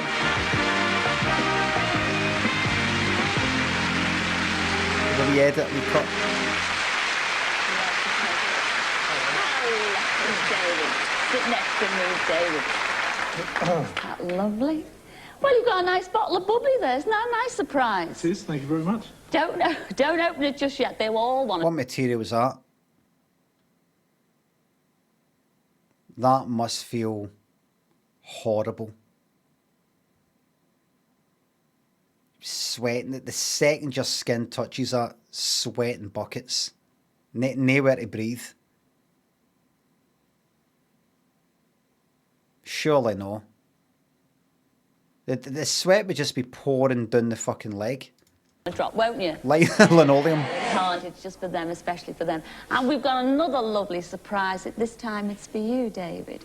Because your Tricia over here, yes, it's her fault. She wrote and told me all about you. And I want you to cast your mind back, as sad as it may be, really way back to your childhood when you were just 5 years old and a very tragic thing happened to you. In fact, by a freak accident, your mother was killed when a wall fell on top of her. And it was only by luck that she sent you home just yards earlier that you survived. Well, because of this terrible tragedy, you withdrew totally within yourself. In fact, so much so that you lost your speech. That's right, yeah. But you had a very loving family surrounding you. You had your grandmother, and you had your favourite Uncle Jack and Auntie Vera, didn't you? Mm-hmm. In fact, you looked upon your Uncle Jack. Jack and Vera.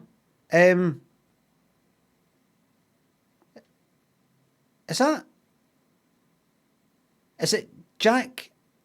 Is he Vera Duckworth? Who was the husband called? Was he Jack Duck? He was Jack. Jack, Vera. Jack and Vera Duckworth. There they are. Imagine they came walking it.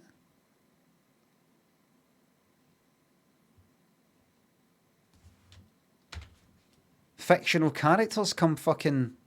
What? Jack and Auntie Vera as your second parents, didn't you? That's right, yeah. In fact, they coaxed you and cajoled you and brought you out of your shell till eventually you started talking again. That's right. And then when you were just 8 years old, they emigrated to New Zealand. That's right, yeah. And your grandmother looked after you, and you kept in touch, but sadly when your grandmother died, you lost touch. That's right. And you haven't... I missed that, sorry, because I was actually too busy thinking about how Silicon is recalling all this. To New Zealand. That's right. Right, yeah. And cajoled you and brought you out of your shell, till eventually you started talking again. Right. That's right. And then when you were just 8 years old, they emigrated to New Zealand. That's right, yeah. And your grandmother looked after you. Oh, they fucked and off. you kept in touch, but sadly when your grandmother died, you lost touch. That's right. And you haven't seen them for over 36 years. No. In fact, you don't know where they are in New Zealand. No. Well, we do. They're right here. After 30... But they can't be here in because this isn't fucking New Zealand, Scylla. She did this the last episode, did you know?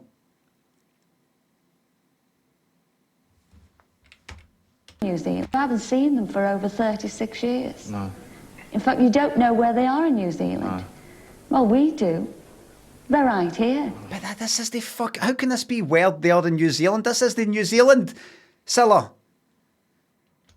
After 36 years, say hello to your Uncle Jack and Auntie Vera. Come in, Uncle Jack and Auntie Vera. Say hello to them. Fuck them. Fuck them is what I say, by the way.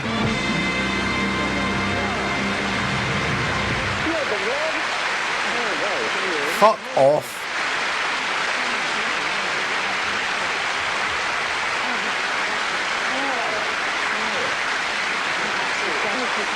I mean, it's practically your fucking new mum and dad. I can't remember what happened to the dad, but the maw's killed in that freak accident. So they end up bringing up, auntie and uncle bring him up, help him to sort of speak or whatever, maybe would have spoke anyway, eventually. And then they go, right, bye, and they fuck off to Australia. And then they don't keep in touch. Once the granny dies, he gets then brought up by the granny. Once the granny dies, just no communication. So they said that was how long ago? Well, we do. Years died. You lost touch. That's right. And you haven't seen them for over 36 years. Over 36 years. So what age is he? He's not completely grey. He could be 50, 49. Did they say that? Could be late 40s. If you just go by the hair colour, and no an abundance of wrinkles, at least this is all kind of blurry. So let's say he's 50. 36 years, so what's that? 14? For when he's 14? Nothing at all? Nothing at all. Wee letter, hope you're getting on, hope everything's great. How are you? I mean, he doesn't know their address.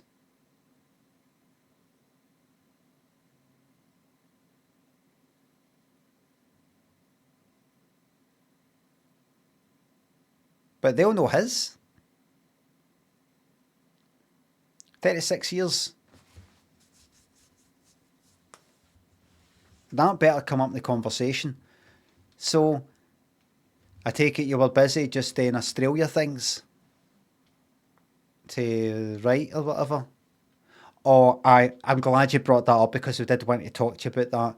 It's just, we thought, we'd get settled first before we knew what we were doing.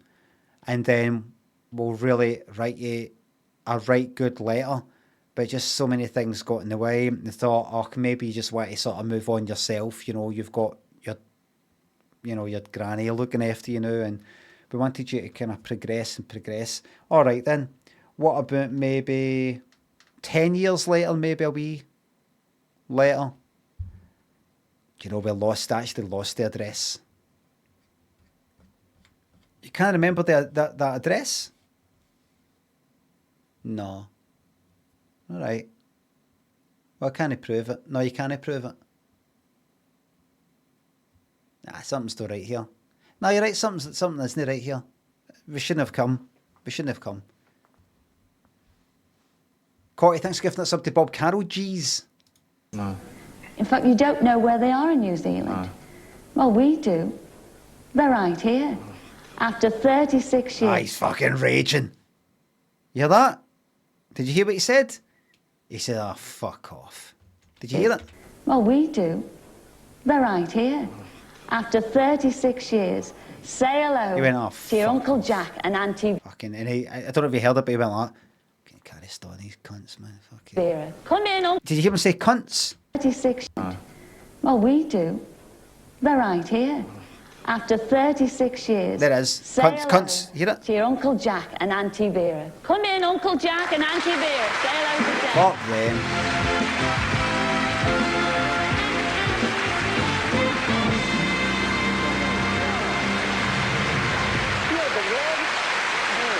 Fuck off, you.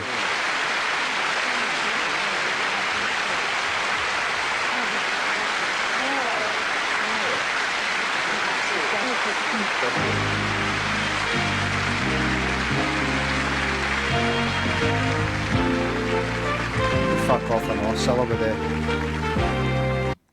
They've got to stop flirting with fascism. With these fashion choices. Right, this is 1990.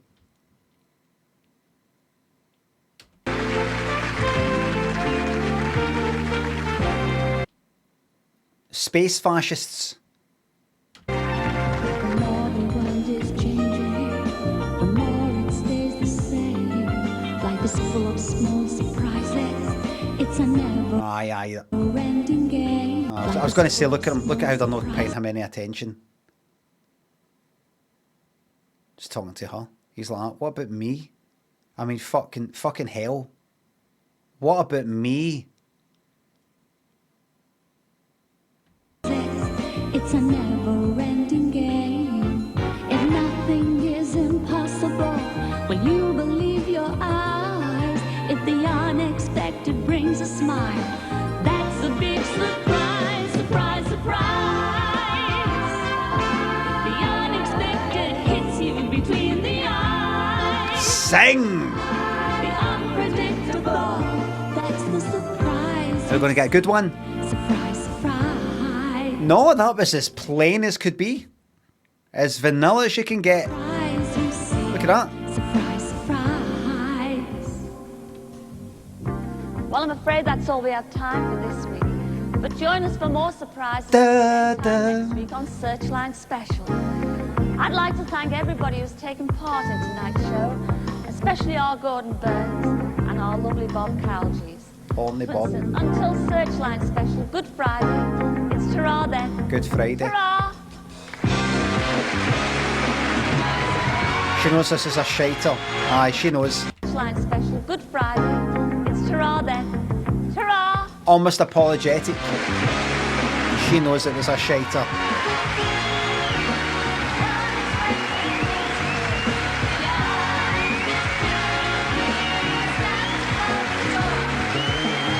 Bob the Bobby. Carol G's. Surprise, surprise. Return. Bob Stiff Bobby.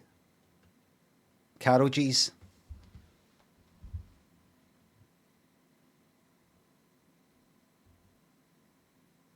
Lamke, thanks for the sub.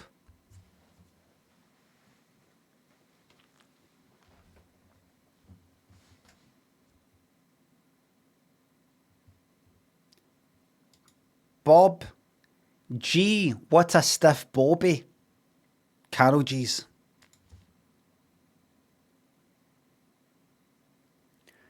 Well, everybody, thank you very much. Everybody, thank you very much. Nothing to do with old Bobby. Talk about Bobby. Lovely lighting. Lovely. That goes real well. Oh, that light's off. That's actually coming for that. Everybody, thank you very much for subbing. Thanks for subs, the resubs, the bits and the tips. Mods, thank you very much for the mod. And everybody, thanks for watching. I'll be back tomorrow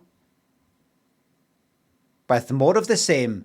And you better believe we are watching the last episode of the current series. That is the 7th series of Surprise Surprise. Games or no games. That's getting watched. May as well get it out the way first thing. First thing. Disaster thinks a sub. Say we want it. Thank you very much. See you later. Wee man, I'm fucking older than you. Am I?